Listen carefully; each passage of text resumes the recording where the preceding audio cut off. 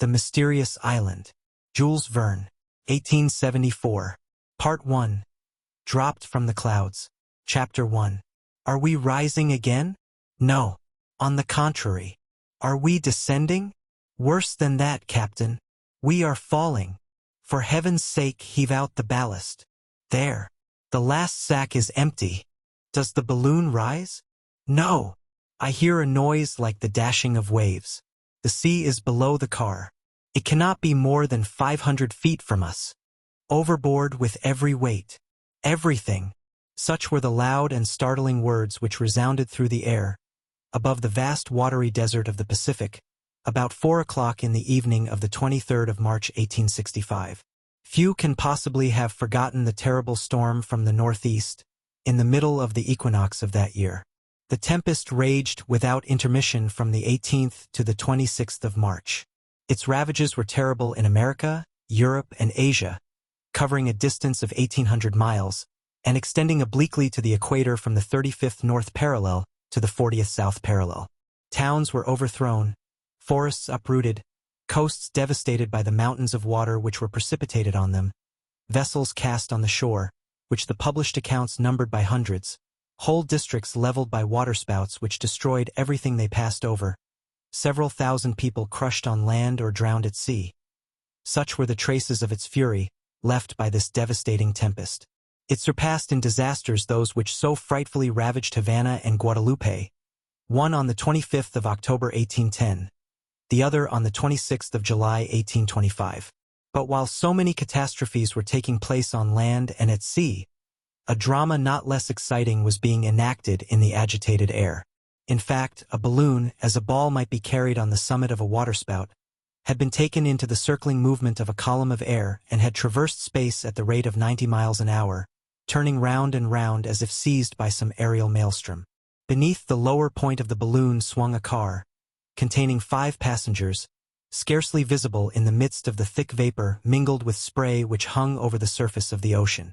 Whence, it may be asked, had come that plaything of the tempest? From what part of the world did it rise? It surely could not have started during the storm.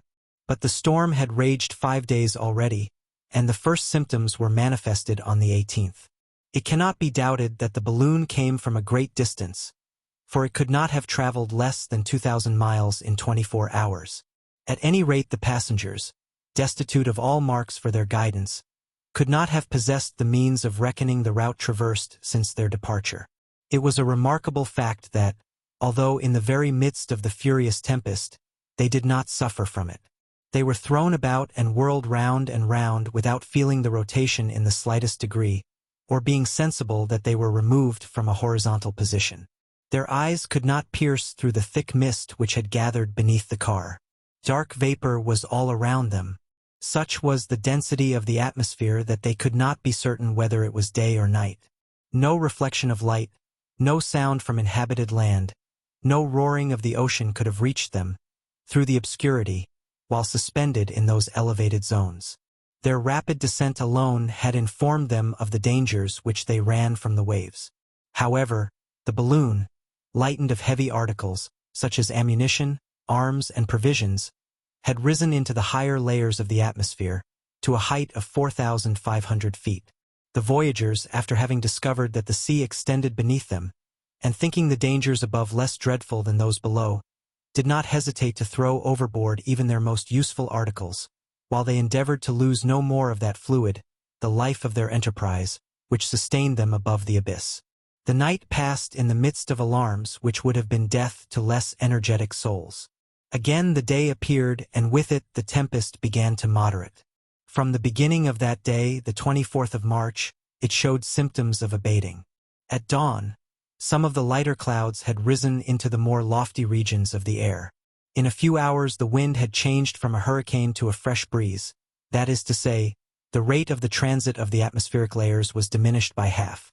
It was still what sailors call a close-reefed topsail breeze, but the commotion in the elements had none the less considerably diminished. Towards 11 o'clock, the lower region of the air was sensibly clearer. The atmosphere threw off that chilly dampness which is felt after the passage of a great meteor. The storm did not seem to have gone farther to the west. It appeared to have exhausted itself. Could it have passed away in electric sheets, as is sometimes the case with regard to the typhoons of the Indian Ocean? But at the same time, it was also evident that the balloon was again slowly descending with irregular movement. It appeared as if it were, little by little, collapsing, and that its case was lengthening and extending, passing from a spherical to an oval form. Towards midday, the balloon was hovering above the sea at a height of only 2,000 feet. It contained 50,000 cubic feet of gas, and, thanks to its capacity, it could maintain itself a long time in the air, although it should reach a great altitude or might be thrown into a horizontal position. Perceiving their danger, the passengers cast away the last articles which still weighed down the car, the few provisions they had kept, everything, even to their pocket knives, and one of them, having hoisted himself on to the circles which united the cords of the net, tried to secure more firmly the lower point of the balloon. It was, however, evident to the voyagers that the gas was failing, and that the balloon could no longer be sustained in the higher regions. They must infallibly perish. There was not a continent, nor even an island, visible beneath them. The watery expanse did not present a single speck of land, not a solid surface upon which their anchor could hold. It was the open sea, whose waves were still dashing with tremendous violence.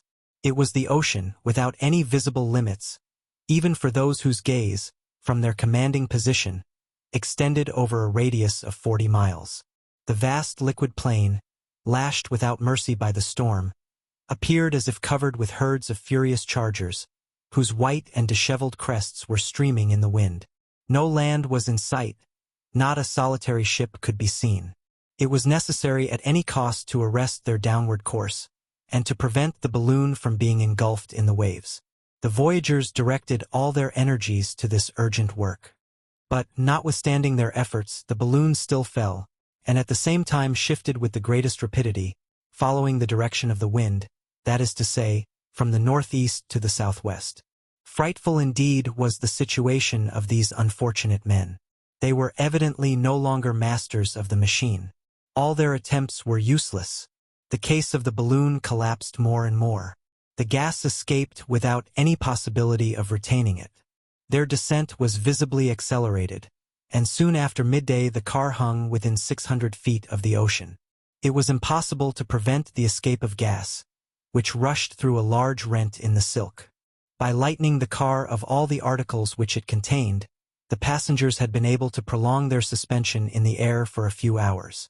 But the inevitable catastrophe could only be retarded, and if land did not appear before night, voyagers, car, and balloon must to a certainty vanish beneath the waves. They now resorted to the only remaining expedient. They were truly dauntless men, who knew how to look death in the face. Not a single murmur escaped from their lips. They were determined to struggle to the last minute, to do anything to retard their fall. The car was only a sort of willow basket, unable to float, and there was not the slightest possibility of maintaining it on the surface of the sea. 2 more hours passed, and the balloon was scarcely 400 feet above the water. At that moment a loud voice, the voice of a man whose heart was inaccessible to fear, was heard. To this voice responded others not less determined. Is everything thrown out? No. Here are still $2,000 in gold. A heavy bag immediately plunged into the sea. Does the balloon rise? A little, but it will not be long before it falls again. What still remains to be thrown out? Nothing. Yes, the car. Let us catch hold of the net, and into the sea with the car. This was, in fact, the last and only mode of lightening the balloon. The ropes which held the car were cut, and the balloon, after its fall, mounted 2,000 feet. The 5 voyagers had hoisted themselves into the net, and clung to the meshes, gazing at the abyss. The delicate sensibility of balloons is well known. It is sufficient to throw out the lightest article to produce a difference in its vertical position. The apparatus in the air is like a balance of mathematical precision. It can be thus easily understood that when it is lightened of any considerable weight, its movement will be impetuous and sudden. So it happened on this occasion. But after being suspended for an instant aloft, the balloon began to redescend, the gas escaping by the rent which it was impossible to repair. The men had done all that men could do. No human efforts could save them now. They must trust to the mercy of him who rules the elements. At 4 o'clock, the balloon was only 500 feet above the surface of the water. A loud barking was heard. A dog accompanied the voyagers, and was held pressed close to his master in the meshes of the net. "Top has seen something," cried one of the men. Then immediately a loud voice shouted, "Land! Land!" The balloon, which the wind still drove towards the southwest, had since daybreak gone a considerable distance, which might be reckoned by hundreds of miles, and a tolerably high land had, in fact, appeared in that direction. But this land was still 30 miles off. It would not take less than an hour to get to it, and then there was the chance of falling to leeward. An hour! Might not the balloon before that be emptied of all the fluid it yet retained? Such was the terrible question. The voyagers could distinctly see that solid spot which they must reach at any cost. They were ignorant of what it was, whether an island or a continent, for they did not know to what part of the world the hurricane had driven them. But they must reach this land, whether inhabited or desolate, whether hospitable or not. It was evident that the balloon could no longer support itself. Several times already had the crests of the enormous billows licked the bottom of the net, making it still heavier, and the balloon only half rose, like a bird with a wounded wing. Half an hour later the land was not more than a mile off, but the balloon, exhausted, flabby, hanging in great folds, had gas in its upper part alone. The voyagers, clinging to the net, were still too heavy for it, and soon, half plunged into the sea, they were beaten by the furious waves. The balloon case bulged out again, and the wind, taking it, drove it along like a vessel. Might it not possibly thus reach the land? But, when only 2 fathoms off, terrible cries resounded from 4 pairs of lungs at once. The balloon, which had appeared as if it would never again rise, suddenly made an unexpected bound, after having been struck by a tremendous sea. As if it had been at that instant relieved of a new part of its weight, it mounted to a height of 1,500 feet, and here it met a current of wind, which instead of taking it directly to the coast, carried it in a nearly parallel direction. At last, 2 minutes later, it approached obliquely, and finally fell on a sandy beach, out of the reach of the waves. The voyagers, aiding each other, managed to disengage themselves from the meshes of the net. The balloon, relieved of their weight, was taken by the wind, and like a wounded bird which revives for an instant, disappeared into space. But the car had contained 5 passengers with a dog, and the balloon only left 4 on the shore. The missing person had evidently been swept off by the sea, which had just struck the net, and it was owing to this circumstance that the lightened balloon rose the last time, and then soon after reached the land. Scarcely had the 4 castaways set foot on firm ground, than they all, thinking of the absent one, simultaneously exclaimed, "Perhaps he will try to swim to land. Let us save him. Let us save him." Chapter 2. Those whom the hurricane had just thrown on this coast were neither aeronauts by profession nor amateurs. They were prisoners of war whose boldness had induced them to escape in this extraordinary manner. 100 times they had almost perished. 100 times had they almost fallen from their torn balloon into the depths of the ocean. But heaven had reserved them for a strange destiny, and after having, on the 20th of March, escaped from Richmond, besieged by the troops of General Ulysses Grant, they found themselves 7,000 miles from the capital of Virginia, which was the principal stronghold of the South, during the terrible War of Secession. Their aerial voyage had lasted 5 days. The curious circumstances which led to the escape of the prisoners were as follows. That same year, in the month of February 1865, in one of the coups de main by which General Grant attempted, though in vain, to possess himself of Richmond, several of his officers fell into the power of the enemy and were detained in the town. One of the most distinguished was Captain Cyrus Harding.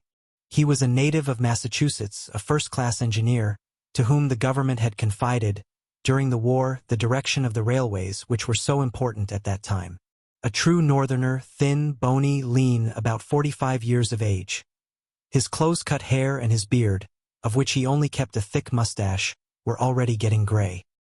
He had one of those finely developed heads which appear made to be struck on a metal, piercing eyes, a serious mouth, the physiognomy of a clever man of the military school. He was one of those engineers who began by handling the hammer and pickaxe, like generals who first act as common soldiers. Besides mental power, he also possessed great manual dexterity.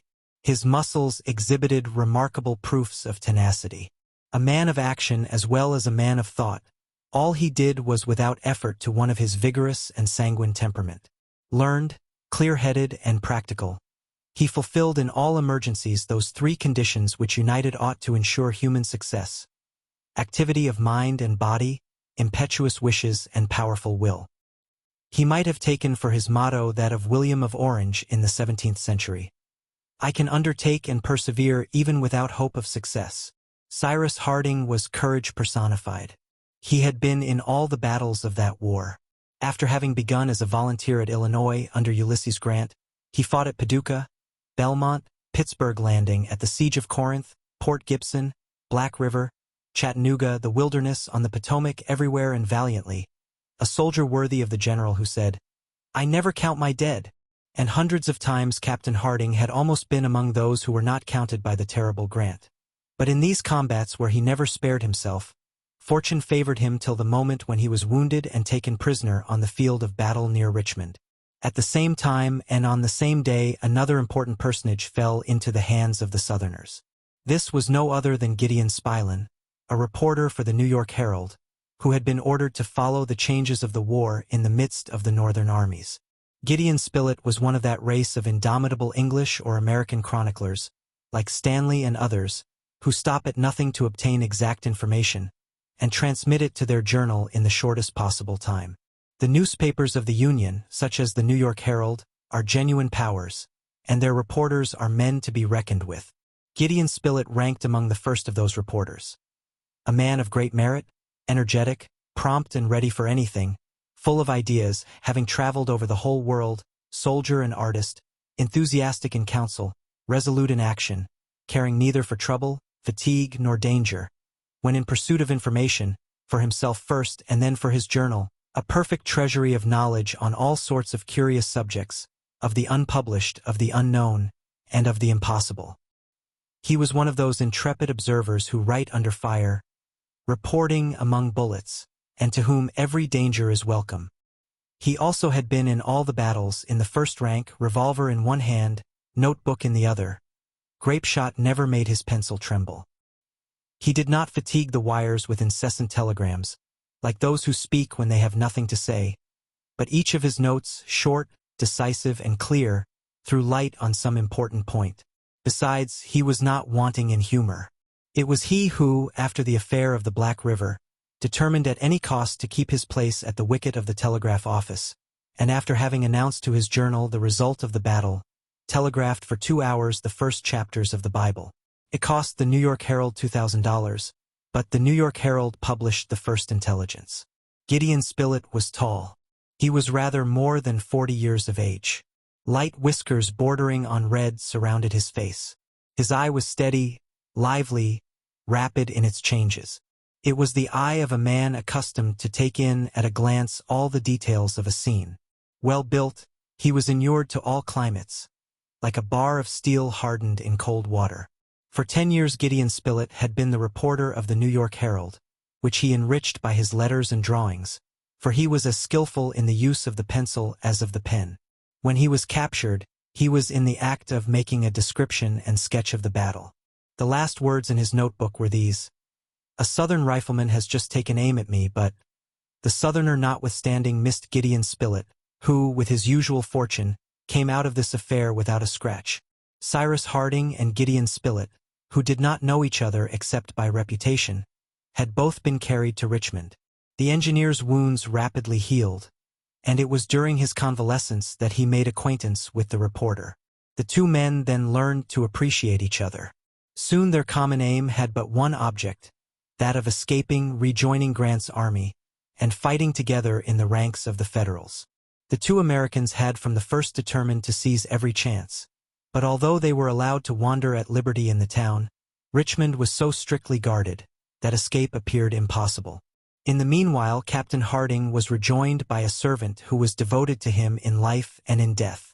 This intrepid fellow was a Negro born on the engineer's estate, of a slave father and mother, but to whom Cyrus, who was an abolitionist from conviction and heart, had long since given his freedom.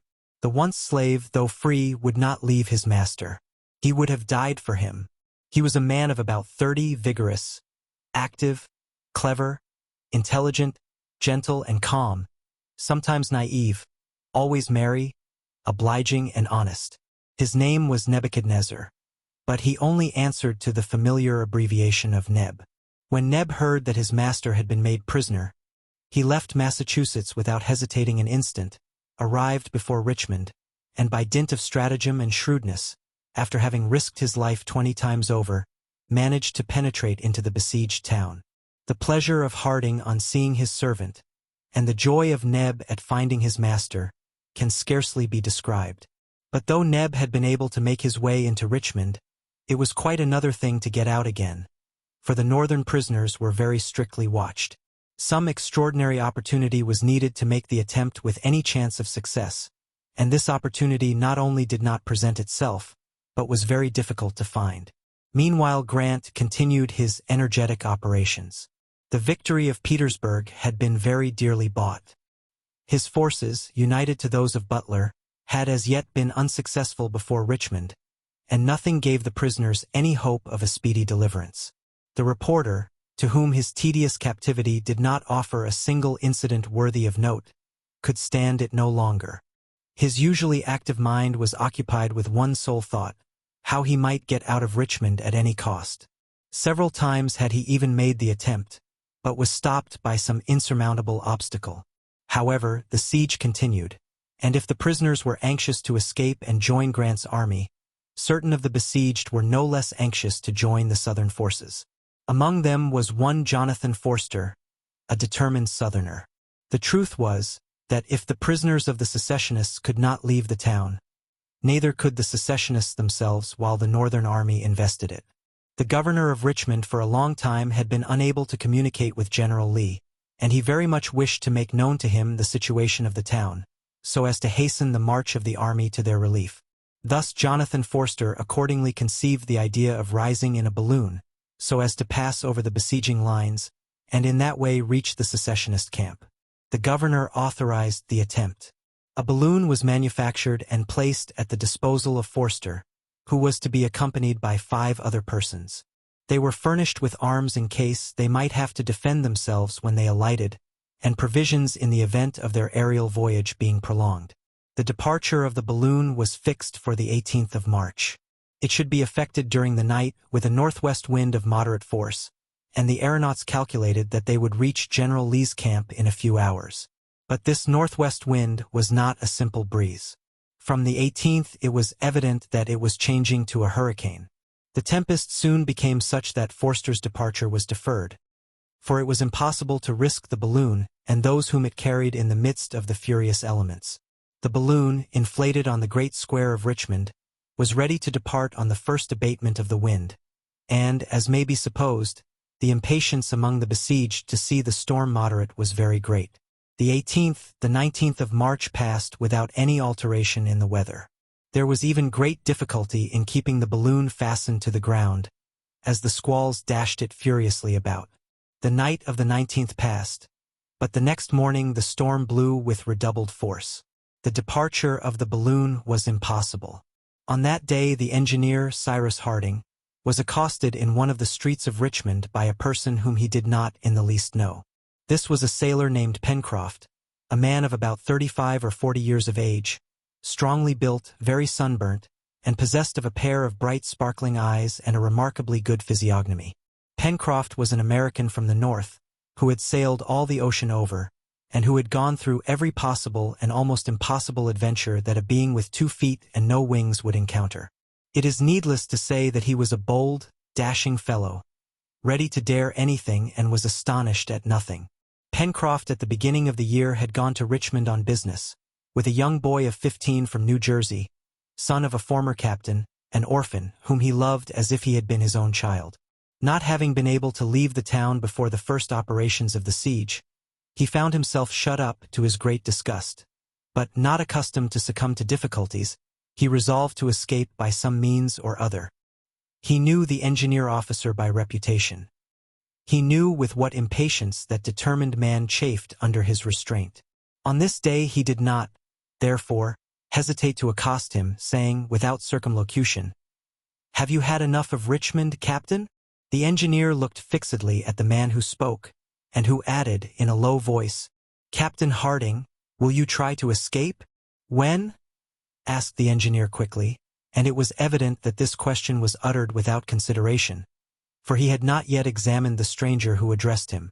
But after having with a penetrating eye observed the open face of the sailor, he was convinced that he had before him an honest man.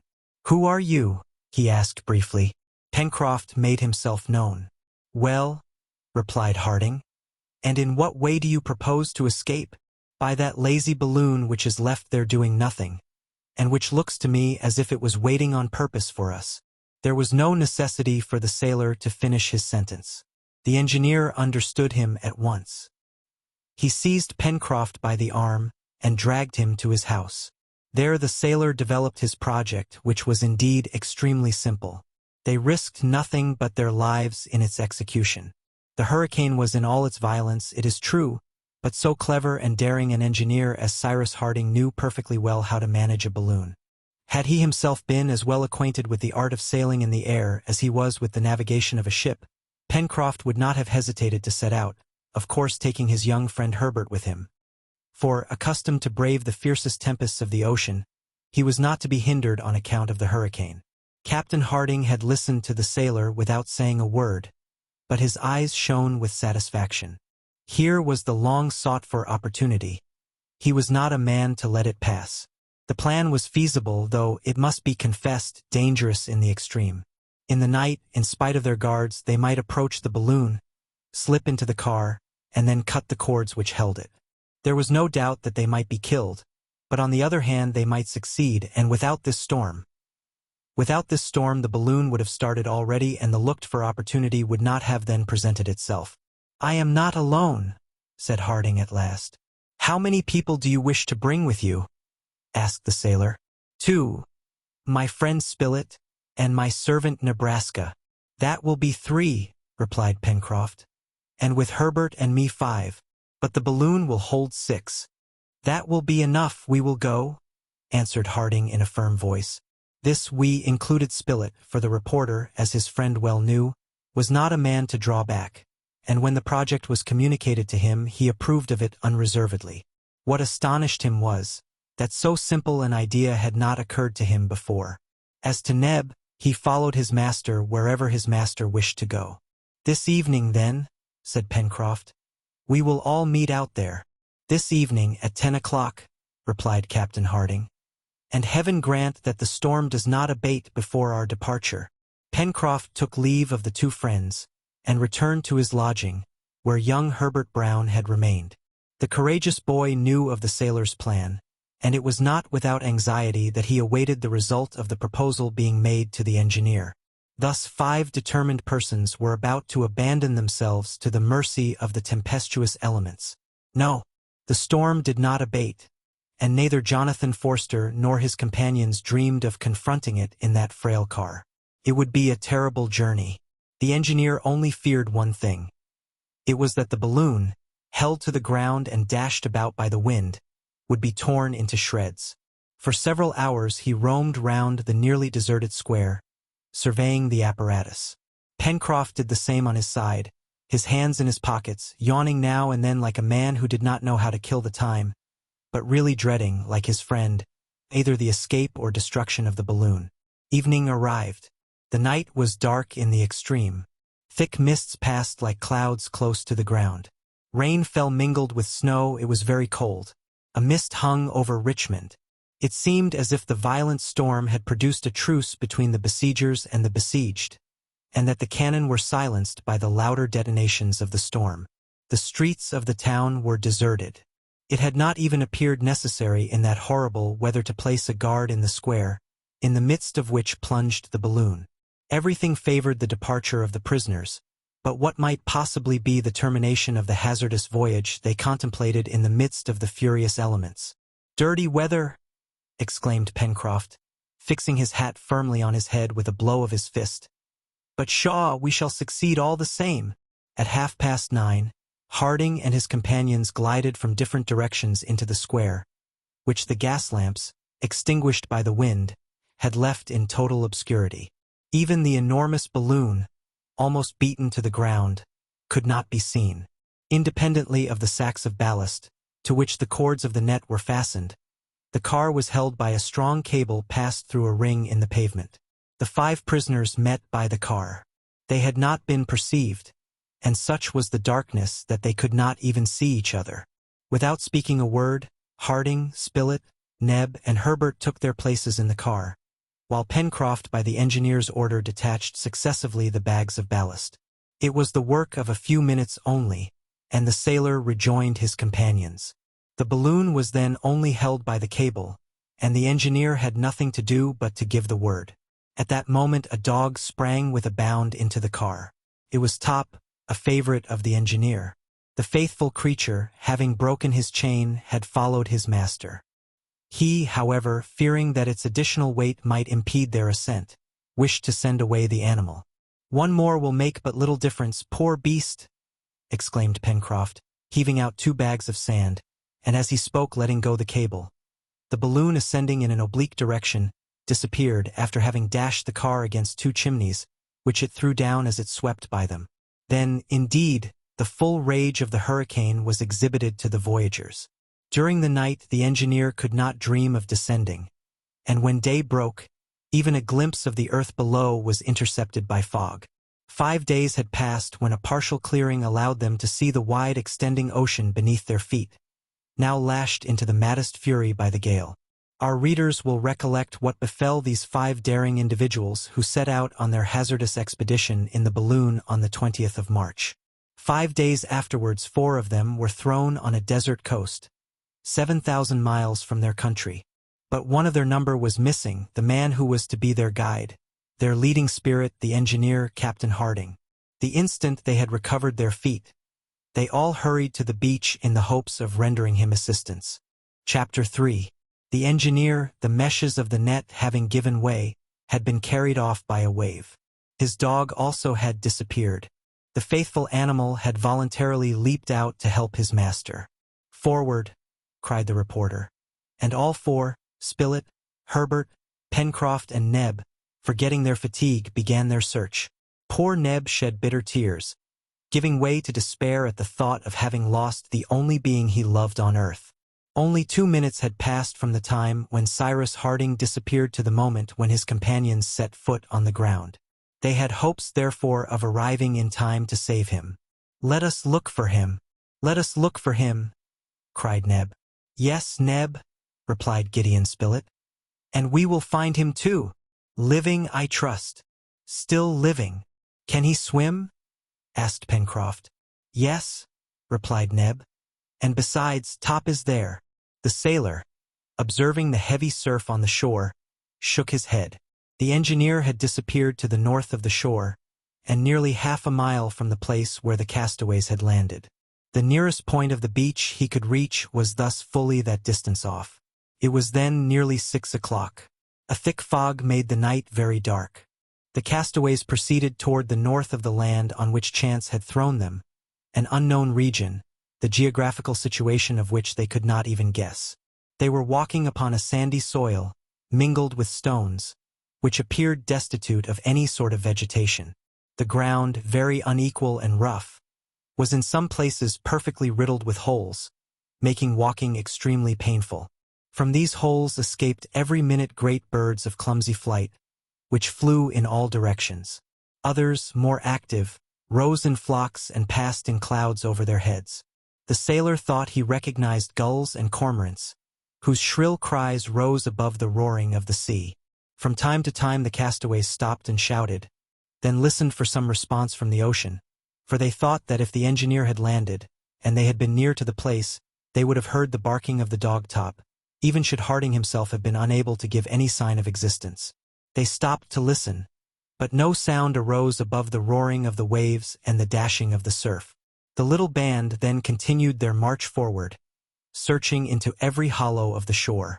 After walking for 20 minutes, the 4 castaways were suddenly brought to a standstill by the sight of foaming billows close to their feet. The solid ground ended here. They found themselves at the extremity of a sharp point on which the sea broke furiously. "It is a promontory," said the sailor. "We must retrace our steps, holding towards the right, and we shall thus gain the mainland."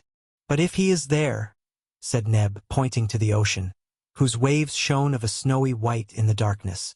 "Well, let us call again." And all uniting their voices, they gave a vigorous shout, but there came no reply.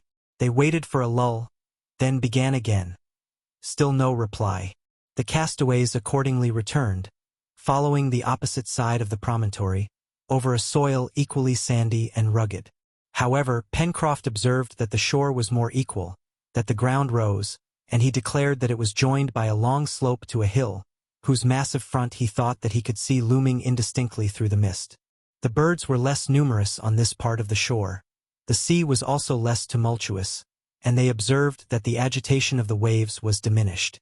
The noise of the surf was scarcely heard. This side of the promontory evidently formed a semicircular bay, which the sharp point sheltered from the breakers of the open sea. But to follow this direction was to go south, exactly opposite to that part of the coast where Harding might have landed. After a walk of 1.5 miles, the shore presented no curve which would permit them to return to the north. This promontory, of which they had turned the point, must be attached to the mainland. The castaways, although their strength was nearly exhausted, still marched courageously forward, hoping every moment to meet with a sudden angle which would set them in the first direction. What was their disappointment, when, after trudging nearly 2 miles, having reached an elevated point composed of slippery rocks, they found themselves again stopped by the sea. "We are on an islet," said Pencroft, "and we have surveyed it from one extremity to the other." The sailor was right.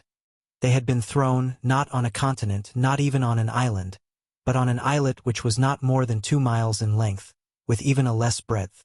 Was this barren spot the desolate refuge of seabirds, strewn with stones and destitute of vegetation, attached to a more important archipelago? It was impossible to say. When the voyagers from their car saw the land through the mist, they had not been able to reconnoiter it sufficiently. However, Pencroft, accustomed with his sailor eyes to piece through the gloom, was almost certain that he could clearly distinguish in the west confused masses which indicated an elevated coast. But they could not in the dark determine whether it was a single island, or connected with others. They could not leave it either, as the sea surrounded them. They must therefore put off till the next day their search for the engineer, from whom, alas, not a single cry had reached them to show that he was still in existence. "The silence of our friend proves nothing," said the reporter. "Perhaps he has fainted or is wounded, and unable to reply directly, so we will not despair." The reporter then proposed to light a fire on a point of the islet, which would serve as a signal to the engineer. But they searched in vain for wood or dry brambles. Nothing but sand and stones were to be found. The grief of Neb and his companions, who were all strongly attached to the intrepid Harding, can be better pictured than described. It was too evident that they were powerless to help him. They must wait with what patience they could for daylight. Either the engineer had been able to save himself, and had already found a refuge on some point of the coast, or he was lost forever. The long and painful hours passed by. The cold was intense. The castaways suffered cruelly, but they scarcely perceived it. They did not even think of taking a minute's rest. Forgetting everything but their chief, hoping or wishing to hope on, they continued to walk up and down on this sterile spot, always returning to its northern point, where they could approach nearest to the scene of the catastrophe. They listened, they called, and then uniting their voices, they endeavored to raise even a louder shout than before, which would be transmitted to a great distance. The wind had now fallen almost to a calm, and the noise of the sea began also to subside. One of Neb's shouts even appeared to produce an echo. Herbert directed Pencroft's attention to it, adding, "That proves that there is a coast to the west at no great distance." The sailor nodded. Besides, his eyes could not deceive him. If he had discovered land, however indistinct it might appear, land was sure to be there. But that distant echo was the only response produced by Neb's shouts, while a heavy gloom hung over all the part east of the island. Meanwhile, the sky was clearing little by little. Towards midnight the stars shone out, and if the engineer had been there with his companions, he would have remarked that these stars did not belong to the northern hemisphere. The polar star was not visible. The constellations were not those which they had been accustomed to see in the United States. The Southern Cross glittered brightly in the sky. The night passed away. Towards 5 o'clock in the morning of the 25th of March, the sky began to lighten. The horizon still remained dark, but with daybreak a thick mist rose from the sea, so that the eye could scarcely penetrate beyond 20 feet or so from where they stood. At length the fog gradually unrolled itself in great heavily moving waves. It was unfortunate, however, that the castaways could distinguish nothing around them. While the gaze of the reporter and Neb were cast upon the ocean, the sailor and Herbert looked eagerly for the coast in the west. But not a speck of land was visible. "Never mind," said Pencroft. "Though I do not see the land, I feel it. It is there. There. As sure as the fact that we are no longer at Richmond." But the fog was not long in rising. It was only a fine-weather mist. A hot sun soon penetrated to the surface of the island. About 6:30, 3/4 of an hour after sunrise, the mist became more transparent. It grew thicker above, but cleared away below. Soon the isle appeared as if it had descended from a cloud. Then the sea showed itself around them, spreading far away towards the east, but bounded on the west by an abrupt and precipitous coast. Yes, the land was there. Their safety was at least provisionally ensured. The islet and the coast were separated by a channel about 1/2 mile in breadth, through which rushed an extremely rapid current. However, one of the castaways, following the impulse of his heart, immediately threw himself into the current, without consulting his companions, without saying a single word. It was Nebraska. He was in haste to be on the other side, and to climb towards the north. It had been impossible to hold him back. Pencroft called him in vain. The reporter prepared to follow him, but Pencroft stopped him. "Do you want to cross the channel?" he asked. "Yes," replied Spilett. "All right," said the seaman. "Wait a bit. Neb is well able to carry help to his master. If we venture into the channel, we risk being carried into the open sea by the current, which is running very strong. But, if I'm not wrong, it is ebbing. See, the tide is going down over the sand. Let us have patience, and at low water it is possible we may find a fordable passage." "You are right," replied the reporter. "We will not separate more than we can help." During this time Neb was struggling vigorously against the current. He was crossing in an oblique direction. His black shoulders could be seen emerging at each stroke. He was carried down very quickly, but he also made way towards the shore. It took more than half an hour to cross from the islet to the land, and he reached the shore several hundred feet from the place which was opposite to the point from which he had started. Landing at the foot of a high wall of granite, he shook himself vigorously, and then, setting off running, soon disappeared behind a rocky point, which projected to nearly the height of the northern extremity of the islet. Neb's companions had watched his daring attempt with painful anxiety, and when he was out of sight, they fixed their attention on the land where their hope of safety lay, while eating some shellfish with which the sand was strewn. It was a wretched repast, but still it was better than nothing. The opposite coast formed one vast bay, terminating on the south by a very sharp point, which was destitute of all vegetation, and was of a very wild aspect. This point abutted on the shore in a grotesque outline of high granite rocks. Towards the north, on the contrary, the bay widened, and a more rounded coast appeared, trending from the southwest to the northeast, and terminating in a slender cape. The distance between these two extremities, which made the bow of the bay, was about 8 miles. 1/2 mile from the shore rose the islet, which somewhat resembled the carcass of a gigantic whale. Its extreme breadth was not more than 1/4 of a mile. Opposite the islet, the beach consisted first of sand, covered with black stones, which were now appearing little by little above the retreating tide. The second level was separated by a perpendicular granite cliff, terminated at the top by an unequal edge at a height of at least 300 feet. It continued thus for a length of 3 miles, ending suddenly on the right with a precipice which looked as if cut by the hand of man. On the left, above the promontory, this irregular and jagged cliff descended by a long slope of conglomerate rocks till it mingled with the ground of the southern point. On the upper plateau of the coast not a tree appeared. It was a flat tableland like that above Cape Town at the Cape of Good Hope, but of reduced proportions. At least so it appeared seen from the islet. However, verdure was not wanting to the right beyond the precipice. They could easily distinguish a confused mass of great trees, which extended beyond the limits of their view. This verdure relieved the eye, so long wearied by the continued ranges of granite. Lastly, beyond and above the plateau, in a northwesterly direction and at a distance of at least 7 miles, glittered a white summit which reflected the sun's rays.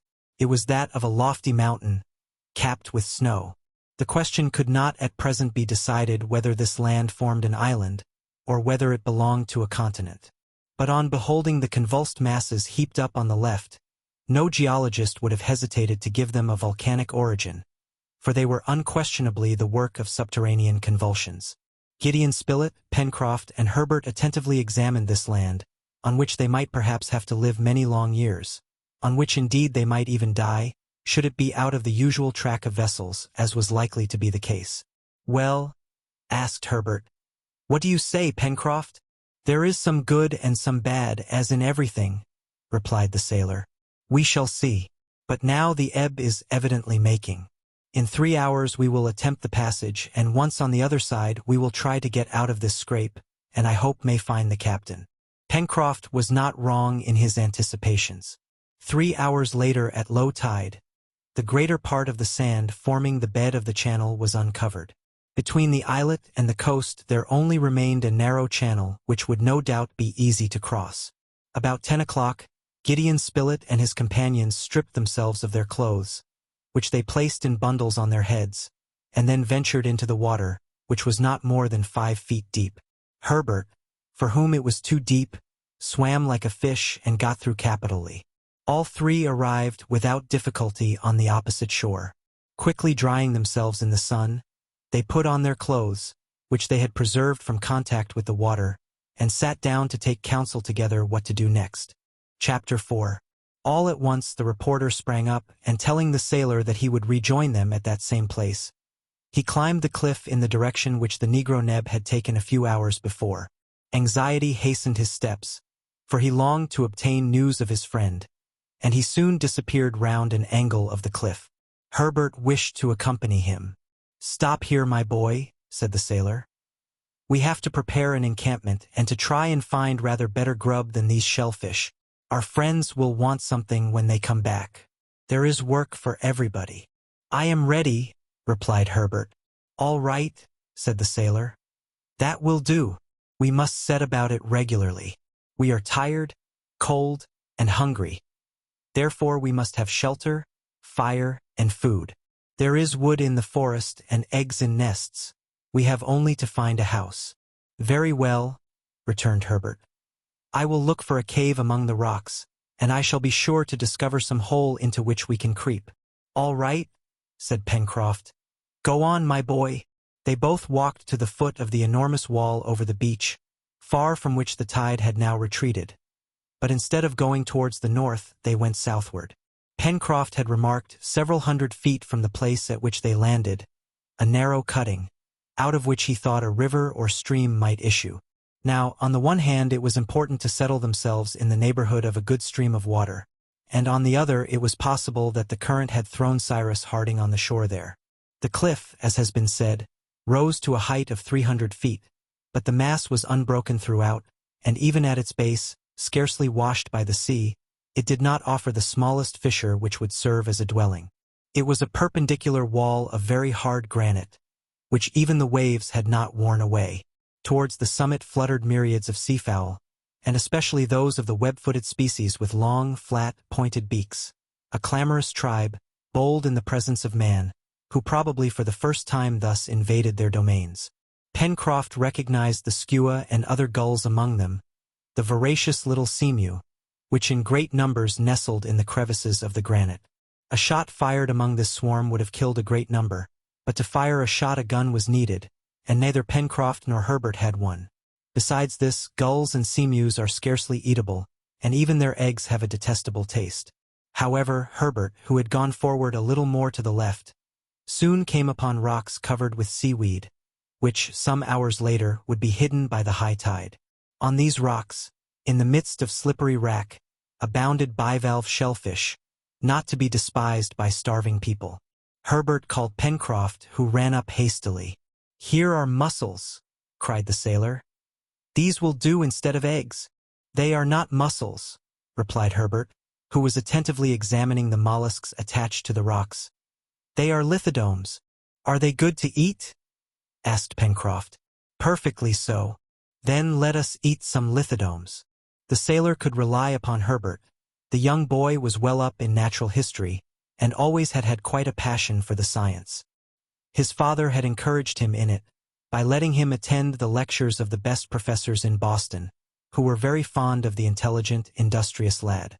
And his turn for natural history was, more than once in the course of time, of great use, and he was not mistaken in this instance. These lithodomes were oblong shells, suspended in clusters and adhering very tightly to the rocks. They belonged to that species of molluscous perforators which excavate holes in the hardest stone. Their shell is rounded at both ends, a feature which is not remarked in the common mussel. Pencroft and Herbert made a good meal of the lithodomes, which were then half opened to the sun. They ate them as oysters, and as they had a strong peppery taste, they were palatable without condiments of any sort. Their hunger was thus appeased for the time, but not their thirst, which increased after eating these naturally spiced mollusks. They had then to find fresh water, and it was not likely that it would be wanting in such a capriciously uneven region. Pencroft and Herbert, after having taken the precaution of collecting an ample supply of lithodomes, with which they filled their pockets and handkerchiefs, regained the foot of the cliff. 200 paces farther they arrived at the cutting, through which, as Pencroft had guessed, ran a stream of water, whether fresh or not was to be ascertained. At this place the wall appeared to have been separated by some violent subterranean force. At its base was hollowed out a little creek, the farthest part of which formed a tolerably sharp angle.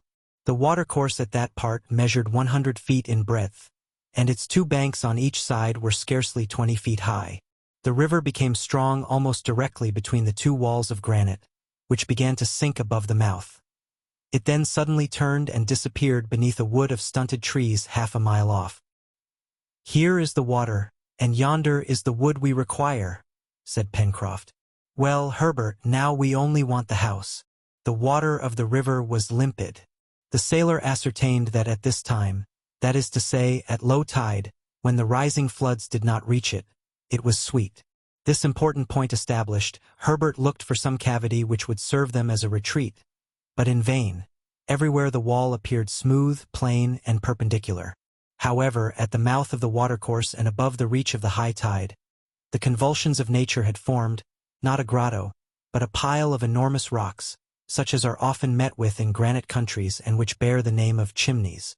Pencroft and Herbert penetrated quite far in among the rocks, by sandy passages in which light was not wanting, for it entered through the openings which were left between the blocks, of which some were only sustained by a miracle of equilibrium. But with the light came also air, a regular corridor gale, and with the wind the sharp cold from the exterior. However, the sailor thought that by stopping up some of the openings with a mixture of stones and sand, the chimneys could be rendered habitable. Their geometrical plan represented the typographical sign N, which signifies etc. abridged, but by isolating the upper mouth of the sign, through which the south and west winds blew so strongly, they could succeed in making the lower part of use. "Here's our work," said Pencroft, "and if we ever see Captain Harding again, he will know how to make something of this labyrinth." "We shall see him again, Pencroft," cried Herbert, "and when he returns he must find a tolerable dwelling here. It will be so, if we can make a fireplace in the left passage and keep an opening for the smoke." "So we can, my boy," replied the sailor, "and these chimneys will serve our turn. Let us set to work, but first come and get a store of fuel. I think some branches will be very useful in stopping up these openings, through which the wind shrieks like so many fiends." Herbert and Pencroft left the chimneys and, turning the angle, they began to climb the left bank of the river. The current here was quite rapid, and drifted down some dead wood. The rising tide, and it could already be perceived, must drive it back with force to a considerable distance. The sailor then thought that they could utilize this ebb and flow for the transport of heavy objects. After having walked for a quarter of an hour, the sailor and the boy arrived at the angle which the river made in turning towards the left. From this point its course was pursued through a forest of magnificent trees.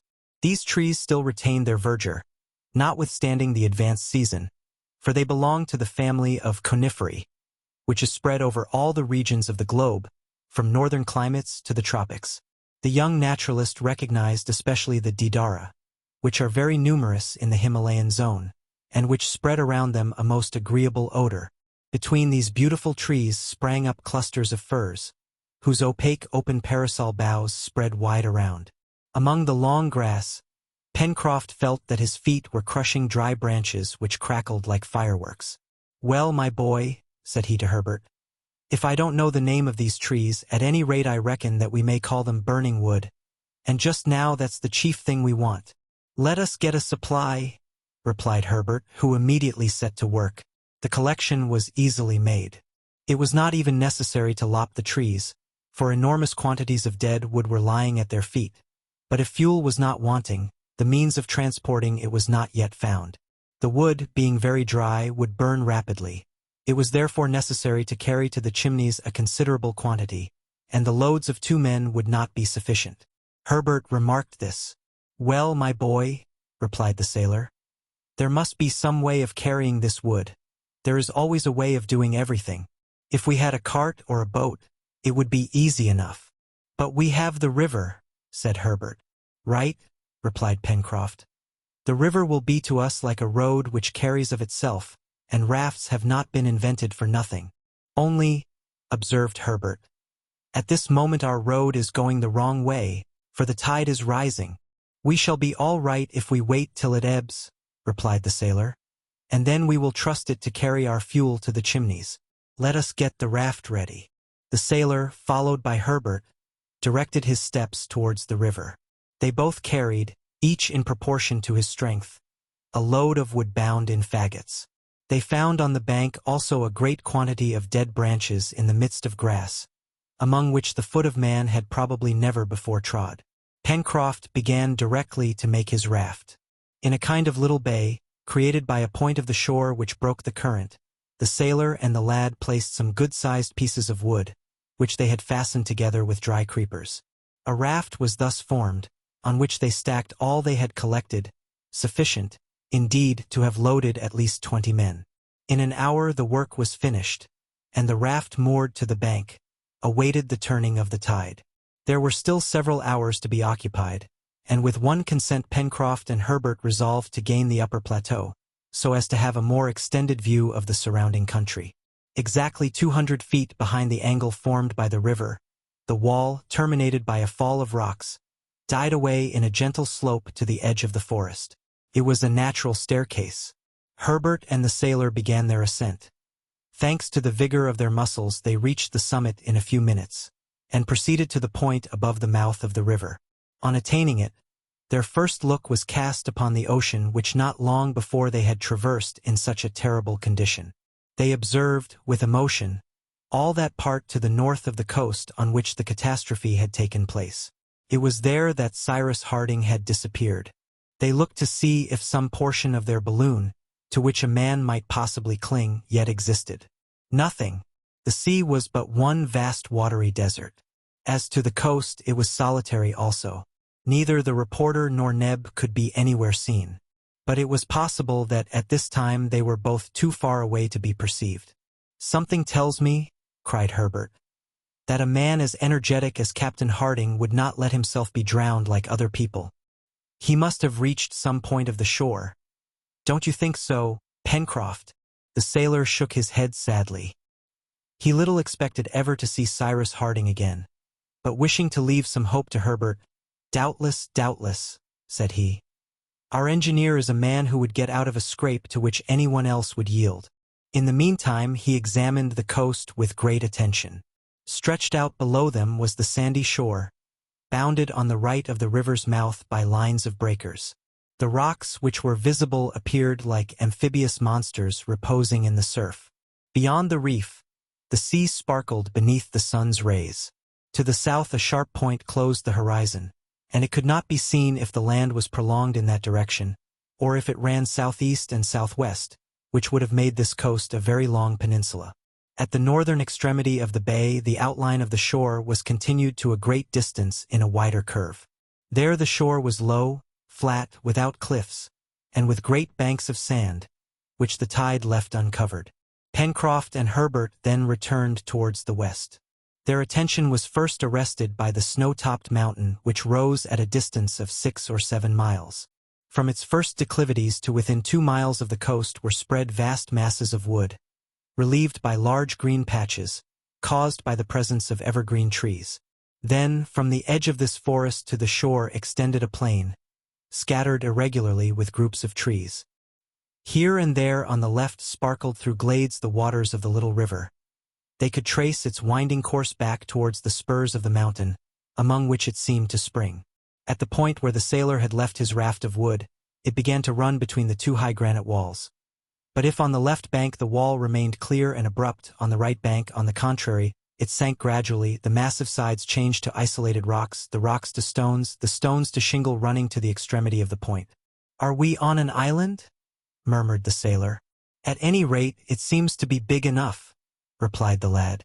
"An island, ever so big, is an island all the same," said Pencroft. But this important question could not yet be answered. A more perfect survey had to be made to settle the point. As to the land itself, island or continent, it appeared fertile, agreeable in its aspect, and varied in its productions. "This is satisfactory," observed Pencroft, "and in our misfortune we must thank Providence for it." "God be praised," responded Herbert, whose pious heart was full of gratitude to the author of all things. Pencroft and Herbert examined for some time the country on which they had been cast, but it was difficult to guess after so hasty an inspection what the future had in store for them. They then returned, following the southern crest of the granite platform, bordered by a long fringe of jagged rocks, of the most whimsical shapes. Some hundreds of birds lived there nestled in the holes of the stone. Herbert, jumping over the rocks, startled a whole flock of these winged creatures. "Oh!" cried he, "those are not gulls nor seamews." "What are they then?" asked Pencroft. "Upon my word, one would say they were pigeons." "Just so, but these are wild or rock pigeons. I recognize them by the double band of black on the wing, by the white tail, and by their slate-colored plumage. But if the rock pigeon is good to eat, its eggs must be excellent, and we will soon see how many they may have left in their nests. We will not give them time to hatch, unless it is in the shape of an omelet," replied Pencroft merrily. "But what will you make your omelet in?" asked Herbert. "In your hat." "Well," replied the sailor, "I am not quite conjurer enough for that. We must come down to eggs in the shell, my boy, and I will undertake to dispatch the hardest." Pencroft and Herbert attentively examined the cavities in the granite, and they really found eggs in some of the hollows. A few dozen being collected, were packed in the sailor's handkerchief, and as the time when the tide would be full was approaching, Pencroft and Herbert began to redescend towards the watercourse. When they arrived there, it was an hour after midday. The tide had already turned. They must now avail themselves of the ebb to take the wood to the mouth. Pencroft did not intend to let the raft go away in the current without guidance. Neither did he mean to embark on it himself to steer it. But a sailor is never at a loss when there is a question of cables or ropes, and Pencroft rapidly twisted a cord, a few fathoms long, made of dry creepers. This vegetable cable was fastened to the after part of the raft, and the sailor held it in his hand while Herbert, pushing off the raft with a long pole, kept it in the current. This succeeded capitally. The enormous load of wood drifted down the current. The bank was very equal. There was no fear that the raft would run aground, and before 2 o'clock they arrived at the river's mouth, a few paces from the Chimneys. Chapter 5. Pencroft's first care, after unloading the raft, was to render the cave habitable by stopping up all the holes which made it draughty. Sand, stones, twisted branches, wet clay, closed up the galleries open to the south winds. One narrow and winding opening at the side was kept, to lead out the smoke and to make the fire draw. The cave was thus divided into 3 or 4 rooms, if such dark dens with which a donkey would scarcely have been contented deserved the name. But they were dry, and there was space to stand upright, at least in the principal room which occupied the center. The floor was covered with fine sand, and taking all in all they were well pleased with it for want of a better. "Perhaps," said Herbert, while he and Pencroft were working, "our companions have found a superior place to ours." "Very likely," replied the seaman. "But, as we don't know, we must work all the same. Better to have 2 strings to one's bow than no string at all." "Oh!" exclaimed Herbert. "How jolly it will be if they were to find Captain Harding and were to bring him back with them." "Yes, indeed," said Pencroft. "That was a man of the right sort." "Was?" exclaimed Herbert. "Do you despair of ever seeing him again?" "God forbid," replied the sailor. Their work was soon done, and Pencroft declared himself very well satisfied. "Now," said he, "our friends can come back when they like. They will find a good enough shelter." They now had only to make a fireplace and to prepare the supper, an easy task. Large flat stones were placed on the ground at the opening of the narrow passage which had been kept. This, if the smoke did not take the heat out with it, would be enough to maintain an equal temperature inside. Their wood was stowed away in one of the rooms, and the sailor laid in the fireplace some logs and brushwood. The seaman was busy with this, when Herbert asked him if he had any matches. "Certainly," replied Pencroft, "and I may say happily, for without matches or tinder we should be in a fix." "Still we might get fire as the savages do," replied Herbert, "by rubbing 2 bits of dry stick one against the other." "All right. Try, my boy, and let's see if you can do anything besides exercising your arms." "Well, it's a very simple proceeding, and much used in the islands of the Pacific." "I don't deny it," replied Pencroft, "but the savages must know how to do it or employ a peculiar wood.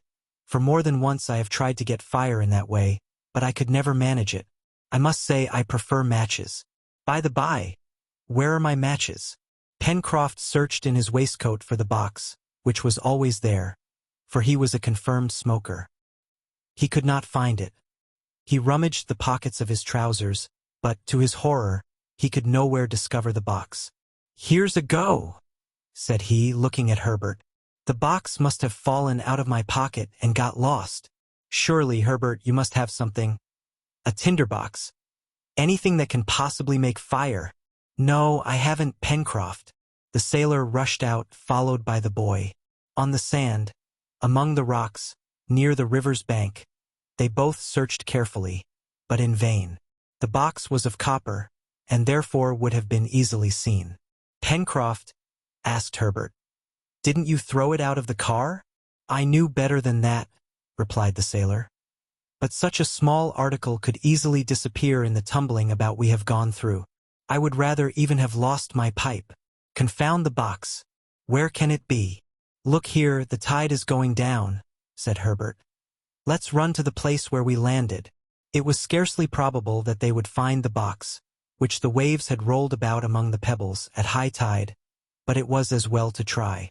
Herbert and Pencroft walked rapidly to the point where they had landed the day before, about 200 feet from the cave. They hunted there, among the shingle, in the clefts of the rocks, but found nothing. If the box had fallen at this place, it must have been swept away by the waves.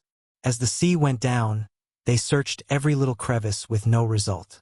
It was a grave loss in their circumstances, and for the time irreparable. Pencroft could not hide his vexation. He looked very anxious, but said not a word.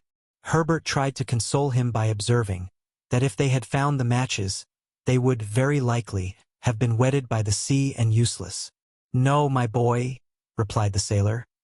"They were in a copper box which shut very tightly, and now what are we to do?" "We shall certainly find some way of making a fire," said Herbert. "Captain Harding or Mr. Spilett will not be without them." "Yes," replied Pencroft, "but in the meantime we are without fire, and our companions will find but a sorry repast on their return." "But," said Herbert quickly, "do you think it possible that they have no tinder or matches?"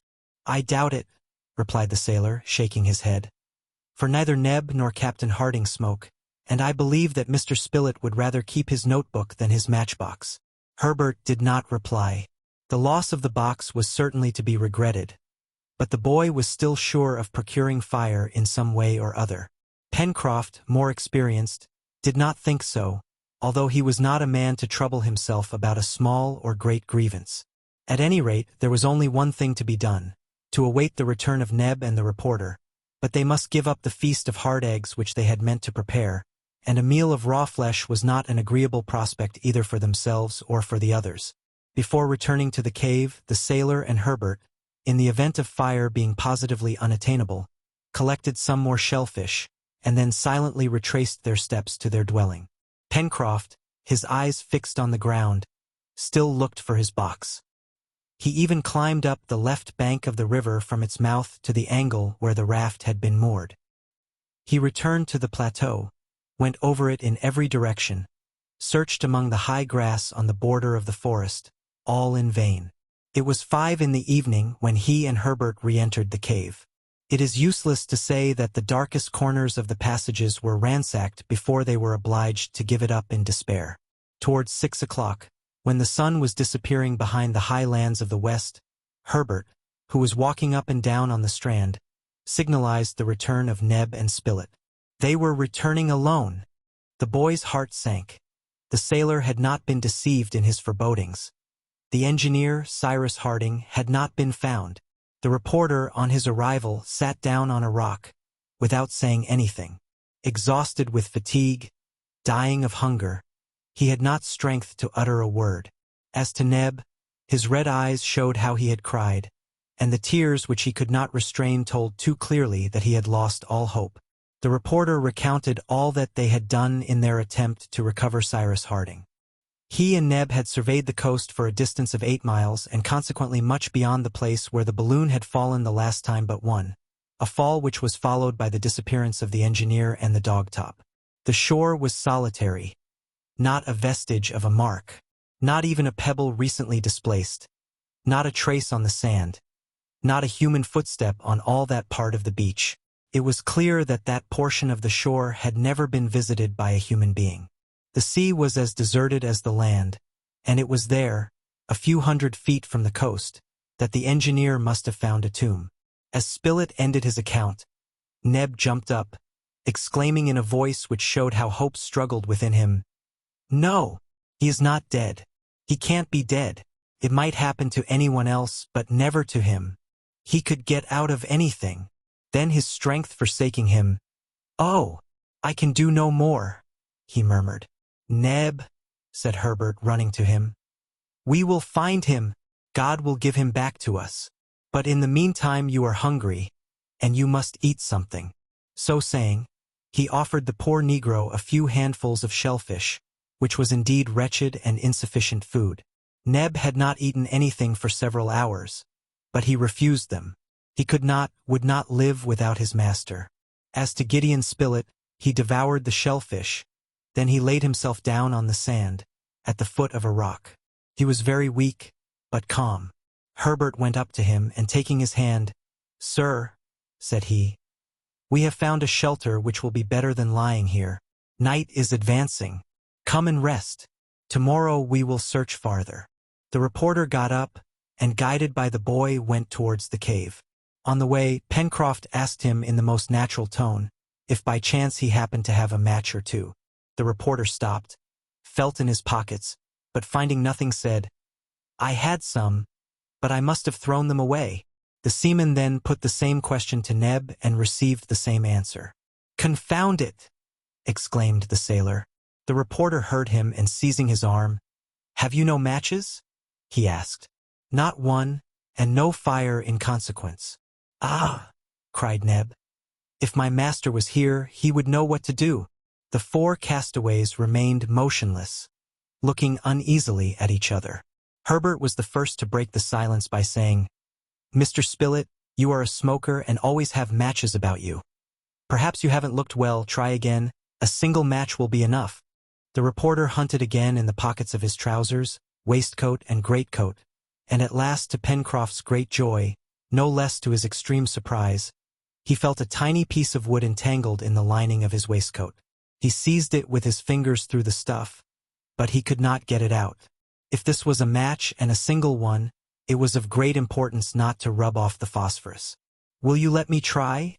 said the boy, and very cleverly, without breaking it, he managed to draw out the wretched yet precious little bit of wood which was of such great importance to these poor men. It was unused. "Hurrah!" cried Pencroft. "It is as good as having a whole cargo." He took the match and, followed by his companions, entered the cave. This small piece of wood, of which so many in an inhabited country are wasted with indifference and are of no value, must here be used with the greatest caution.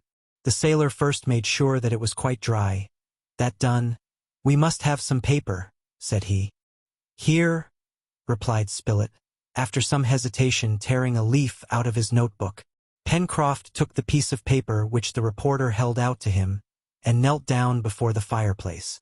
Some handfuls of grass, leaves, and dry moss were placed under the faggots and disposed in such a way that the air could easily circulate, and the dry wood would rapidly catch fire. Pencroft then twisted the piece of paper into the shape of a cone, as smokers do in a high wind, and poked it in among the moss.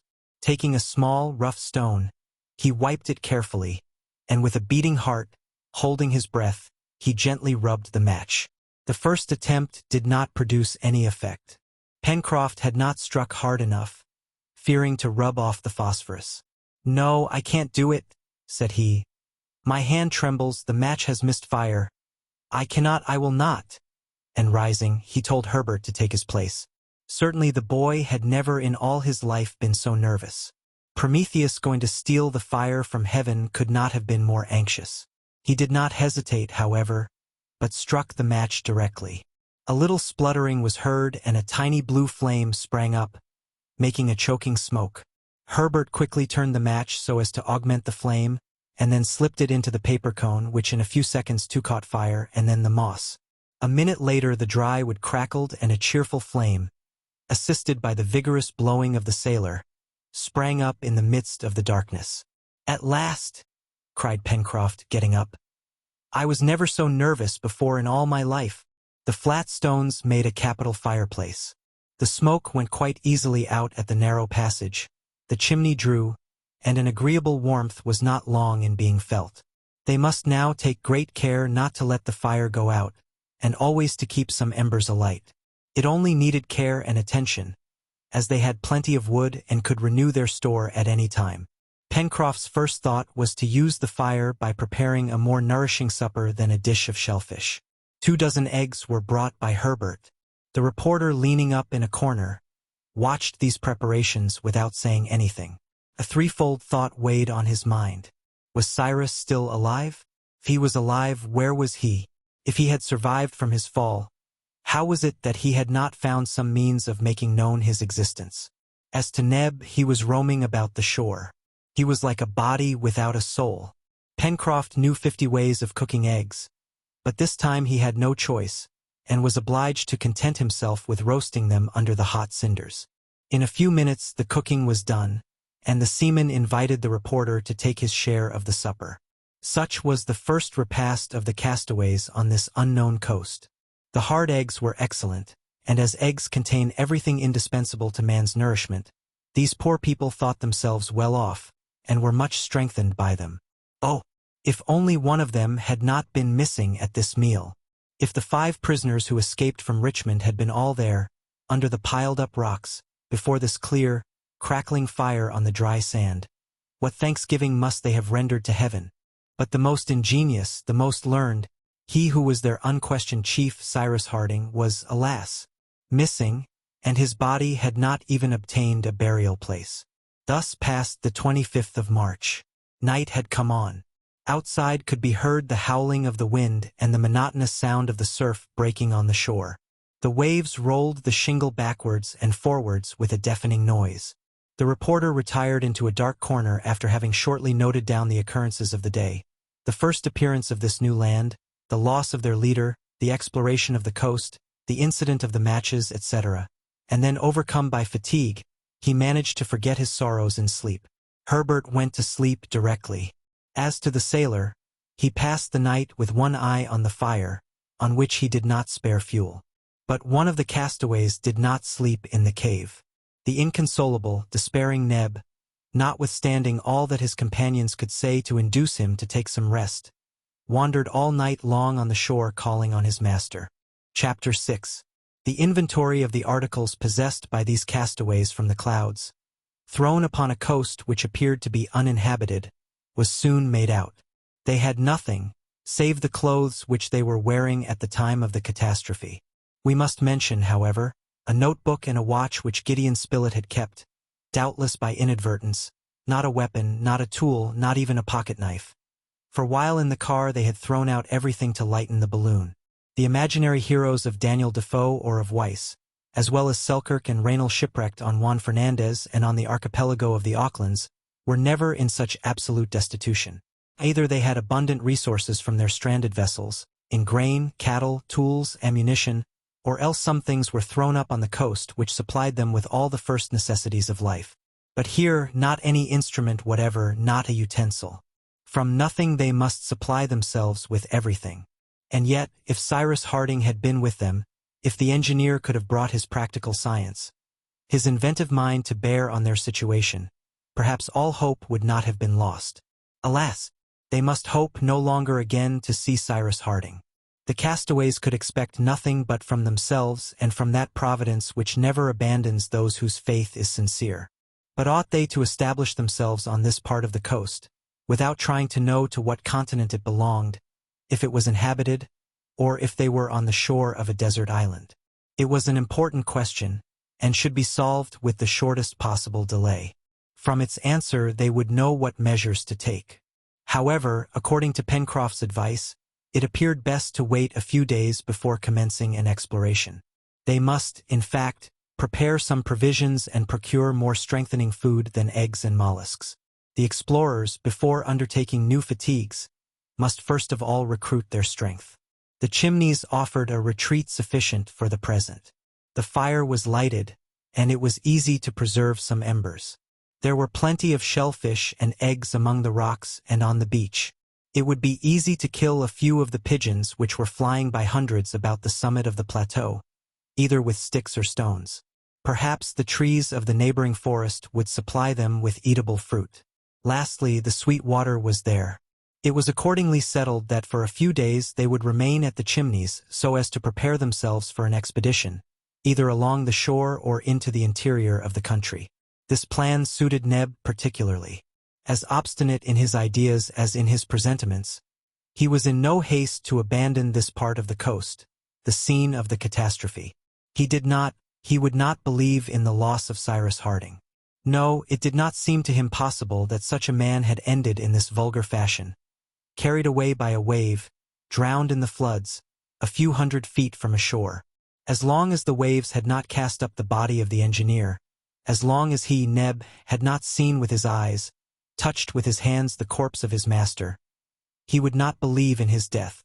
And this idea rooted itself deeper than ever in his determined heart. An illusion perhaps, but still an illusion to be respected, and one which the sailor did not wish to destroy. As for him, he hoped no longer, but there was no use in arguing with Nebraska. He was like the dog who will not leave the place where his master is buried, and his grief was such that most probably he would not survive him. This same morning, the 26th of March, at daybreak, Neb had set out on the shore in a northerly direction, and he had returned to the spot where the sea, no doubt, had closed over the unfortunate Harding. That day's breakfast was composed solely of pigeons' eggs and lithodomes. Herbert had found some salt deposited by evaporation in the hollows of the rocks, and this mineral was very welcome. The repast ended, Pencroft asked the reporter if he wished to accompany Herbert and himself to the forest, where they were going to try to hunt. But on consideration, it was thought necessary that someone should remain to keep in the fire, and to be at hand in the highly improbable event of Neb requiring aid. The reporter accordingly remained behind. "To the chase, Herbert," said the sailor. "We shall find ammunition on our way, and cut our weapons in the forest."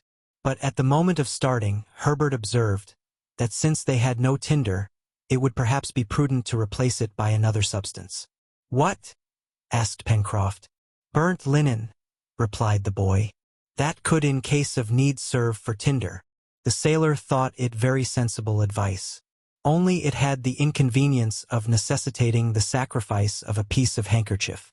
Notwithstanding, the thing was well worth while trying, and a part of Pencroft's large checked handkerchief was soon reduced to the state of a half-burnt rag.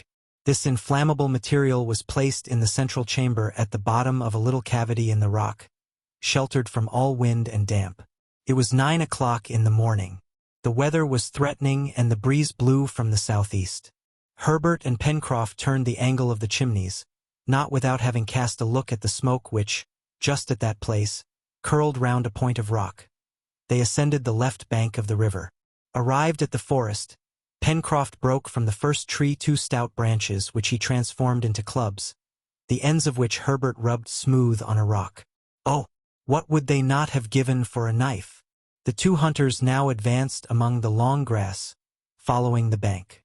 From the turning which directed its course to the southwest, the river narrowed gradually and the channel lay between high banks, over which the trees formed a double arch. Pencroft, lest they should lose themselves, resolved to follow the course of the stream, which would always lead them back to the point from which they started. But the bank was not without some obstacles. Here, the flexible branches of the trees bent level with the current. There, creepers and thorns which they had to break down with their sticks. Herbert often glided among the broken stumps with the agility of a young cat, and disappeared in the underwood. But Pencroft called him back directly, begging him not to wander away. Meanwhile, the sailor attentively observed the disposition and nature of the surrounding country. On the left bank, the ground, which was flat and marshy, rose imperceptibly towards the interior. It looked there like a network of liquid threads which doubtless reached the river by some underground drain. Sometimes a stream ran through the underwood, which they crossed without difficulty. The opposite shore appeared to be more uneven, and the valley of which the river occupied the bottom was more clearly visible. The hill, covered with trees disposed in terraces, intercepted the view. On the right bank walking would have been difficult, for the declivities fell suddenly, and the trees bending over the water were only sustained by the strength of their roots. It is needless to add that this forest, as well as the coast already surveyed, was destitute of any sign of human life. Pencroft only saw traces of quadrupeds, fresh footprints of animals, of which he could not recognize the species. In all probability, and such was also Herbert's opinion, some had been left by formidable wild beasts which doubtless would give them some trouble, but nowhere did they observe the mark of an axe on the trees, nor the ashes of a fire, nor the impression of a human foot. On this they might probably congratulate themselves, for on any land in the middle of the Pacific the presence of man was perhaps more to be feared than desired. Herbert and Pencroft, speaking little, for the difficulties of the way were great, advanced very slowly, and after walking for an hour they had scarcely gone more than a mile. As yet the hunt had not been successful. However, some birds sang and fluttered in the foliage, and appeared very timid, as if man had inspired them with an instinctive fear. Among others, Herbert described, in a marshy part of the forest, a bird with a long pointed beak, closely resembling the kingfisher, but its plumage was not fine, though of a metallic brilliancy. "That must be a jacamar," said Herbert, trying to get nearer. "This will be a good opportunity to taste jacamar," replied the sailor, "if that fellow is in a humor to be roasted." Just then, a stone cleverly thrown by the boy struck the creature on the wing, but the blow did not disable it, and the jacamar ran off and disappeared in an instant. "How clumsy I am!" cried Herbert. "No, no, my boy," replied the sailor. "The blow was well aimed. Many a one would have missed it altogether. Come, don't be vexed with yourself. We shall catch it another day." As the hunters advanced, the trees were found to be more scattered, many being magnificent, but none bore eatable fruit. Pencroft searched in vain for some of those precious palm trees which are employed in so many ways in domestic life, and which have been found as far as the 40th parallel in the northern hemisphere, and to the 35th only in the southern hemisphere. But this forest was only composed of coniferae, such as deodaras, already recognized by Herbert, and Douglas pine, similar to those which grow on the northwest coast of America, and splendid firs, measuring 150 feet in height. At this moment a flock of birds, of a small size and pretty plumage, with long glancing tails, dispersed themselves among the branches, strewing their feathers, which covered the ground as with fine down. Herbert picked up a few of these feathers, and after having examined them, "These are couroucous," said he. "I should prefer a moorcock or guinea fowl," replied Pencroft. "Still, if they are good to eat—" "They are good to eat, and also their flesh is very delicate," replied Herbert. "Besides, if I don't mistake, it is easy to approach and kill them with a stick." The sailor and the lad, creeping among the grass, arrived at the foot of a tree, whose lower branches were covered with little birds. The couroucous were waiting the passage of insects which served for their nourishment. Their feathery feet could be seen clasping the slender twigs which supported them. The hunters then rose, and using their sticks like scythes, they mowed down whole rows of these couroucous, who never thought of flying away, and stupidly allowed themselves to be knocked off. 100 were already heaped on the ground, before the others made up their minds to fly. "Well," said Pencroft, "here is game which is quite within the reach of hunters like us. We have only to put out our hands and take it." The sailor having strung the couroucous like larks on flexible twigs, they then continued their exploration.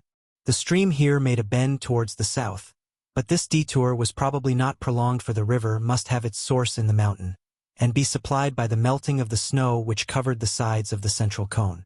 The particular object of their expedition was, as has been said, to procure the greatest possible quantity of game for the inhabitants of the Chimneys. It must be acknowledged that as yet this object had not been attained.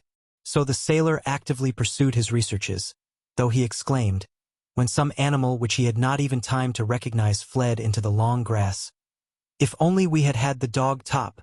But Top had disappeared at the same time as his master, and had probably perished with him. Towards 3 o'clock new flocks of birds were seen through certain trees, at whose aromatic berries they were pecking, those of the juniper tree among others. Suddenly a loud trumpet call resounded through the forest. This strange and sonorous cry was produced by a game bird called grouse in the United States. They soon saw several couples, whose plumage was rich chestnut brown mottled with dark brown, and tail of the same color. Herbert recognized the males by the 2 wing-like appendages raised on the neck. Pencroft determined to get hold of at least one of these gallinaceae, which were as large as a fowl, and whose flesh is better than that of a pullet. But it was difficult, for they would not allow themselves to be approached. After several fruitless attempts, which resulted in nothing but scaring the grouse, the sailor said to the lad, "Decidedly, since we can't kill them on the wing, we must try to take them with a line." "Like a fish?" cried Herbert, much surprised at the proposal. "Like a fish," replied the sailor quite seriously. Pencroft had found among the grass half a dozen grouse nests, each having 3 or 4 eggs. He took great care not to touch these nests, to which their proprietors would not fail to return. It was around these that he meant to stretch his lines, not snares but real fishing lines. He took Herbert to some distance from the nests, and there prepared his singular apparatus with all the care which a disciple of Isaac Walton would have used. Herbert watched the work with great interest, though rather doubting its success. The lines were made of fine creepers, fastened one to the other, of the length of 15 or 20 feet. Thick, strong thorns, the points bent back, which were supplied from a dwarf acacia bush, were fastened to the ends of the creepers, by way of hooks. Large red worms, which were crawling on the ground, furnished bait. This done, Pencroft, passing among the grass and concealing himself skillfully, placed the end of his lines armed with hooks near the grouse nests. Then he returned, took the other ends and hid with Herbert behind a large tree. There they both waited patiently, though, it must be said, that Herbert did not reckon much on the success of the inventive Pencroft. A whole half-hour passed, but then, as the sailor had surmised, several couple of grouse returned to their nests. They walked along, pecking the ground, and not suspecting in any way the presence of the hunters, who, besides, had taken care to place themselves to leeward of the gallinaceae. The lad felt at this moment highly interested. He held his breath, and Pencroft, his eyes staring, his mouth open, his lips advanced, as if about to taste a piece of grouse, scarcely breathed. Meanwhile, the birds walked about the hooks, without taking any notice of them. Pencroft then gave little tugs which moved the bait as if the worms had been still alive. The sailor undoubtedly felt much greater anxiety than does the fisherman, for he does not see his prey coming through the water. The jerks attracted the attention of the gallinaceae, and they attacked the hooks with their beaks. 3 voracious grouse swallowed at the same moment bait and hook. Suddenly, with a smart jerk, Pencroft struck his line, and a flapping of wings showed that the birds were taken. "Hurrah!" he cried, rushing towards the game, of which he made himself master in an instant. Herbert clapped his hands. It was the first time that he had ever seen birds taken with a line, but the sailor modestly confessed that it was not his first attempt, and that besides he could not claim the merit of invention. "And at any rate," added he, "situated as we are, we must hope to hit upon many other contrivances." The grouse were fastened by their claws, and Pencroft, delighted at not having to appear before their companions with empty hands, and observing that the day had begun to decline, judged it best to return to their dwelling. The direction was indicated by the river, whose course they had only to follow, and, towards 6 o'clock, tired enough with their excursion, Herbert and Pencroft arrived at the Chimneys. Chapter 7. Gideon Spilett was standing motionless on the shore, his arms crossed, gazing over the sea, the horizon of which was lost towards the east in a thick black cloud which was spreading rapidly towards the zenith. The wind was already strong, and increased with the decline of day. The whole sky was of a threatening aspect, and the first symptoms of a violent storm were clearly visible. Herbert entered the Chimneys, and Pencroft went towards the reporter. The latter, deeply absorbed, did not see him approach. "We are going to have a dirty night, Mr. Spilett," said the sailor. "Petrels delight in wind and rain." The reporter, turning at the moment, saw Pencroft, and his first words were, "At what distance from the coast would you say the car was, when the waves carried off our companion?" The sailor had not expected this question. He reflected an instant and replied, "2 cables' lengths at the most." "But what is a cable's length?" asked Gideon Spilett. "About 120 fathoms, or 600 feet. "Then," said the reporter, "Cyrus Harding must have disappeared 1,200 feet at the most from the shore?" "About that," replied Pencroft. "And his dog also?" "Also. What astonishes me," rejoined the reporter, "while admitting that our companion has perished, is that Top has also met his death, and that neither the body of the dog nor of his master has been cast on the shore." "It is not astonishing with such a heavy sea," replied the sailor. "Besides, it is possible that currents have carried them farther down the coast." "Then, it is your opinion that our friend has perished in the waves?" again asked the reporter. "That is my opinion." "My own opinion," said Gideon Spilett, "with due deference to your experience, Pencroft, is that in the double fact of the absolute disappearance of Cyrus and Top, living or dead, there is something unaccountable and unlikely." "I wish I could think like you, Mr. Spilett," replied Pencroft. "Unhappily, my mind is made up on this point." Having said this, the sailor returned to the Chimneys. A good fire crackled on the hearth.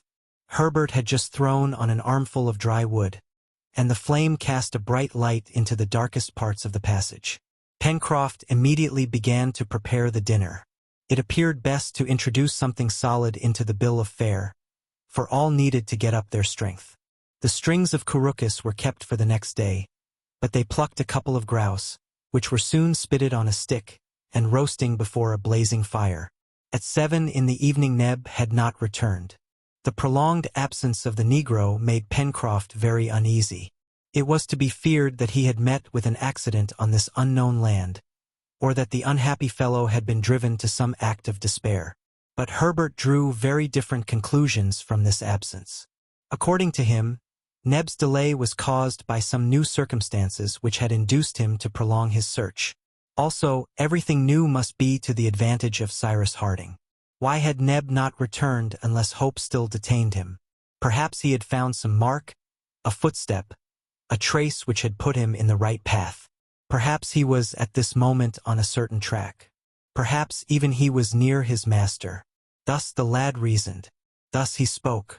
His companions let him talk. The reporter alone approved with a gesture. But what Pencroft thought most probable was that Neb had pushed his researches on the shore farther than the day before, and that he had not as yet had time to return. Herbert, however, agitated by vague presentiments, several times manifested an intention to go to meet Nebraska. But Pencroft assured him that that would be a useless course, that in the darkness and deplorable weather he could not find any traces of Neb, and that it would be much better to wait. If Neb had not made his appearance by the next day, Pencroft would not hesitate to join him in his search. Gideon Spilett approved of the sailor's opinion that it was best not to divide, and Herbert was obliged to give up his project. But 2 large tears fell from his eyes. The reporter could not refrain from embracing the generous boy. Bad weather now set in. A furious gale from the southeast passed over the coast. The sea roared as it beat over the reef. Heavy rain was dashed by the storm into particles like dust. Ragged masses of vapor drove along the beach, on which the tormented shingles sounded as if poured out in cartloads, while the sand raised by the wind added as it were mineral dust to that which was liquid, and rendered the united attack insupportable. Between the river's mouth and the end of the cliff, eddies of wind whirled and gusts from this maelstrom lashed the water which ran through the narrow valley. The smoke from the fireplace was also driven back through the opening, filling the passages and rendering them uninhabitable. Therefore, as the grouse were cooked, Pencroft let the fire die away, and only preserved a few embers buried under the ashes. At 8 o'clock Neb had not appeared, but there was no doubt that the frightful weather alone hindered his return, and that he must have taken refuge in some cave, to await the end of the storm or at least the return of day. As to going to meet him or attempting to find him, it was impossible. The game constituted the only dish at supper. The meat was excellent, and Pencroft and Herbert, whose long excursion had rendered them very hungry, devoured it with infinite satisfaction. Their meal concluded, each retired to the corner in which he had rested the preceding night, and Herbert was not long in going to sleep near the sailor, who had stretched himself beside the fireplace. Outside, as the night advanced, the tempest also increased in strength, until it was equal to that which had carried the prisoners from Richmond to this land in the Pacific. The tempests which are frequent during the seasons of the equinox, and which are so prolific in catastrophes, are above all terrible over this immense ocean, which opposes no obstacle to their fury. No description can give an idea of the terrific violence of the gale as it beat upon the unprotected coast. Happily, the pile of rocks which formed the chimneys was solid. It was composed of enormous blocks of granite, a few of which, insecurely balanced, seemed to tremble on their foundations, and Pencroft could feel rapid quiverings under his head as it rested on the rock.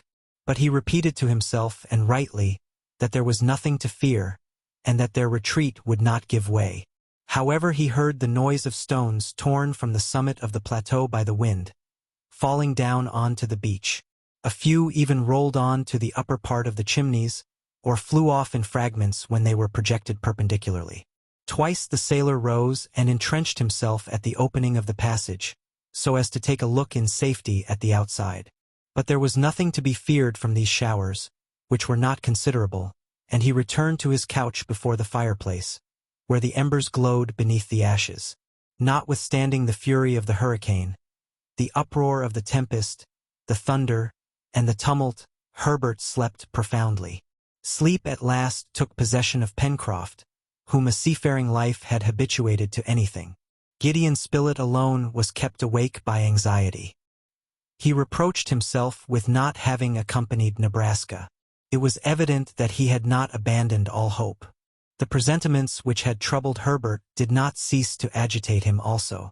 His thoughts were concentrated on Nebraska. Why had Neb not returned? He tossed about on his sandy couch, scarcely giving a thought to the struggle of the elements.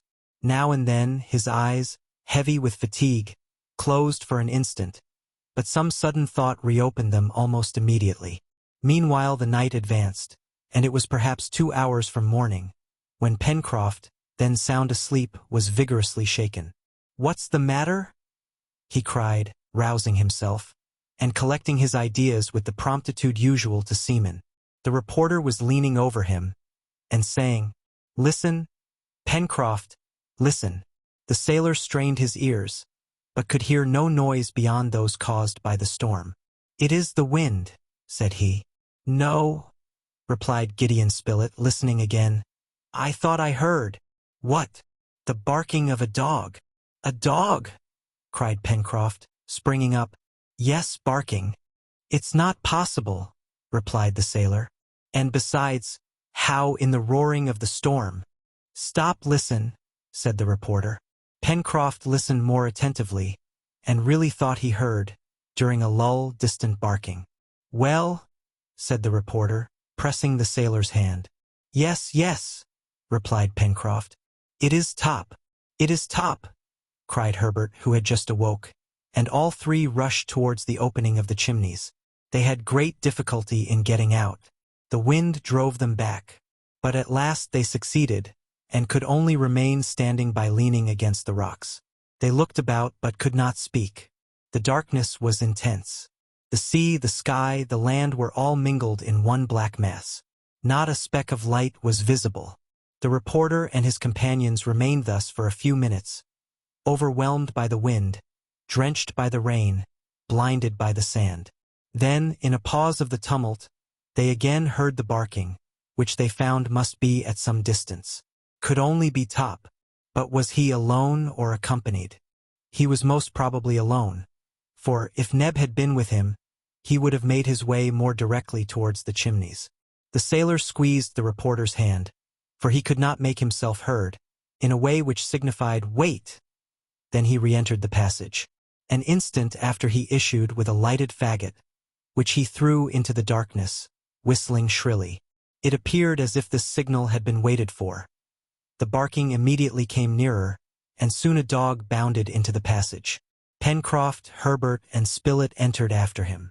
An armful of dry wood was thrown on the embers.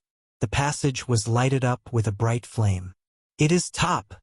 cried Herbert. It was indeed Top, a magnificent Anglo-Norman, who derived from these two races crossed the swiftness of foot and the acuteness of smell which are the preeminent qualities of coursing dogs. It was the dog of the engineer Cyrus Harding. But he was alone. Neither Neb nor his master accompanied him. How was it that his instinct had guided him straight to the chimneys, which he did not know? It appeared inexplicable, above all, in the midst of this black night and in such a tempest. But what was still more inexplicable was, that Top was neither tired, nor exhausted, nor even soiled with mud or sand. Herbert had drawn him towards him, and was patting his head, the dog rubbing his neck against the lad's hands. "If the dog is found, the master will be found also," said the reporter. "God grant it," responded Herbert. "Let us set off. Top will guide us." Pencroft did not make any objection. He felt that Top's arrival contradicted his conjectures. "Come along then," said he. Pencroft carefully covered the embers on the hearth. He placed a few pieces of wood among them, so as to keep in the fire until their return. Then, preceded by the dog, who seemed to invite them by short barks to come with him, and followed by the reporter and the boy, he dashed out, after having put up in his handkerchief the remains of the supper. The storm was then in all its violence, and perhaps at its height. Not a single ray of light from the moon pierced through the clouds. To follow a straight course was difficult. It was best to rely on Top's instinct. They did so. The reporter and Herbert walked behind the dog, and the sailor brought up the rear. It was impossible to exchange a word. The rain was not very heavy, but the wind was terrific. However, one circumstance favored the seaman and his two companions. The wind being southeast, consequently blew on their backs. The clouds of sand, which otherwise would have been insupportable from being received behind, did not in consequence impede their progress. In short, they sometimes went faster than they liked and had some difficulty in keeping their feet. But hope gave them strength, for it was not at random that they made their way along the shore. They had no doubt that Neb had found his master, and that he had sent them the faithful dog. But was the engineer living, or had Neb only sent for his companions that they might render the last duties to the corpse of the unfortunate Harding? After having passed the precipice, Herbert, the reporter, and Pencroft prudently stepped aside to stop and take breath. The turn of the rocks sheltered them from the wind, and they could breathe after this walk or rather run of a quarter of an hour. They could now hear and reply to each other, and the lad having pronounced the name of Cyrus Harding, Top gave a few short barks, as much as to say that his master was saved. "Saved, isn't he?" repeated Herbert. Save Top? And the dog barked in reply. They once more set out. The tide began to rise, and urged by the wind it threatened to be unusually high, as it was a spring tide. Great billows thundered against the reef with such violence that they probably passed entirely over the islet, then quite invisible. The mole no longer protected the coast, which was directly exposed to the attacks of the open sea. As soon as the sailor and his companions left the precipice, the wind struck them again with renewed fury. Though bent under the gale, they walked very quickly, following Top, who did not hesitate as to what direction to take. They ascended towards the north, having on their left an interminable extent of billows, which broke with a deafening noise, and on their right a dark country, the aspect of which it was impossible to guess. But they felt that it was comparatively flat, for the wind passed completely over them, without being driven back as it was when it came in contact with the cliff. At 4 o'clock in the morning, they reckoned that they had cleared about 5 miles. The clouds were slightly raised, and the wind, though less damp, was very sharp and cold. Insufficiently protected by their clothing, Pencroft, Herbert, and Spilett suffered cruelly, but not a complaint escaped their lips. They were determined to follow Top, wherever the intelligent animal wished to lead them. Towards 5 o'clock day began to break. At the zenith, where the fog was less thick, gray shades bordered the clouds. Under an opaque belt, a luminous line clearly traced the horizon. The crests of the billows were tipped with a wild light, and the foam regained its whiteness. At the same time on the left the hilly parts of the coast could be seen, though very indistinctly. At 6 o'clock day had broken. The clouds rapidly lifted. The seaman and his companions were then about 6 miles from the Chimneys. They were following a very flat shore bounded by a reef of rocks, whose heads scarcely emerged from the sea, for they were in deep water. On the left, the country appeared to be one vast extent of sandy downs, bristling with thistles. There was no cliff, and the shore offered no resistance to the ocean but a chain of irregular hillocks. Here and there grew 2 or 3 trees, inclined towards the west, their branches projecting in that direction. Quite behind, in the southwest, extended the border of the forest. At this moment, Top became very excited. He ran forward, then returned, and seemed to entreat them to hasten their steps. The dog then left the beach, and guided by his wonderful instinct, without showing the least hesitation, went straight in among the downs. They followed him. The country appeared an absolute desert. Not a living creature was to be seen. The downs, the extent of which was large, were composed of hillocks and even of hills, very irregularly distributed. They resembled a Switzerland modeled in sand, and only an amazing instinct could have possibly recognized the way. 5 minutes after having left the beach, the reporter and his 2 companions arrived at a sort of excavation, hollowed out at the back of a high mound.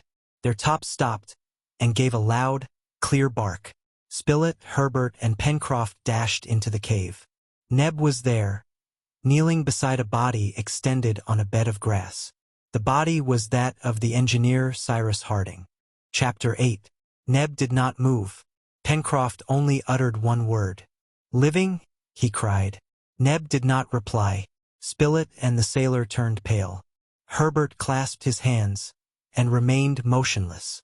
The poor Negro, absorbed in his grief, evidently had neither seen his companions nor heard the sailor speak. The reporter knelt down beside the motionless body, and placed his ear to the engineer's chest, having first torn open his clothes. A minute, an age, passed, during which he endeavored to catch the faintest throb of the heart. Neb had raised himself a little and gazed without seeing. Despair had completely changed his countenance. He could scarcely be recognized, exhausted with fatigue, broken with grief. He believed his master was dead. Gideon Spilett at last rose, after a long and attentive examination. "He lives," said he. Pencroft knelt in his turn beside the engineer. He also heard a throbbing, and even felt a slight breath on his cheek. Herbert, at a word from the reporter, ran out to look for water. He found 100 feet off a limpid stream, which seemed to have been greatly increased by the rains, and which filtered through the sand, but nothing in which to put the water, not even a shell among the downs. The lad was obliged to content himself with dipping his handkerchief in the stream, and with it hastened back to the grotto. Happily the wet handkerchief was enough for Gideon Spilett, who only wished to wet the engineer's lips. The cold water produced an almost immediate effect. His chest heaved and he seemed to try to speak. "We will save him," exclaimed the reporter. At these words hope revived in Neb's heart. He undressed his master to see if he was wounded, but not so much as a bruise was to be found, either on the head, body, or limbs, which was surprising, as he must have been dashed against the rocks. Even the hands were uninjured, and it was difficult to explain how the engineer showed no traces of the efforts which he must have made to get out of reach of the breakers. But the explanation would come later. When Cyrus was able to speak, he would say what had happened. For the present the question was how to recall him to life, and it appeared likely that rubbing would bring this about.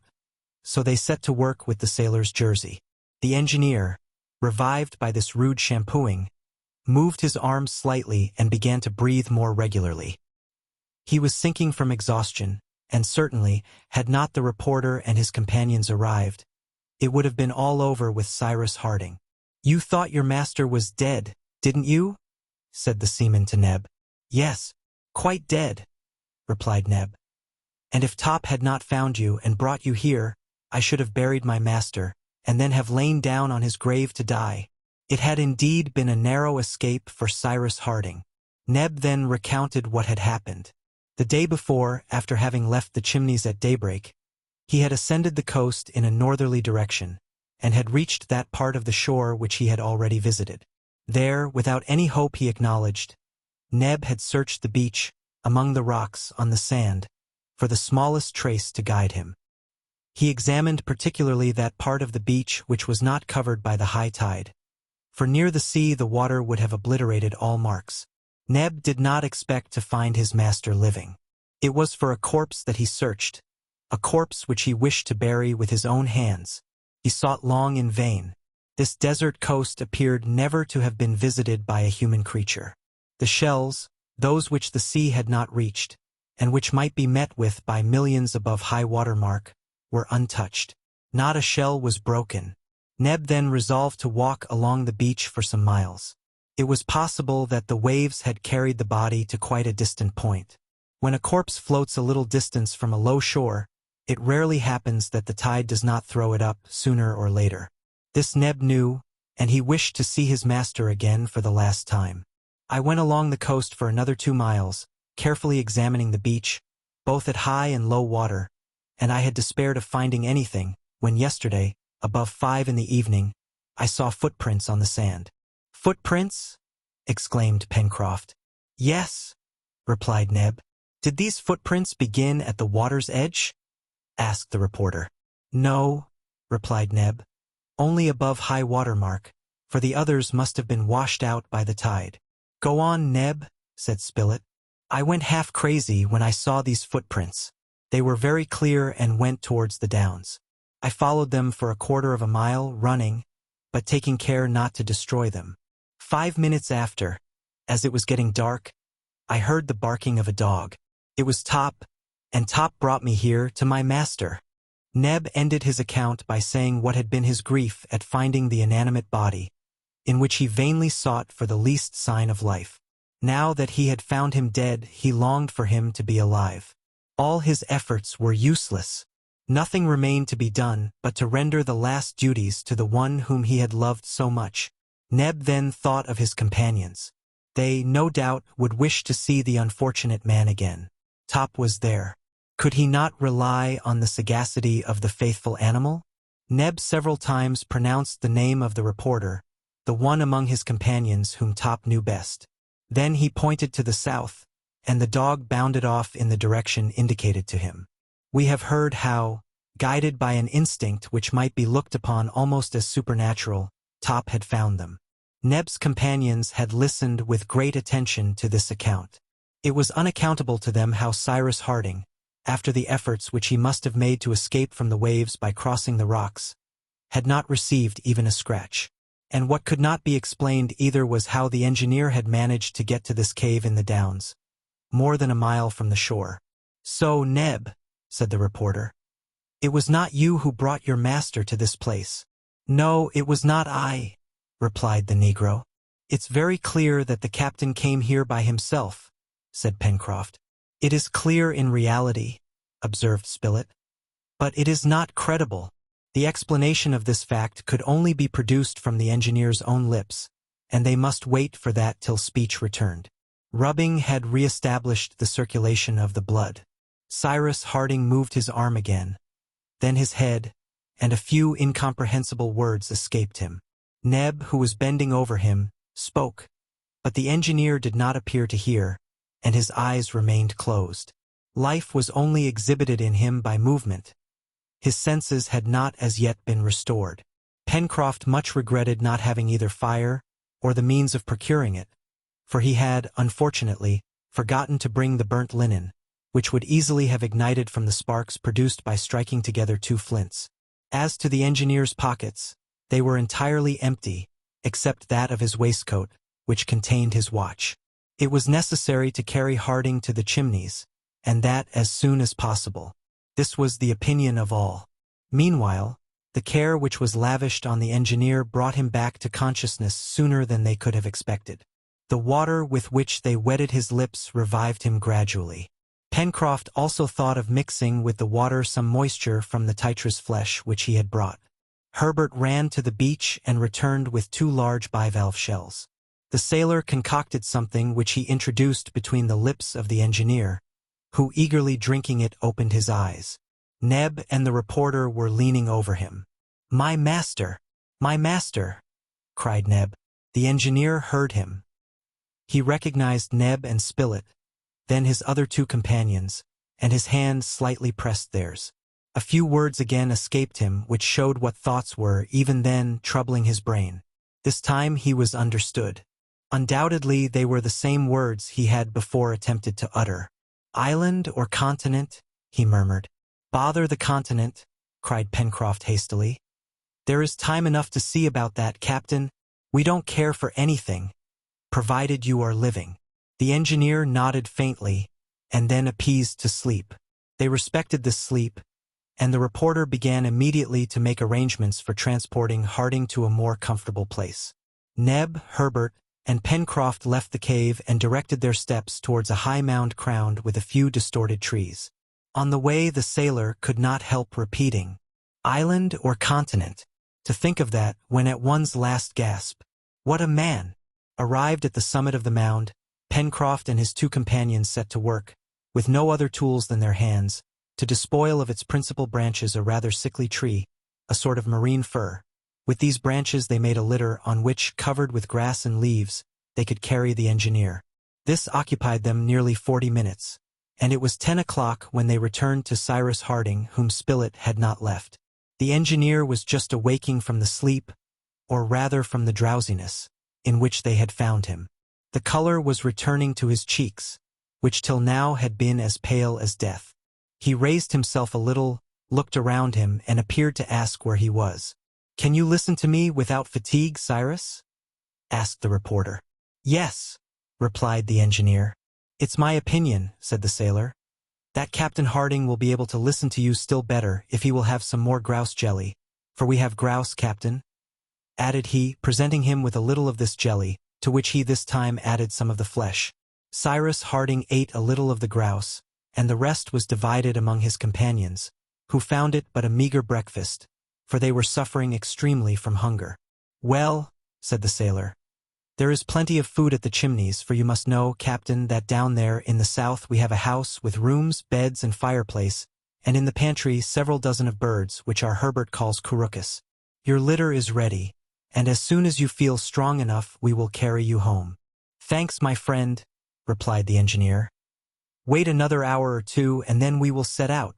And now speak, Spilett." The reporter then told him all that had occurred. He recounted all the events with which Cyrus was unacquainted, the last fall of the balloon, the landing on this unknown land, which appeared a desert, whatever it was, whether island or continent, the discovery of the Chimneys, the search for him, not forgetting of course Neb's devotion, the intelligence exhibited by the faithful Top, as well as many other matters. "But," asked Harding in a still feeble voice, "you did not then pick me up on the beach?" "No," replied the reporter. "And did you not bring me to this cave?" "No."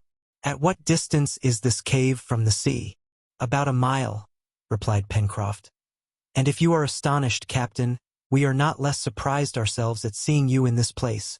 "Indeed," said the engineer, who was recovering gradually, and who took great interest in these details. "Indeed, it is very singular. But," resumed the sailor, "can you tell us what happened after you were carried off by the sea?" Cyrus Harding considered. He knew very little. The wave had torn him from the balloon net. He sank at first several fathoms. On returning to the surface, in the half-light, he felt a living creature struggling near him. It was Top, who had sprung to his help. He saw nothing of the balloon, which, lightened both of his weight and that of the dog, had darted away like an arrow. There he was, in the midst of the angry sea, at a distance which could not be less than half a mile from the shore. He attempted to struggle against the billows by swimming vigorously. Top held him up by his clothes, but a strong current seized him and drove him towards the north, and after half an hour of exertion, he sank, dragging Top with him into the depths. From that moment to the moment in which he recovered to find himself in the arms of his friends, he remembered nothing. "However," remarked Pencroft, "you must have been thrown on to the beach, and you must have had strength to walk here, since Neb found your footmarks." "Yes, of course," replied the engineer thoughtfully. "And you found no traces of human beings on this coast?" "Not a trace," replied the reporter. "Besides, if by chance you had met with some deliverer there, just in the nick of time, why should he have abandoned you after having saved you from the waves?" "You are right, my dear Spilett. Tell me, Neb," added the engineer, turning to his servant, "it was not you who... You can't have had a moment of unconsciousness, during which... No, that's absurd. Do any of the footsteps still remain?" asked Harding. "Yes, master," replied Neb. "Here at the entrance, at the back of the mound, in a place sheltered from the rain and wind. The storm has destroyed the others." "Pencroft," said Cyrus Harding, "will you take my shoe and see if it fits exactly to the footprints?" The sailor did as the engineer requested, while he and Herbert, guided by Neb, went to the place where the footprints were to be found. Cyrus remarked to the reporter, "It is a most extraordinary thing." "Perfectly inexplicable," replied Gideon Spilett. "But do not dwell upon it just now, my dear Spilett. We will talk about it by and by." A moment after the others entered. There was no doubt about it. The engineer's shoe fitted exactly to the footmarks. It was therefore Cyrus Harding who had left them on the sand. "Come," said he, "I must have experienced this unconsciousness which I attributed to Nebraska. I must have walked like a somnambulist, without any knowledge of my steps, and Top must have guided me here, after having dragged me from the waves. Come, Top, come, old dog." The magnificent animal bounded barking to his master, and caresses were lavished on him. It was agreed that there was no other way of accounting for the rescue of Cyrus Harding, and that Top deserved all the honor of the affair. Towards 12 o'clock, Pencroft having asked the engineer if they could now remove him, Harding, instead of replying, and by an effort which exhibited the most energetic will, got up. But he was obliged to lean on the sailor, or he would have fallen. "Well done!" cried Pencroft. "Bring the captain's litter." The litter was brought. The transverse branches had been covered with leaves and long grass. Harding was laid on it, and Pencroft, having taken his place at one end and Neb at the other, they started towards the coast. There was a distance of 8 miles to be accomplished, but as they could not go fast, and it would perhaps be necessary to stop frequently, they reckoned that it would take at least 6 hours to reach the Chimneys. The wind was still strong, but fortunately it did not rain. Although lying down, the engineer, leaning on his elbow, observed the coast, particularly inland. He did not speak, but he gazed, and no doubt the appearance of the country, with its inequalities of ground, its forests, its various productions, were impressed on his mind. However, after traveling for 2 hours, fatigue overcame him, and he slept.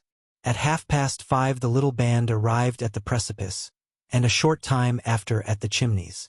They stopped, and the litter was placed on the sand. Cyrus Harding was sleeping profoundly, and did not awake. Pencroft, to his extreme surprise, found that the terrible storm had quite altered the aspect of the place. Important changes had occurred. Great blocks of stone lay on the beach, which was also covered with a thick carpet of seaweed, algae, and wrack.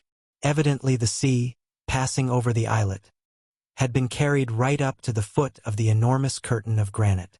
The soil in front of the cave had been torn away by the violence of the waves. A horrid presentiment flashed across Pencroft's mind. He rushed into the passage, but returned almost immediately, and stood motionless, staring at his companions. The fire was out. The drowned cinders were nothing but mud. The burnt linen, which was to have served as tinder, had disappeared.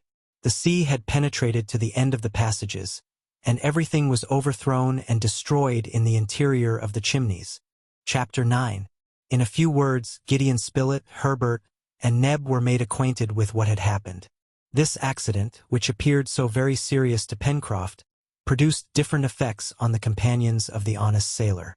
Neb, in his delight at having found his master, did not listen, or rather, did not care to trouble himself with what Pencroft was saying. Herbert shared in some degree the sailor's feelings. As to the reporter, he simply replied, "Upon my word, Pencroft, it's perfectly indifferent to me. But, I repeat, that we haven't any fire. Pooh! Nor any means of relighting it. Nonsense! But I say, Mr. Spilett, isn't Cyrus here?" replied the reporter. "Is not our engineer alive? He will soon find some way of making fire for us." With what? With nothing. What had Pencroft to say? He could say nothing, for, in the bottom of his heart, he shared the confidence which his companions had in Cyrus Harding. The engineer was to them a microcosm, a compound of every science, a possessor of all human knowledge. It was better to be with Cyrus in a desert island, than without him in the most flourishing town in the United States. With him they could want nothing. With him they would never despair. If these brave men had been told that a volcanic eruption would destroy the land, that this land would be engulfed in the depths of the Pacific, they would have imperturbably replied, "Cyrus is here." While in the palanquin, however, the engineer had again relapsed into unconsciousness, which the jolting to which he had been subjected during his journey had brought on, so that they could not now appeal to his ingenuity. The supper must necessarily be very meager. In fact, all the grouse flesh had been consumed, and there no longer existed any means of cooking more game. Besides, the couroucous which had been reserved had disappeared. They must consider what was to be done. First of all, Cyrus Harding was carried into the central passage. There they managed to arrange for him a couch of seaweed which still remained almost dry. The deep sleep which had overpowered him would no doubt be more beneficial to him than any nourishment. Night had closed in, and the temperature, which had modified when the wind shifted to the northwest, again became extremely cold. Also, the sea having destroyed the partitions which Pencroft had put up in certain places in the passages, the chimneys, on account of the draughts, had become scarcely habitable. The engineer's condition would, therefore, have been bad enough, if his companions had not carefully covered him with their coats and waistcoats.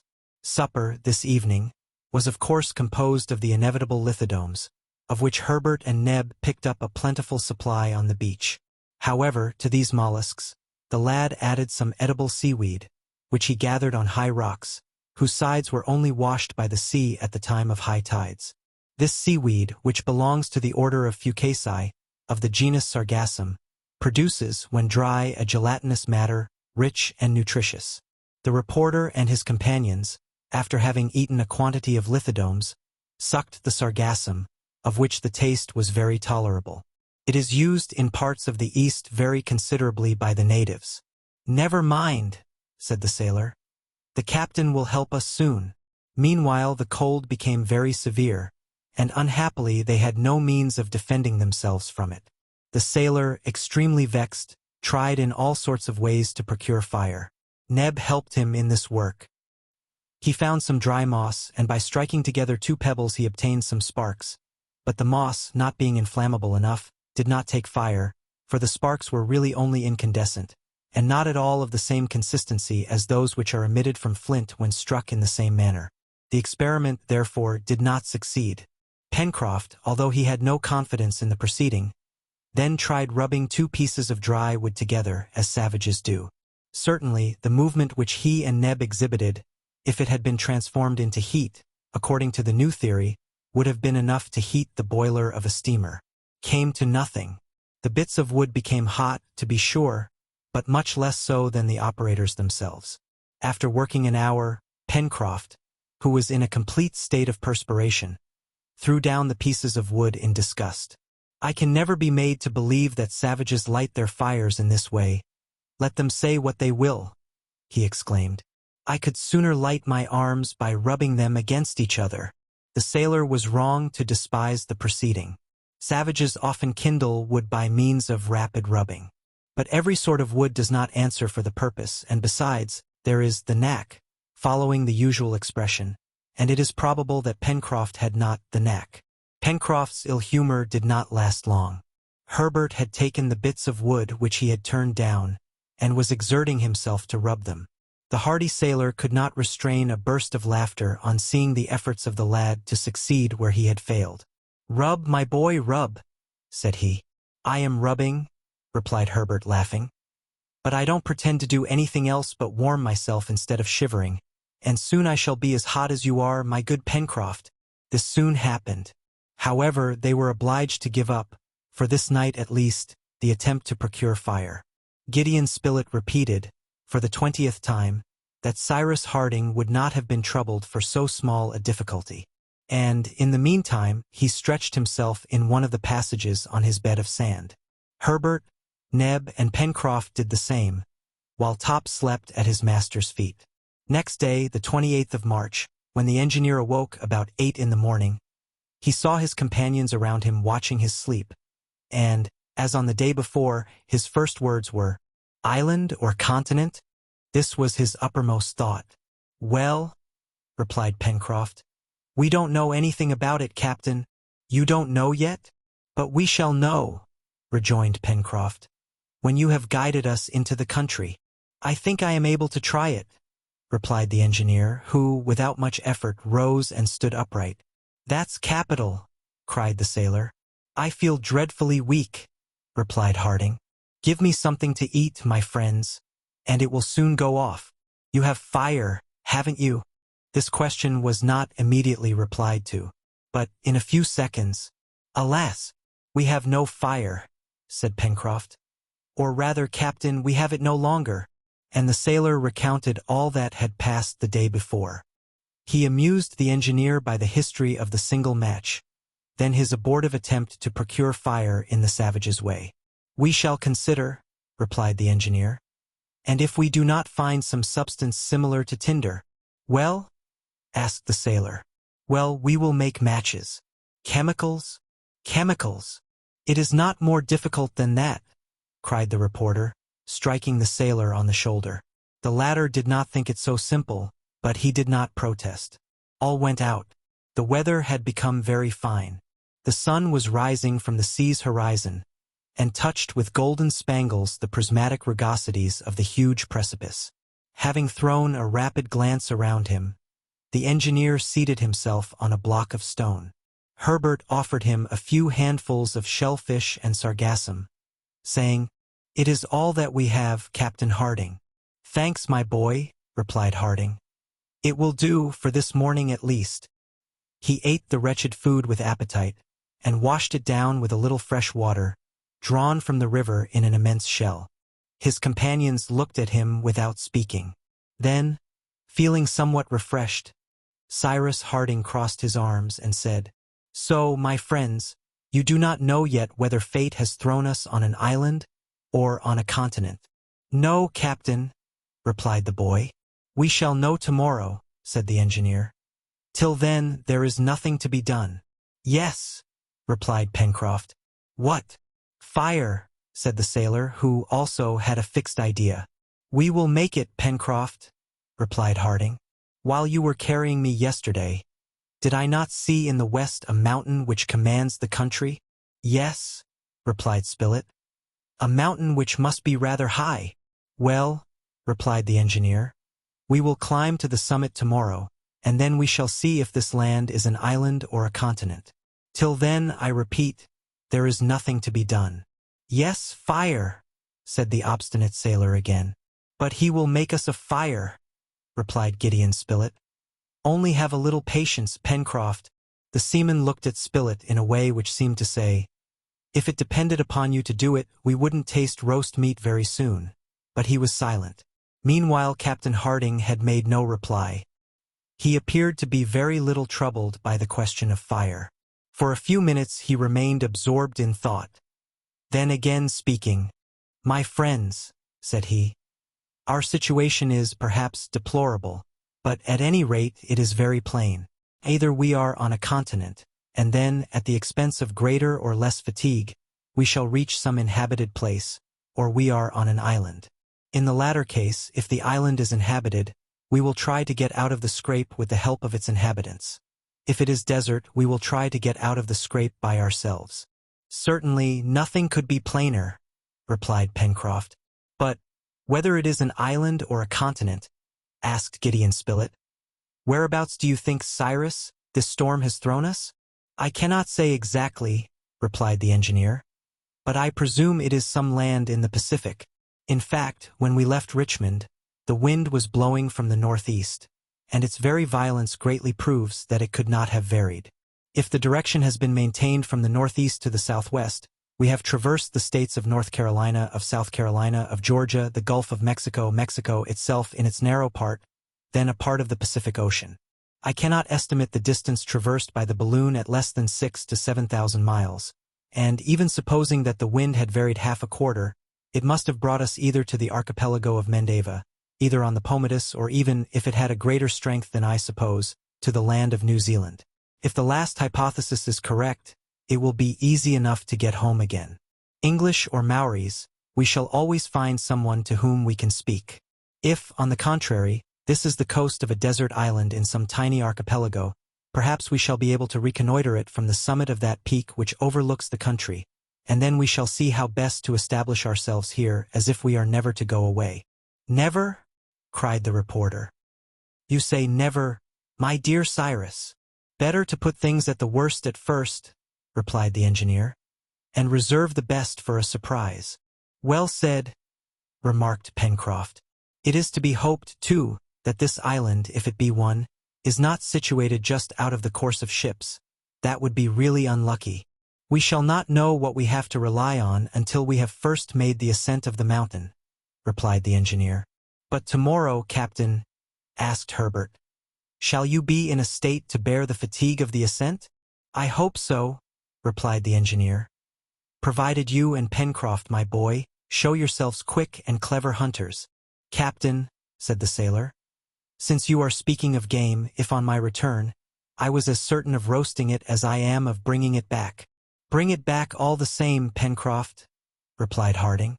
It was then agreed that the engineer and the reporter were to pass the day at the Chimneys, so as to examine the shore and the upper plateau.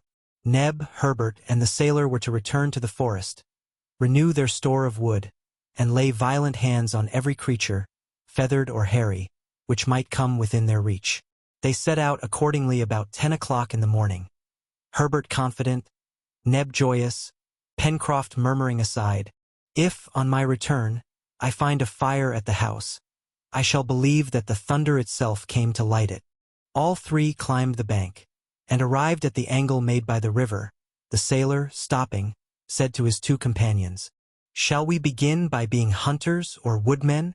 "Hunters," replied Herbert. "There is Top already in quest." "We will hunt, then," said the sailor, "and afterwards we can come back and collect our wood." This agreed to, Herbert, Neb, and Pencroft, after having torn 3 sticks from the trunk of a young fir, followed Top, who was bounding about among the long grass. This time, the hunters, instead of following the course of the river, plunged straight into the heart of the forest. There were still the same trees, belonging, for the most part, to the pine family. In certain places, less crowded, growing in clumps, these pines exhibited considerable dimensions, and appeared to indicate, by their development, that the country was situated in a higher latitude than the engineer had supposed. Glades, bristling with stumps worn away by time, were covered with dry wood, which formed an inexhaustible store of fuel. Then, the glade passed, the underwood thickened again, and became almost impenetrable. It was difficult enough to find the way among the groups of trees, without any beaten track. So the sailor from time to time broke off branches which might be easily recognized. But, perhaps, he was wrong not to follow the watercourse, as he and Herbert had done on their first excursion. For after walking an hour not a creature had shown itself. Top, running under the branches, only roused birds which could not be approached. Even the couroucous were invisible, and it was probable that the sailor would be obliged to return to the marshy part of the forest, in which he had so happily performed his grouse fishing. "Well, Pencroft," said Neb in a slightly sarcastic tone, "if this is all the game which you promised to bring back to my master, it won't need a large fire to roast it." "Have patience," replied the sailor. "It isn't the game which will be wanting on our return. Have you not confidence in Captain Harding?" "Yes. But you don't believe that he will make fire?" "I shall believe it when the wood is blazing in the fireplace." "It will blaze, since my master has said so." "We shall see." Meanwhile, the sun had not reached the highest point in its course above the horizon. The exploration, therefore, continued, and was usefully marked by a discovery which Herbert made of a tree whose fruit was edible. This was the stone pine, which produces an excellent almond, very much esteemed in the temperate regions of America and Europe. These almonds were in a perfect state of maturity, and Herbert described them to his companions, who feasted on them. "Come," said Pencroft, "seaweed by way of bread, raw mussels for meat, and almonds for dessert. That's certainly a good dinner for those who have not a single match in their pocket." "We mustn't complain," said Herbert. "I am not complaining, my boy," replied Pencroft. "Only I repeat, that meat is a little too much economized in this sort of meal." "Top has found something," cried Neb, who ran towards a thicket, in the midst of which the dog had disappeared, barking. With Top's barking were mingled curious gruntings. The sailor and Herbert had followed Nebraska. If there was game there, this was not the time to discuss how it was to be cooked, but rather how they were to get hold of it. The hunters had scarcely entered the bushes when they saw Top engaged in a struggle with an animal which he was holding by the ear. This quadruped was a sort of pig nearly 2.5 feet long, of a blackish-brown color, lighter below, having hard scanty hair. Its toes, then strongly fixed in the ground, seemed to be united by a membrane. Herbert recognized in this animal the capybara, that is to say, one of the largest members of the rodent order. Meanwhile, the capybara did not struggle against the dog. It stupidly rolled its eyes, deeply buried in a thick bed of fat. Perhaps it saw men for the first time.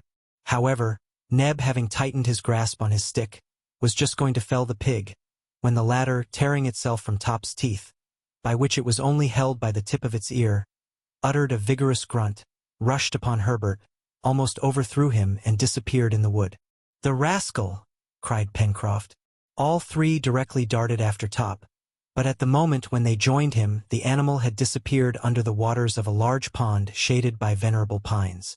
Neb, Herbert, and Pencroft stopped, motionless.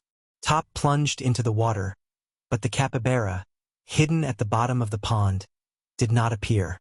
"Let us wait," said the boy, "for he will soon come to the surface to breathe." "Won't he drown?" asked Neb.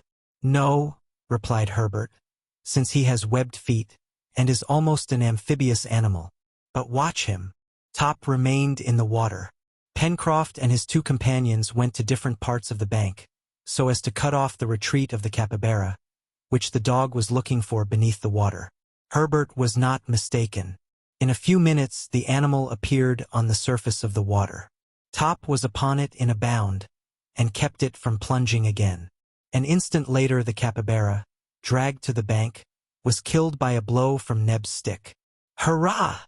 cried Pencroft, who was always ready with this cry of triumph. "Give me but a good fire, and this pig shall be gnawed to the bones." Pencroft hoisted the capybara on his shoulders, and judging by the height of the sun that it was about 2 o'clock, he gave the signal to return. Top's instinct was useful to the hunters, who, thanks to the intelligent animal, were enabled to discover the road by which they had come. Half an hour later they arrived at the river. Pencroft soon made a raft of wood, as he had done before, though if there was no fire it would be a useless task, and the raft following the current, they returned towards the Chimneys. But the sailor had not gone 50 paces when he stopped, and again uttering a tremendous hurrah, pointed towards the angle of the cliff. "Herbert! Neb! Look!" he shouted.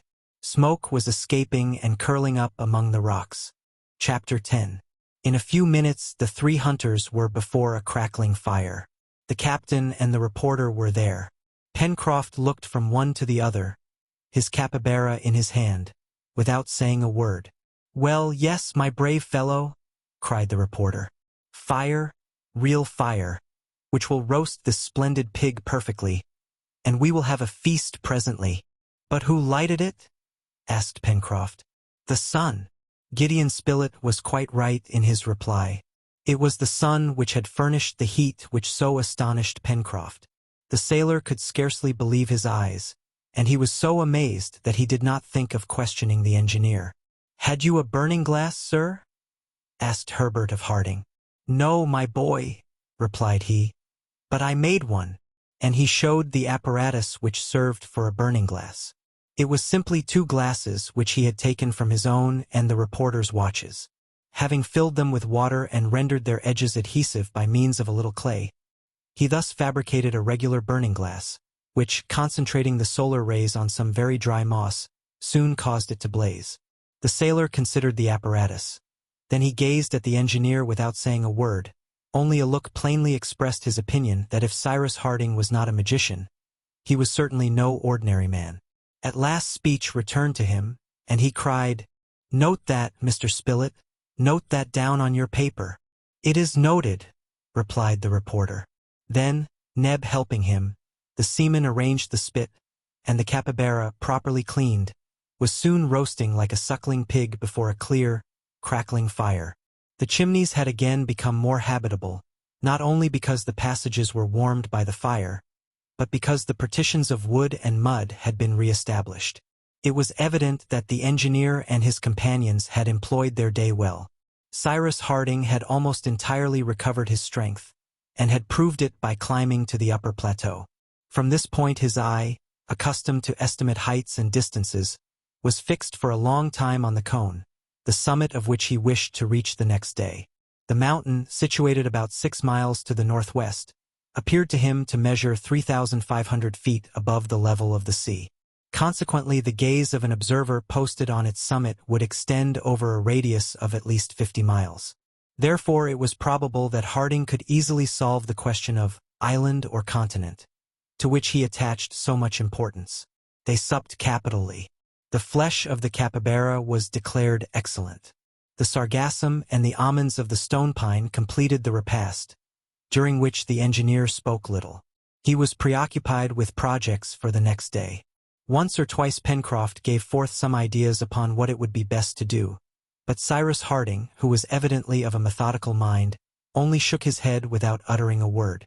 "Tomorrow," he repeated, "we shall know what we have to depend upon, and we will act accordingly."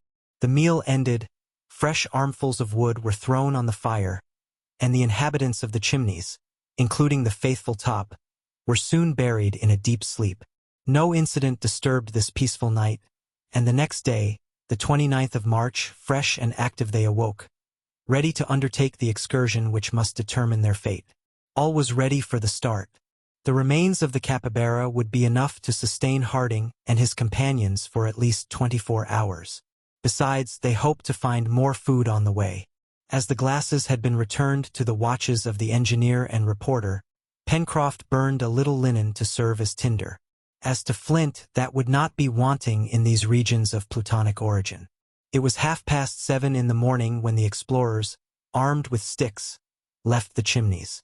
Following Pencroft's advice, it appeared best to take the road already traversed through the forest, and to return by another route. It was also the most direct way to reach the mountain. They turned the south angle and followed the left bank of the river, which was abandoned at the point where it formed an elbow towards the southwest. The path, already trodden under the evergreen trees, was found, and at 9 o'clock Cyrus Harding and his companions had reached the western border of the forest. The ground, till then very little undulated, boggy at first, dry and sandy afterwards, had a gentle slope, which ascended from the shore towards the interior of the country. A few very timid animals were seen under the forest trees. Top quickly started them, but his master soon called him back, for the time had not come to commence hunting. That would be attended to later. The engineer was not a man who would allow himself to be diverted from his fixed idea.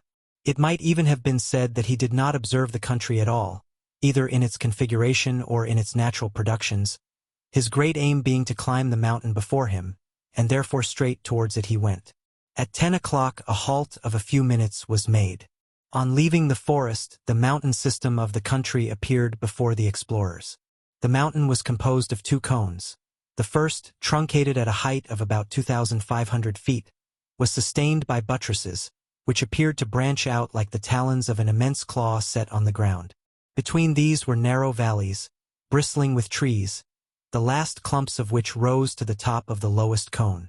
There appeared to be less vegetation on that side of the mountain which was exposed to the northeast, and deep fissures could be seen which, no doubt, were watercourses.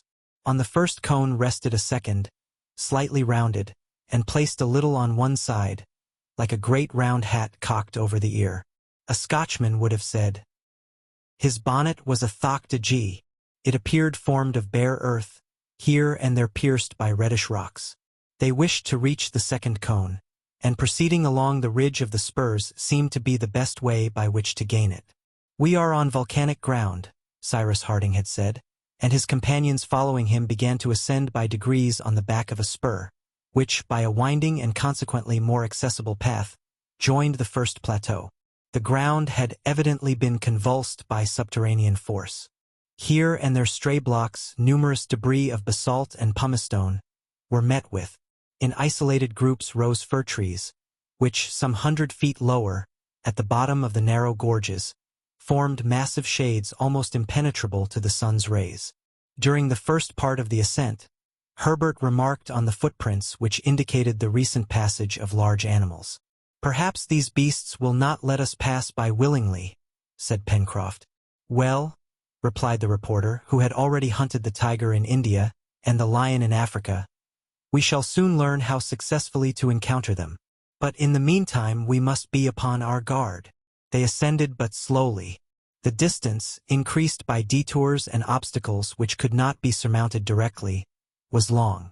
Sometimes, too, the ground suddenly fell, and they found themselves on the edge of a deep chasm which they had to go round. Thus, in retracing their steps so as to find some practicable path, much time was employed and fatigue undergone for nothing.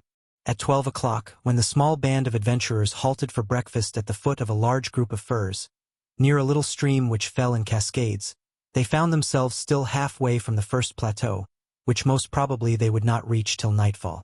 From this point the view of the sea was much extended, but on the right the high promontory prevented their seeing whether there was land beyond it. On the left the sight extended several miles to the north. But on the northwest, at the point occupied by the explorers, it was cut short by the ridge of a fantastically shaped spur, which formed a powerful support of the central cone. At 1 o'clock the ascent was continued. They slanted more towards the southwest and again entered among thick bushes. There, under the shade of the trees, fluttered several couples of gallinaceae belonging to the pheasant species. They were tragopans, ornamented by a pendant skin which hangs over their throats, and by 2 small, round horns, planted behind the eyes. Among these birds, which were about the size of a fowl, the female was uniformly brown, while the male was gorgeous in his red plumage, decorated with white spots. Gideon Spilett, with a stone cleverly and vigorously thrown, killed one of these tragopans, on which Pencroft, made hungry by the fresh air, had cast greedy eyes. After leaving the region of bushes, the party, assisted by resting on each other's shoulders, climbed for about 100 feet up a steep acclivity and reached a level place, with very few trees, where the soil appeared volcanic. It was necessary to ascend by zigzags to make the slope more easy, for it was very steep, and the footing being exceedingly precarious required the greatest caution. Neb and Herbert took the lead, Pencroft the rear, the captain and the reporter between them. The animals which frequented these heights, and there were numerous traces of them, must necessarily belong to those races of sure foot and supple spine, chamois or goat. Several were seen, but this was not the name Pencroft gave them, for all of a sudden, "Sheep!" he shouted. All stopped about 50 feet from half a dozen animals of a large size, with strong horns bent back and flattened towards the point, with a woolly fleece, hidden under long silky hair of a tawny color. They were not ordinary sheep, but a species usually found in the mountainous regions of the temperate zone, to which Herbert gave the name of the musmon. "Have they legs and chops?" asked the sailor. "Yes," replied Herbert. "Well, then, they are sheep," said Pencroft. The animals, motionless among the blocks of basalt, gazed with an astonished eye, as if they saw human bipeds for the first time. Then their fears suddenly aroused. They disappeared, bounding over the rocks. "Goodbye till we meet again," cried Pencroft as he watched them, in such a comical tone that Cyrus Harding, Gideon Spilett, Herbert, and Neb could not help laughing. The ascent was continued. Here and there were traces of lava. Sulphur springs sometimes stopped their way, and they had to go round them. In some places the sulphur had formed crystals among other substances, such as whitish cinders made of an infinity of little feldspar crystals. In approaching the first plateau formed by the truncating of the lower cone, the difficulties of the ascent were very great. Towards 4 o'clock the extreme zone of the trees had been passed. There only remained here and there a few twisted, stunted pines, which must have had a hard life in resisting at this altitude the high winds from the open sea. Happily for the engineer and his companions the weather was beautiful, the atmosphere tranquil. For a high breeze at an elevation of 3,000 feet would have hindered their proceedings. The purity of the sky at the zenith was felt through the transparent air. Perfect calm reigned around them. They could not see the sun, then hid by the vast screen of the upper cone, which masked the half-horizon of the west, and whose enormous shadow stretching to the shore increased as the radiant luminary sank in its diurnal course. Vapor, mist rather than clouds, began to appear in the east, and assume all the prismatic colors under the influence of the solar rays. 500 feet only separated the explorers from the plateau, which they wished to reach so as to establish there an encampment for the night, but these 500 feet were increased to more than 2 miles by the zigzags which they had to describe. The soil, as it were, slid under their feet. The slope often presented such an angle that they slipped when the stones worn by the air did not give a sufficient support. Evening came on by degrees, and it was almost night when Cyrus Harding and his companions, much fatigued by an ascent of 7 hours, arrived at the plateau of the first cone. It was then necessary to prepare an encampment, and to restore their strength by eating first and sleeping afterwards. This second stage of the mountain rose on a base of rocks, among which it would be easy to find a retreat. Fuel was not abundant. However, a fire could be made by means of the moss and dry brushwood, which covered certain parts of the plateau. While the sailor was preparing his hearth with stones which he put to this use, Neb and Herbert occupied themselves with getting a supply of fuel. They soon returned with a load of brushwood. The steel was struck, the burnt linen caught the sparks of flint, and, under Neb's breath, a crackling fire showed itself in a few minutes under the shelter of the rocks. Their object in lighting a fire was only to enable them to withstand the cold temperature of the night, as it was not employed in cooking the bird, which Neb kept for the next day. The remains of the capybara and some dozens of the stone pine almonds formed their supper. It was not 6:30 when all was finished. Cyrus Harding then thought of exploring in the half-light the large circular layer which supported the upper cone of the mountain. Before taking any rest, he wished to know if it was possible to get round the base of the cone in the case of its sides being too steep and its summit being inaccessible. This question preoccupied him, for it was possible that from the way the hat inclined, that is to say, towards the north, the plateau was not practicable. Also, if the summit of the mountain could not be reached on one side, and if, on the other, they could not get round the base of the cone, it would be impossible to survey the western part of the country, and their object in making the ascent would in part be altogether unattained. The engineer, accordingly, regardless of fatigue, leaving Pencroft and Neb to arrange the beds, and Gideon Spilett to note the incidents of the day, began to follow the edge of the plateau, going towards the north. Herbert accompanied him. The night was beautiful and still, The darkness was not yet deep. Cyrus Harding and the boy walked near each other, without speaking. In some places the plateau opened before them, and they passed without hindrance. In others, obstructed by rocks, there was only a narrow path, in which two persons could not walk abreast. After a walk of 20 minutes, Cyrus Harding and Herbert were obliged to stop. From this point, the slope of the two cones became one. No shoulder here separated the two parts of the mountain. The slope, being inclined almost 70 degrees, the path became impracticable. But if the engineer and the boy were obliged to give up thoughts of following a circular direction, in return an opportunity was given for ascending the cone. In fact, before them opened a deep hollow. It was the rugged mouth of the crater, by which the eruptive liquid matter had escaped at the periods when the volcano was still in activity. Hardened lava and crusted scoria formed a sort of natural staircase of large steps, which would greatly facilitate the ascent to the summit of the mountain. Harding took all this in at a glance, and without hesitating, followed by the lad, he entered the enormous chasm in the midst of an increasing obscurity. There was still a height of 1,000 feet to overcome. Would the interior acclivities of the crater be practicable? It would soon be seen. The persevering engineer resolved to continue his ascent until he was stopped.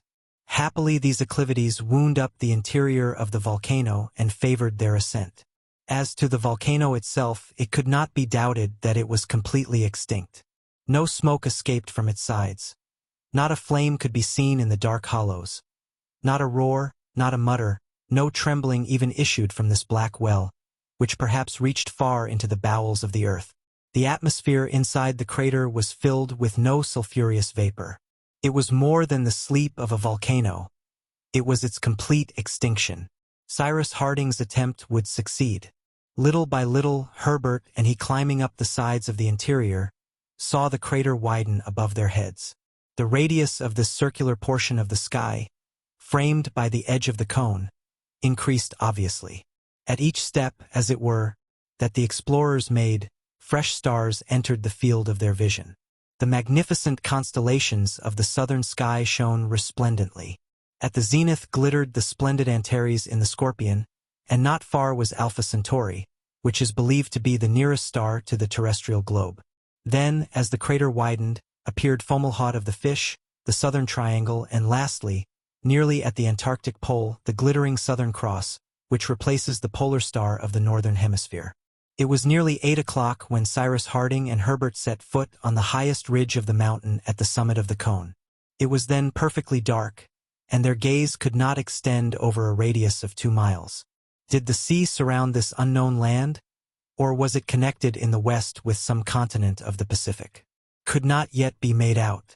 Towards the west, a cloudy belt, clearly visible at the horizon, increased the gloom, and the eye could not discover if the sky and water were blended together in the same circular line.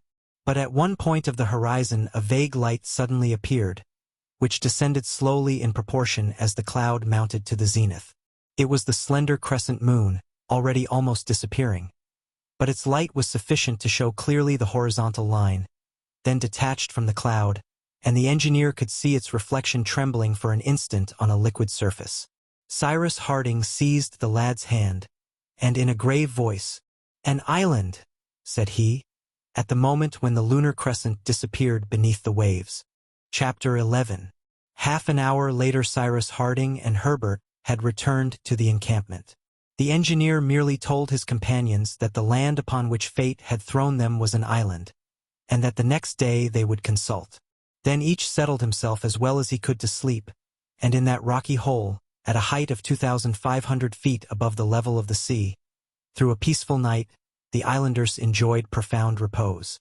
The next day, the 30th of March, after a hasty breakfast, which consisted solely of the roasted tragopan, the engineer wished to climb again to the summit of the volcano, so as more attentively to survey the island upon which he and his companions were imprisoned for life perhaps, should the island be situated at a great distance from any land, or if it was out of the course of vessels which visited the archipelagos of the Pacific Ocean. This time his companions followed him in the new exploration. They also wished to see the island, on the productions of which they must depend for the supply of all their wants. It was about 7 o'clock in the morning when Cyrus Harding, Herbert, Pencroft, Gideon Spilett, and Neb quitted the encampment. No one appeared to be anxious about their situation. They had faith in themselves, doubtless, but it must be observed that the basis of this faith was not the same with Harding as with his companions. The engineer had confidence, because he felt capable of extorting from this wild country everything necessary for the life of himself and his companions. The latter feared nothing, just because Cyrus Harding was with them. Pencroft especially, since the incident of the relight fire, would not have despaired for an instant, even if he was on a bare rock, if the engineer was with him on the rock. "Pshaw," said he. "We left Richmond without permission from the authorities. It will be hard if we don't manage to get away some day or other from a place where certainly no one will detain us." Cyrus Harding followed the same road as the evening before. They went round the cone by the plateau which formed the shoulder, to the mouth of the enormous chasm. The weather was magnificent. The sun rose in a pure sky and flooded with his rays all the eastern side of the mountain. The crater was reached. It was just what the engineer had made it out to be in the dark. That is to say, a vast funnel which extended, widening, to a height of 1,000 feet above the plateau. Below the chasm, large thick streaks of lava wound over the sides of the mountain, and thus marked the course of the eruptive matter to the lower valleys which furrowed the northern part of the island. The interior of the crater, whose inclination did not exceed 35 to 40 degrees, presented no difficulties nor obstacles to the ascent. Traces of very ancient lava were noticed, which probably had overflowed the summit of the cone, before this lateral chasm had opened a new way to it.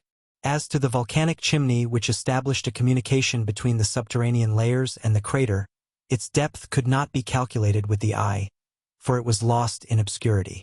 But there was no doubt as to the complete extinction of the volcano. Before 8 o'clock Harding and his companions were assembled at the summit of the crater, on a conical mound which swelled the northern edge. the sea everywhere," they cried, as if their lips could not restrain the words which made islanders of them. The sea, indeed, formed an immense circular sheet of water all around them. Perhaps, on climbing again to the summit of the cone, Cyrus Harding had had a hope of discovering some coast, some island shore, which he had not been able to perceive in the dark the evening before. But nothing appeared on the farthest verge of the horizon, that is to say, over a radius of more than 50 miles. No land in sight, not a sail. Over all this immense space the ocean alone was visible.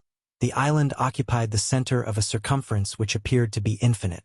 The engineer and his companions, mute and motionless, surveyed for some minutes every point of the ocean, examining it to its most extreme limits.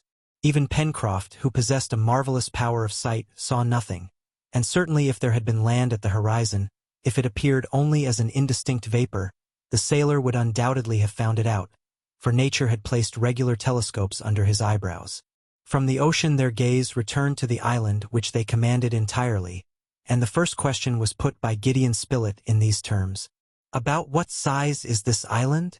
Truly, it did not appear large in the midst of the immense ocean.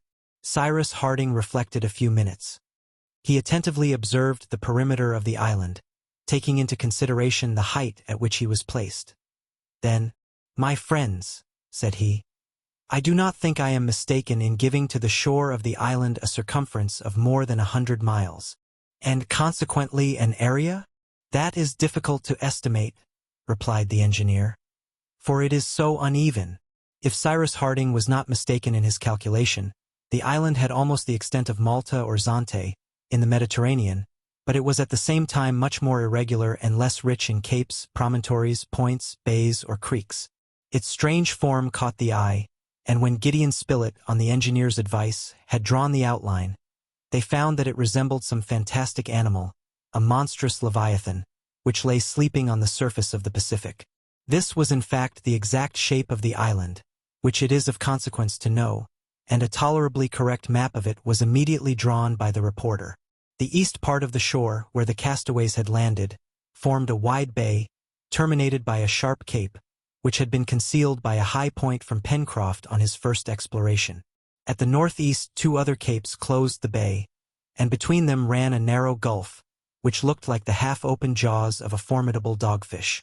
From the northeast to the southwest the coast was rounded, like the flattened cranium of an animal, rising again, forming a sort of protuberance which did not give any particular shape to this part of the island, of which the center was occupied by the volcano. From this point the shore ran pretty regularly north and south, broken at 2/3 of its perimeter by a narrow creek, from which it ended in a long tail, similar to the caudal appendage of a gigantic alligator. This tail formed a regular peninsula, which stretched more than 30 miles into the sea, reckoning from the cape southeast of the island, already mentioned. It curled round, making an open roadstead, which marked out the lower shore of this strangely formed land. At the narrowest part, that is to say between the Chimneys and the creek on the western shore, which corresponded to it in latitude, the island only measured 10 miles. But its greatest length, from the jaws at the northeast to the extremity of the tail of the southwest, was not less than 30 miles. As to the interior of the island, its general aspect was this: very woody throughout the southern part from the mountain to the shore, and arid and sandy in the northern part. Between the volcano and the east coast Cyrus Harding and his companions were surprised to see a lake, bordered with green trees, the existence of which they had not suspected. Seen from this height, the lake appeared to be on the same level as the ocean, but, on reflection, the engineer explained to his companions that the altitude of this little sheet of water must be about 300 feet, because the plateau, which was its basin, was but a prolongation of the coast. "Is it a freshwater lake?" asked Pencroft. "Certainly," replied the engineer, "for it must be fed by the water which flows from the mountain." "I see a little river which runs into it," said Herbert, pointing out a narrow stream, which evidently took its source somewhere in the west. "Yes," said Harding. "And since this stream feeds the lake, most probably on the side near the sea there is an outlet by which the surplus water escapes. We shall see that on our return." This little winding watercourse and the river already mentioned constituted the water system, at least such as it was displayed to the eyes of the explorers. However, it was possible that under the masses of trees which covered 2/3 of the island, forming an immense forest, other rivers ran towards the sea. It might even be inferred that such was the case. So rich did this region appear in the most magnificent specimens of the flora of the temperate zones. There was no indication of running water in the north, though perhaps there might be stagnant water among the marshes in the northeast. But that was all, in addition to the downs, sand, and aridity which contrasted so strongly with the luxuriant vegetation of the rest of the island. The volcano did not occupy the central part. It rose, on the contrary, in the northwestern region, and seemed to mark the boundary of the two zones. At the southwest, at the south, and the southeast, the first part of the spurs were hidden under masses of verdure. At the north, on the contrary, one could follow their ramifications, which died away on the sandy plains. It was on this side that, at the time when the mountain was in a state of eruption, the discharge had worn away a passage, and a large heap of lava had spread to the narrow jaw which formed the northeastern gulf. Cyrus Harding and his companions remained an hour at the top of the mountain. The island was displayed under their eyes, like a plan in relief with different tints: green for the forests, yellow for the sand, blue for the water. They viewed it in its tout ensemble. Nothing remained concealed but the ground hidden by verdure, the hollows of the valleys, and the interior of the volcanic chasms. One important question remained to be solved, and the answer would have a great effect upon the future of the castaways. Was the island inhabited? It was the reporter who put this question, to which, after the close examination they had just made, the answer seemed to be in the negative. Nowhere could the work of a human hand be perceived. Not a group of huts, not a solitary cabin, not a fishery on the shore. No smoke curling in the air betrayed the presence of man. It is true, a distance of nearly 30 miles separated the observers from the extreme points, that is, of the tail which extended to the southwest, and it would have been difficult, even to Pencroft's eyes, to discover a habitation there. Neither could the curtain of verdure, which covered 3/4 of the island, be raised to see if it did not shelter some straggling village. But in general the islanders live on the shores of the narrow spaces which emerge above the waters of the Pacific, and this shore appeared to be an absolute desert. Until a more complete exploration, it might be admitted that the island was uninhabited. But was it frequented, at least occasionally, by the natives of neighboring islands? It was difficult to reply to this question. No land appeared within a radius of 50 miles. but 50 miles could be easily crossed, either by Malay praus or by the large Polynesian canoes. Everything depended on the position of the island, of its isolation in the Pacific, or of its proximity to archipelagos. Would Cyrus Harding be able to find out their latitude and longitude without instruments? It would be difficult. Since he was in doubt, it was best to take precautions against a possible descent of neighboring natives. The exploration of the island was finished, its shape determined, its features made out, its extent calculated, the water and mountain systems ascertained. The disposition of the forests and plains had been marked in a general way on the reporter's plan. They had now only to descend the mountain slopes again and explore the soil in the triple point of view of its mineral, vegetable, and animal resources. But before giving his companions the signal for departure, Cyrus Harding said to them in a calm, grave voice, "Here, my friends, is the small corner of land upon which the hand of the Almighty has thrown us. We are going to live here a long time, perhaps. Perhaps, too, unexpected help will arrive if some ship passes by chance. I say by chance because this is an unimportant island. There is not even a port in which ships could anchor, and it is to be feared that it is situated out of the route usually followed, that is to say, too much to the south for the ships which frequent the archipelagos of the Pacific, and too much to the north for those which go to Australia by doubling Cape Horn. I wish to hide nothing of our position from you." "And you are right, my dear Cyrus," replied the reporter with animation. "You have to deal with men. They have confidence in you, and you can depend upon them. Is it not so, my friends?" "I will obey you in everything, Captain," said Herbert, seizing the engineer's hand. "My master always, and everywhere," cried Neb. "As for me," said the sailor, "if I ever grumble at work, my name's not Jack Pencroft, and if you like, Captain, we will make a little America of this island. We will build towns, we will establish railways, start telegraphs, and one fine day, when it is quite changed, quite put in order and quite civilized, we will go and offer it to the government of the Union. Only, I ask one thing." "What is that?" said the reporter. "It is, that we do not consider ourselves castaways, but colonists, who have come here to settle." Harding could not help smiling, and the sailor's idea was adopted. He then thanked his companions, and added that he would rely on their energy and on the aid of heaven. "Well, now let us set off to the Chimneys," cried Pencroft. "1 minute, my friends," said the engineer. "It seems to me it would be a good thing to give a name to this island, as well as to the capes, promontories, and watercourses which we can see." "Very good," said the reporter. "In the future, that will simplify the instructions which we shall have to give and follow." "Indeed," said the sailor. "Already it is something to be able to say where one is going, and where one has come from. At least it looks like somewhere." "The Chimneys, for example," said Herbert. "Exactly," replied Pencroft. "That name was the most convenient, and it came to me quite of myself. Shall we keep the name of the Chimneys for our first encampment, Captain?" "Yes, Pencroft, since you have so christened it." "Good. As for the others, that will be easy," returned the sailor, who was in high spirits. "Let us give them names, as the Robinsons did, whose story Herbert has often read to me. Providence Bay, Whale Point, Cape Disappointment. Or, rather, the names of Captain Harding," said Herbert. "Of Mr. Spilett, of Neb." "My name!"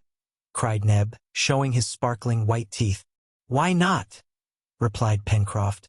"Port Neb, that would do very well. And Cape Gideon." "I should prefer borrowing names from our country," said the reporter, "which would remind us of America." "Yes, for the principal ones," then said Cyrus Harding. "For those of the bays and seas, I admit it willingly. We might give to that vast bay on the east the name of Union Bay, for example, to that large hollow on the south, Washington Bay, to the mountain upon which we are standing, that of Mount Franklin, to that lake which is extended under our eyes, that of Lake Grant. Nothing could be better, my friends. These names will recall our country, and those of the great citizens who have honored it. But for the rivers, gulfs, capes, and promontories, which we perceive from the top of this mountain, rather let us choose names which will recall their particular shape. They will impress themselves better on our memory, and at the same time will be more practical. The shape of the island is so strange that we shall not be troubled to imagine what it resembles. As to the streams which we do not know as yet, in different parts of the forest which we shall explore later, the creeks which afterwards will be discovered, we can christen them as we find them. What do you think, my friends? The engineer's proposal was unanimously agreed to by his companions. The island was spread out under their eyes like a map, and they had only to give names to all its angles and points. Gideon Spilett would write them down, and the geographical nomenclature of the island would be definitely adopted. First, they named the two bays and the mountain Union Bay, Washington Bay, and Mount Franklin, as the engineer had suggested. Now, said the reporter, to this peninsula at the southwest of the island, I propose to give the name of Serpentine Peninsula, and that of Reptile End to the bent tail which terminates it, for it is just like a reptile's tail. Adopted, said the engineer. Now, said Herbert, pointing to the other extremity of the island, let us call this gulf which is so singularly like a pair of open jaws, Shark Gulf. Capital, cried Pencroft, and we can complete the resemblance by naming the two parts of the jaws Mandible Cape. But there are two capes, observed the reporter. Well, replied Pencroft, we can have North Mandible Cape and South Mandible Cape. They are inscribed, said Spilett. There is only the point at the southeastern extremity of the island to be named, said Pencroft. That is the extremity of Union Bay? Asked Herbert. Claw Cape, cried Neb directly, who also wished to be godfather to some part of his domain. In truth, Neb had found an excellent name, for this cape was very like the powerful claw of the fantastic animal which this singularly shaped island represented. Pencroft was delighted at the turn things had taken, and their imagination soon gave to the river which furnished the settlers with drinking water and near which the balloon had thrown them, the name of the Mercy, in true gratitude to Providence. To the islet upon which the castaways had first landed, the name of Safety Island. To the plateau which crowned the high granite precipice above the Chimneys, and from whence the gaze could embrace the whole of the vast bay, the name of Prospect Heights. Lastly, all the masses of impenetrable wood which covered the Serpentine Peninsula were named the forests of the far west. The nomenclature of the visible and known parts of the island was thus finished, and later, they would complete it as they made fresh discoveries. As to the points of the compass, the engineer had roughly fixed them by the height and position of the sun, which placed Union Bay and Prospect Heights to the east. But the next day, by taking the exact hour of the rising and setting of the sun, and by marking its position between this rising and setting, he reckoned to fix the north of the island exactly, for, in consequence of its situation in the southern hemisphere, the sun, at the precise moment of its culmination, passed in the north and not in the south, as, in its apparent movement, it seems to do, to those places situated in the northern hemisphere. Everything was finished, and the settlers had only to descend Mount Franklin to return to the Chimneys, when Pencroft cried out, "Well, we are preciously stupid." "Why?" asked Gideon Spilett, who had closed his notebook and risen to depart. "Why, our island. We have forgotten to christen it." Herbert was going to propose to give it the engineer's name, and all his companions would have applauded him, when Cyrus Harding said simply, "Let us give it the name of a great citizen, my friend, of him who now struggles to defend the unity of the American Republic. Let us call it Lincoln Island." The engineer's proposal was replied to by 3 hurrahs, and that evening, before sleeping, the new colonists talked of their absent country. They spoke of the terrible war which stained it with blood. They could not doubt that the South would soon be subdued, and that the cause of the North, the cause of justice, would triumph, thanks to Grant, thanks to Lincoln.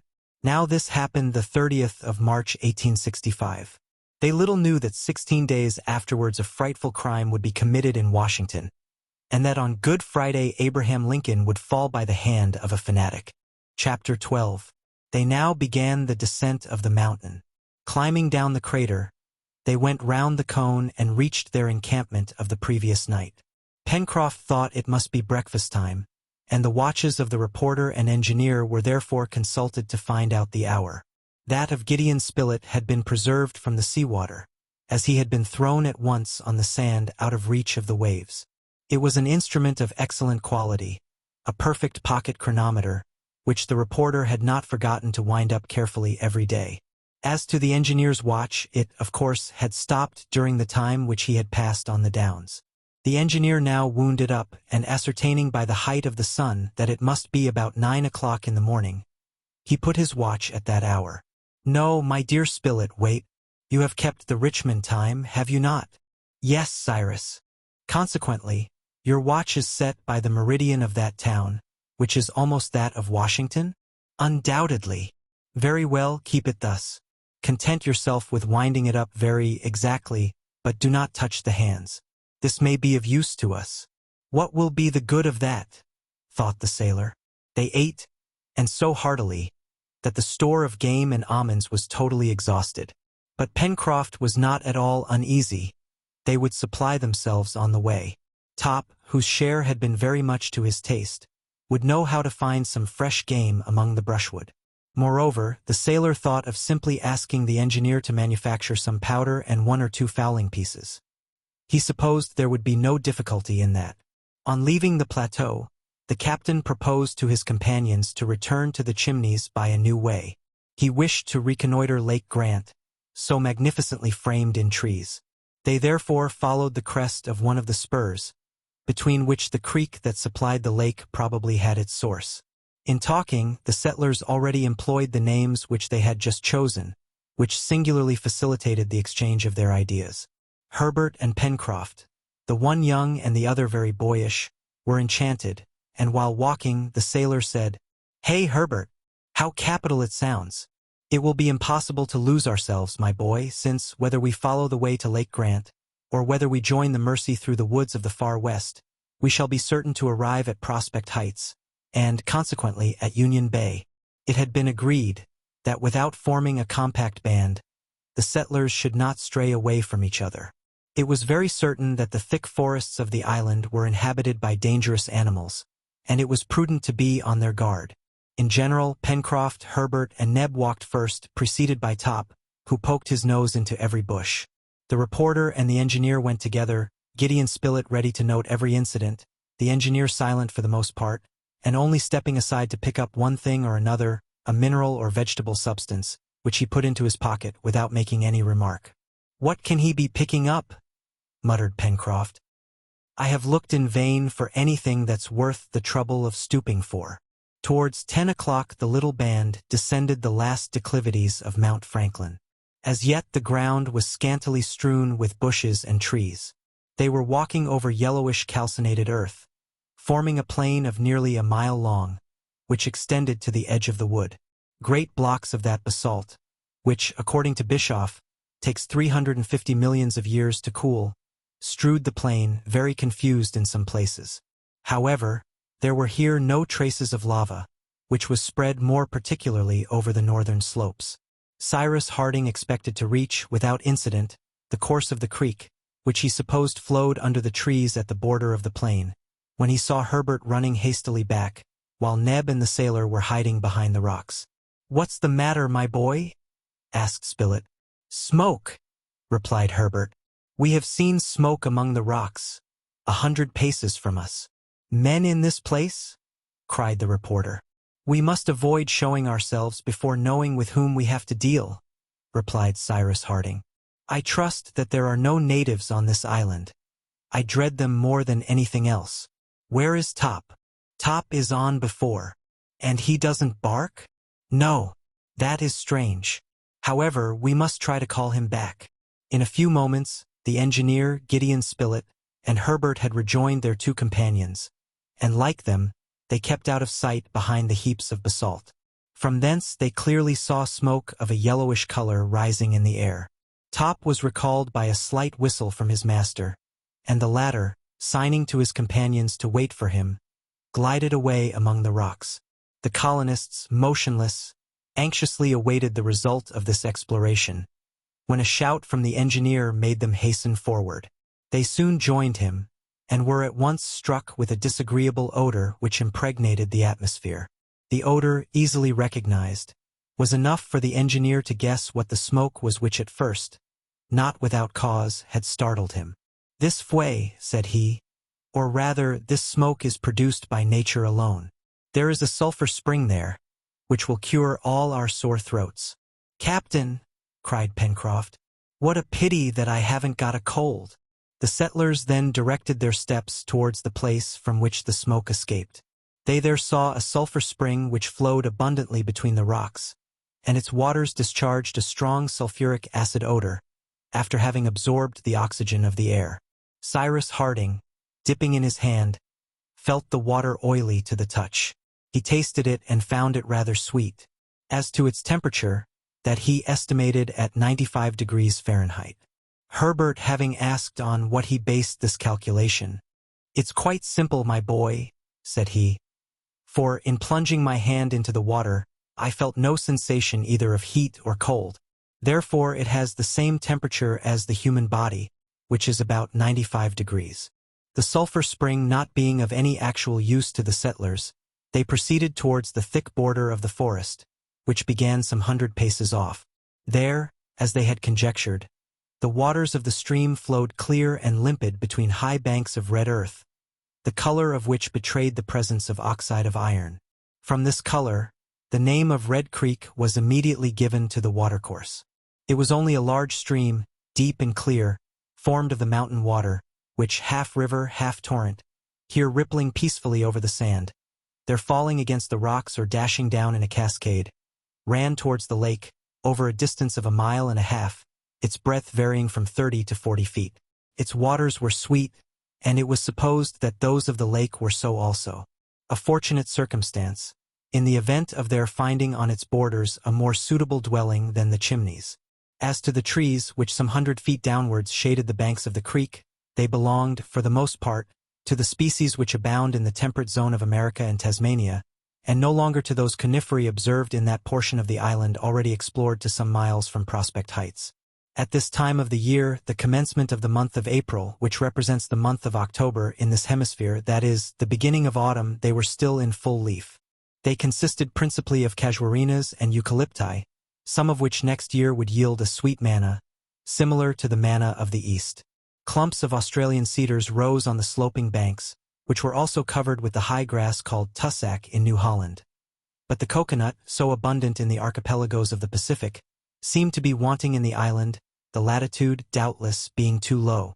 "What a pity," said Herbert. "Such a useful tree, and which has such beautiful nuts." As to the birds, they swarmed among the scanty branches of the eucalypti and casuarinas, which did not hinder the display of their wings.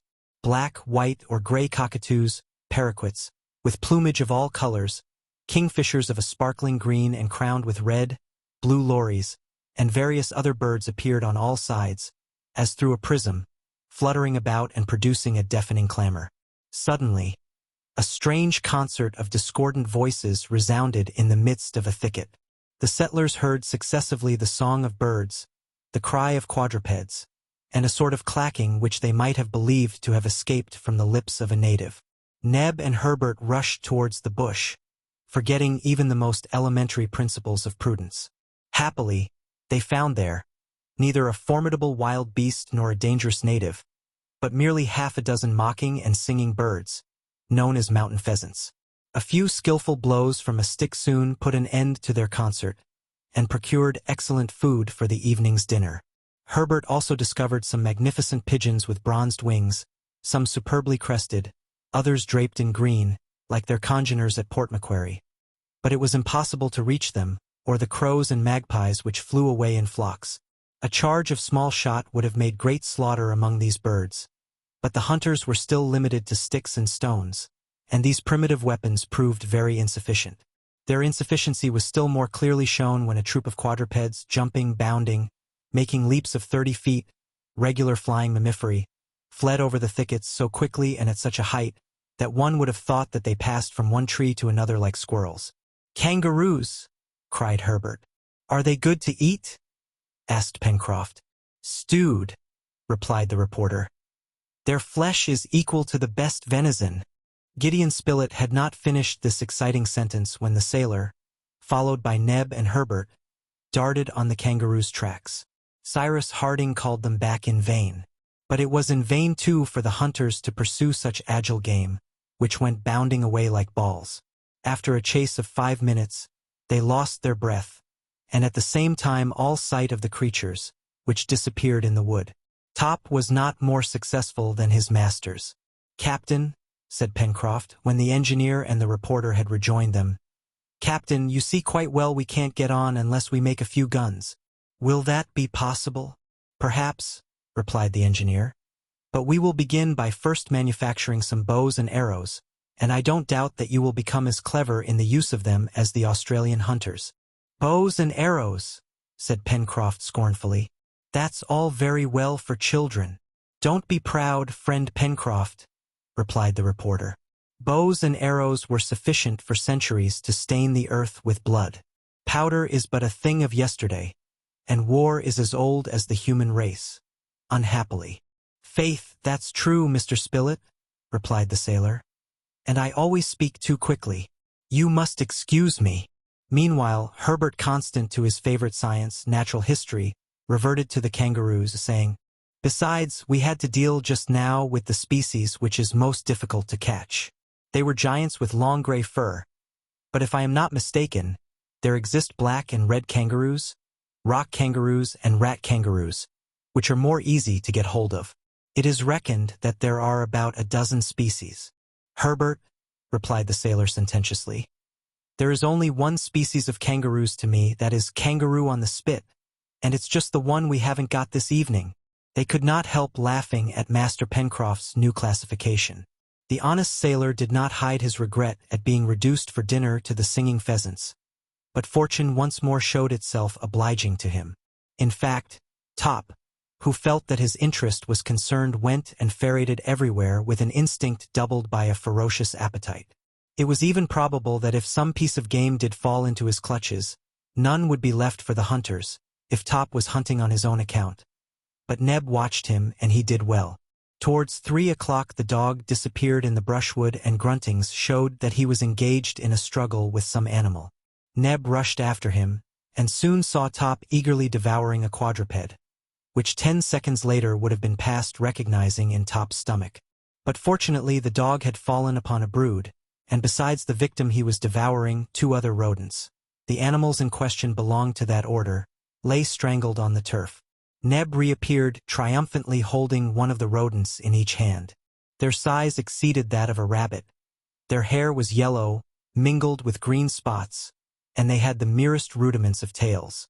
The citizens of the Union were at no loss for the right name of these rodents. They were maras, a sort of agouti, a little larger than their congeners of tropical countries, regular American rabbits, with long ears, jaws armed on each side with 5 molars, which distinguished the agouti.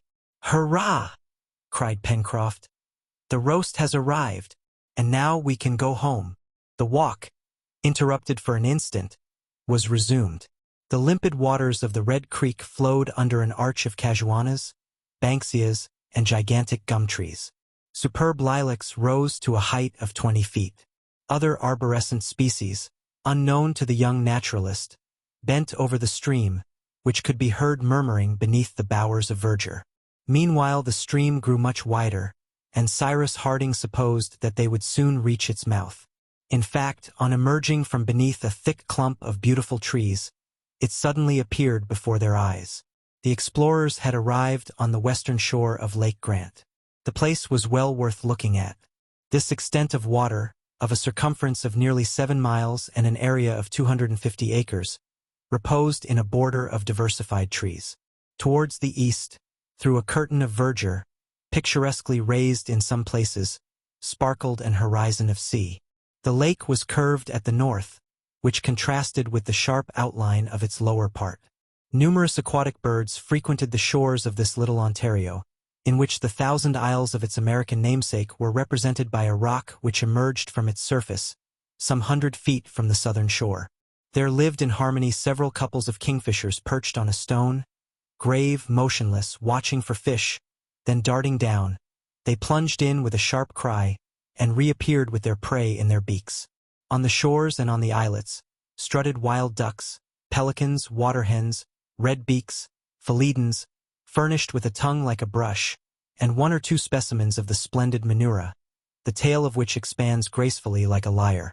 As to the water of the lake, it was sweet, limpid, rather dark, and from certain bubblings, and the concentric circles which crossed each other on the surface, it could not be doubted that it abounded in fish. "This lake is really beautiful," said Gideon Spilett. "We could live on its borders." "We will live there," replied Harding. The settlers, wishing to return to the Chimneys by the shortest way, descended towards the angle formed on the south by the junction of the lake's bank. It was not without difficulty that they broke a path through the thickets and brushwood which had never been put aside by the hand of men, and they thus went towards the shore, so as to arrive at the north of Prospect Heights. 2 miles were cleared in this direction, and then, after they had passed the last curtain of trees, appeared the plateau, carpeted with thick turf, and beyond that the infinite sea. To return to the Chimneys, it was enough to cross the plateau obliquely for the space of a mile, and then to descend to the elbow formed by the first detour of the Mercy. But the engineer desired to know how and where the overplus of the water from the lake escaped, and the exploration was prolonged under the trees for 1.5 miles towards the north. It was most probable that an overfall existed somewhere, and doubtless through a cleft in the granite. This lake was only, in short, an immense center basin, which was filled by degrees by the creek, and its waters must necessarily pass to the sea by some fall. If it was so, the engineer thought that it might perhaps be possible to utilize this fall and borrow its power, actually lost without profit to anyone. They continued then to follow the shores of Lake Grant by climbing the plateau. But after having gone 1 mile in this direction, Cyrus Harding had not been able to discover the overfall, which, however, must exist somewhere. It was then 4:30. In order to prepare for dinner, it was necessary that the settlers should return to their dwelling. The little band retraced their steps, therefore, and by the left bank of the Mercy, Cyrus Harding and his companions arrived at the Chimneys. The fire was lighted, and Neb and Pencroft, on whom the functions of cooks naturally devolved, to the one in his quality of Negro, to the other in that of sailor, quickly prepared some broiled agouti, to which they did great justice. The repast at length terminated. At the moment when each one was about to give himself up to sleep, Cyrus Harding drew from his pocket little specimens of different sorts of minerals, and just said, "My friends, this is iron mineral, this a pyrite, this is clay, this is lime, and this is coal. Nature gives us these things. It is our business to make a right use of them. Tomorrow we will commence operations." Chapter 13. "Well, Captain, where are we going to begin?" asked Pencroft next morning of the engineer.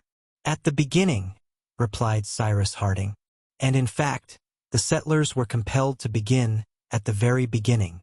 They did not possess even the tools necessary for making tools, and they were not even in the condition of nature, who, having time, husbands her strength.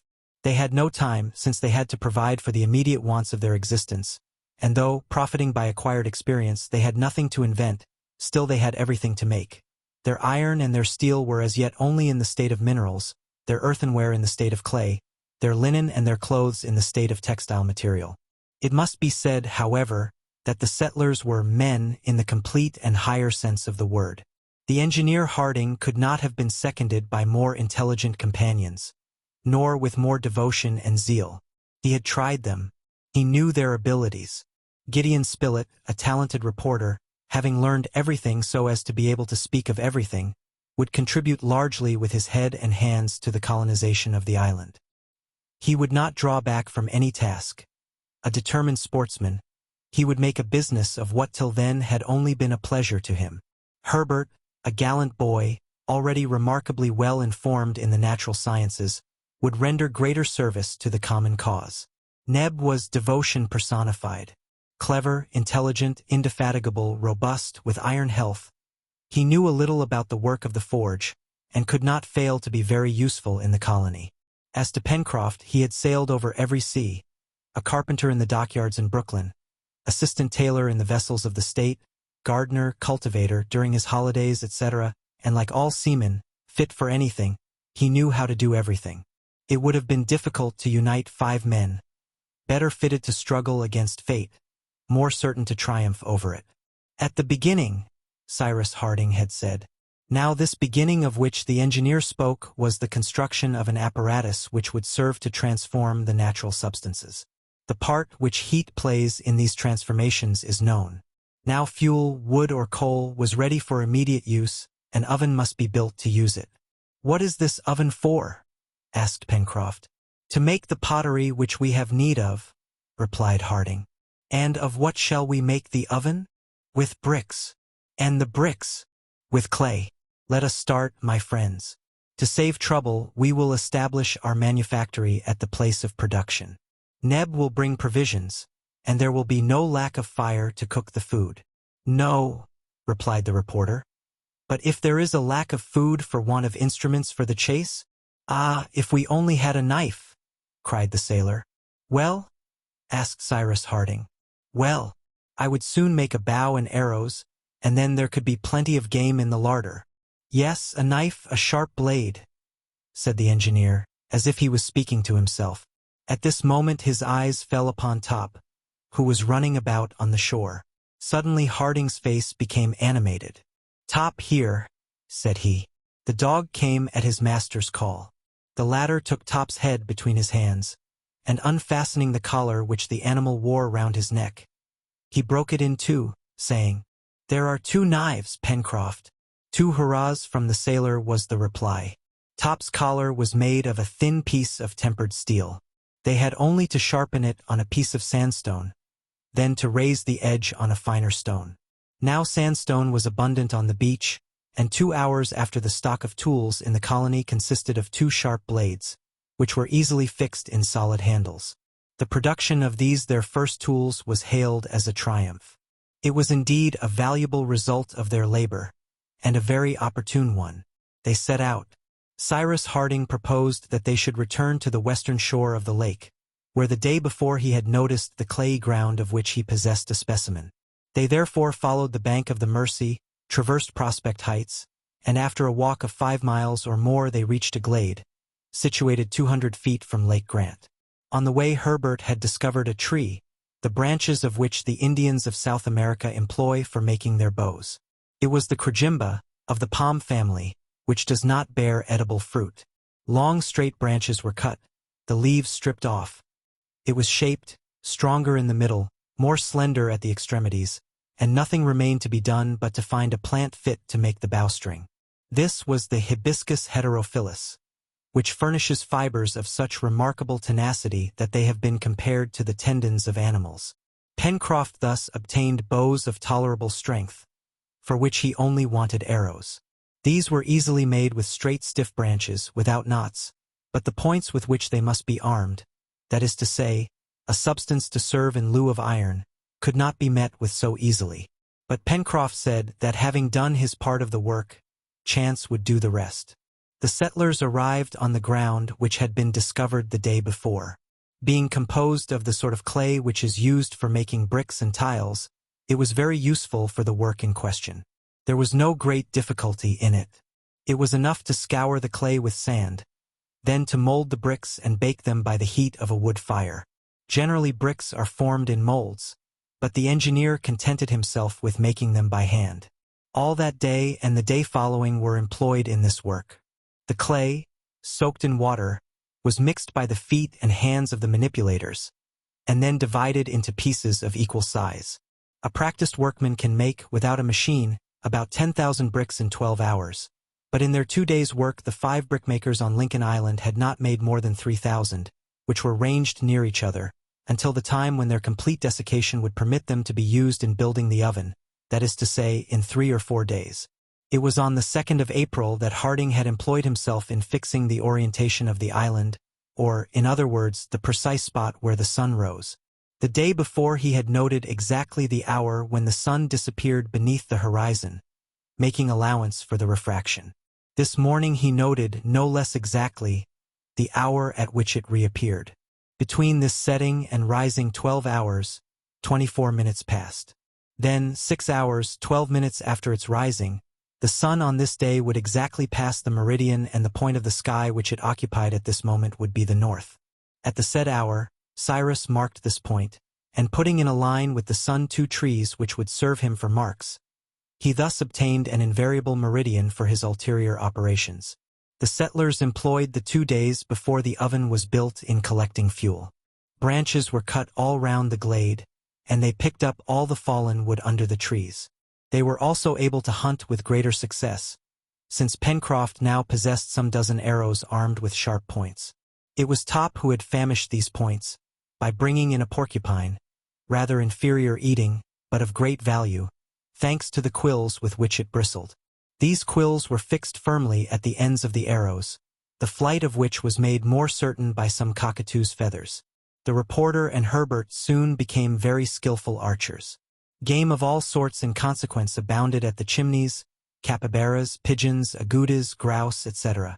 The greater part of these animals were killed in the part of the forest on the left bank of the Mersey, to which they gave the name of Jacamar Wood, in remembrance of the bird which Pencroft and Herbert had pursued when on their first exploration.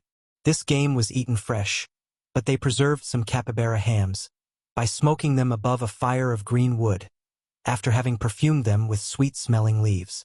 However, this food, although very strengthening, was always roast upon roast, and the party would have been delighted to hear some soup bubbling on the hearth, but they must wait till a pot could be made, and, consequently, till the oven was built. During these excursions, which were not extended far from the brickfield, the hunters could discern the recent passage of animals of a large size, armed with powerful claws, but they could not recognize the species. Cyrus Harding advised them to be very careful, as the forest probably enclosed many dangerous beasts. And he did right. Indeed, Gideon Spilett and Herbert one day saw an animal which resembled a jaguar. Happily the creature did not attack them, or they might not have escaped without a severe wound. As soon as he could get a regular weapon, that is to say, one of the guns which Pencroft begged for, Gideon Spilett resolved to make desperate war against the ferocious beasts, and exterminate them from the island. The chimneys during these few days was not made more comfortable, for the engineer hoped to discover, or build if necessary, a more convenient dwelling. They contented themselves with spreading moss and dry leaves on the sand of the passages, and on these primitive couches the tired workers slept soundly.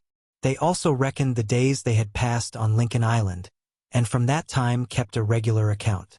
The 5th of April, which was Wednesday, was 12 days from the time when the wind threw the castaways on this shore. On the 6th of April, at daybreak, the engineer and his companions were collected in the glade, at the place where they were going to perform the operation of baking the bricks. Naturally this had to be in the open air, and not in a kiln, or rather, the agglomeration of bricks made an enormous kiln which would bake itself. The fuel, made of well-prepared faggots, was laid on the ground and surrounded with several rows of dried bricks, which soon formed an enormous cube, to the exterior of which they contrived air-holes. The work lasted all day, and it was not till the evening that they set fire to the faggots. No one slept that night, all watching carefully to keep up the fire. The operation lasted 48 hours, and succeeded perfectly. It then became necessary to leave the smoking mass to cool, and during this time Neb and Pencroft, guided by Cyrus Harding, brought, on a hurdle made of interlaced branches, loads of carbonate of lime and common stones, which were very abundant to the north of the lake. These stones, when decomposed by heat, made a very strong quicklime, greatly increased by slacking, at least as pure as if it had been produced by the calcination of chalk or marble. Mixed with sand, the lime made excellent mortar. The result of these different works was that, on the 9th of April, the engineer had at his disposal a quantity of prepared lime and some thousands of bricks. Without losing an instant, therefore, they began the construction of a kiln to bake the pottery, which was indispensable for their domestic use. They succeeded without much difficulty. 5 days after, the kiln was supplied with coal, which the engineer had discovered lying open to the sky towards the mouth of the Red Creek, and the first smoke escaped from a chimney 20 feet high. The glade was transformed into a manufactory, and Pencroft was not far wrong in believing that from this kiln would issue all the products of modern industry. In the meantime, what the settlers first manufactured was a common pottery in which to cook their food. The chief material was clay, to which Harding added a little lime and quartz. This paste made regular pipe clay, with which they manufactured bowls, cups molded on stones of a proper size, great jars and pots to hold water, etc. The shape of these objects was clumsy and defective, but after they had been baked in a high temperature, the kitchen of the chimneys was provided with a number of utensils, as precious to the settlers as the most beautifully enameled china. We must mention here that Pencroft, desirous to know if the clay thus prepared was worthy of its name of pipe clay, made some large pipes, which he thought charming, but for which, alas, he had no tobacco, and that was a great privation to Pencroft. But tobacco will come, like everything else, he repeated, in a burst of absolute confidence. This work lasted till the 15th of April, and the time was well employed. The settlers, having become potters, made nothing but pottery.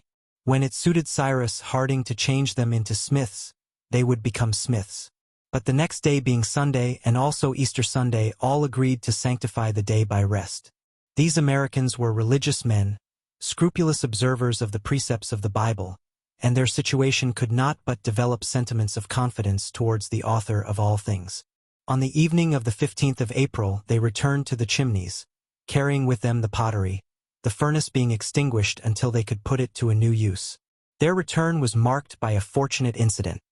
The engineer discovered a substance which replaced tinder. It is known that a spongy, velvety flesh is procured from a certain mushroom of the genus Polyporus. Properly prepared, it is extremely inflammable, especially when it has been previously saturated with gunpowder or boiled in a solution of nitrate or chlorate of potash. But, till then, they had not found any of these polypores or even any of the morels which could replace them. On this day, the engineer, seeing a plant belonging to the wormwood genus, the principal species of which are absinthe, bomb mint, tarragon, etc., gathered several tufts, and presenting them to the sailor, said, "Here, Pencroft, this will please you." Pencroft looked attentively at the plant, covered with long silky hair, the leaves being clothed with soft down. "What's that, Captain?" asked Pencroft. "Is it tobacco?" "No," replied Harding. "It is wormwood, Chinese wormwood to the learned, but to us it will be tinder." When the wormwood was properly dried it provided them with a very inflammable substance, especially afterwards when the engineer had impregnated it with nitrate of potash, of which the island possessed several beds, and which is in truth saltpeter. The colonists had a good supper that evening. Neb prepared some agouti soup, a smoked capybara ham, to which was added the boiled tubercules of the Caladium macrorhizum, an herbaceous plant of the arum family. They had an excellent taste and were very nutritious, being something similar to the substance which is sold in England under the name of Portland sago. They were also a good substitute for bread, which the settlers in Lincoln Island did not yet possess. When supper was finished, before sleeping, Harding and his companions went to take the air on the beach. It was 8 o'clock in the evening. The night was magnificent. The moon, which had been full 5 days before, had not yet risen, but the horizon was already silvered by those soft, pale shades which might be called the dawn of the moon. At the southern zenith glittered the circumpolar constellations, and above all the Southern Cross, which some days before the engineer had greeted on the summit of Mount Franklin. Cyrus Harding gazed for some time at this splendid constellation, which has at its summit and at its base 2 stars of the first magnitude, at its left arm a star of the second, and at its right arm a star of the third magnitude. Then, after some minutes' thought, "Herbert," he asked of the lad, "is not this the 15th of April?" "Yes, Captain," replied Herbert. "Well, if I am not mistaken, tomorrow will be one of the 4 days in the year in which the real time is identical with average time. That is to say, my boy, that tomorrow, to within some seconds, the sun will pass the meridian just at midday by the clocks. If the weather is fine, I think that I shall obtain the longitude of the island with an approximation of some degrees." "Without instruments, without sextant?" asked Gideon Spilett. "Yes," replied the engineer. "Also, since the night is clear, I will try, this very evening, to obtain our latitude by calculating the height of the Southern Cross, that is, from the southern pole above the horizon. You understand, my friends, that before undertaking the work of installation in earnest, it is not enough to have found out that this land is an island. We must, as nearly as possible, know at what distance it is situated, either from the American continent or Australia, or from the principal archipelagos of the Pacific.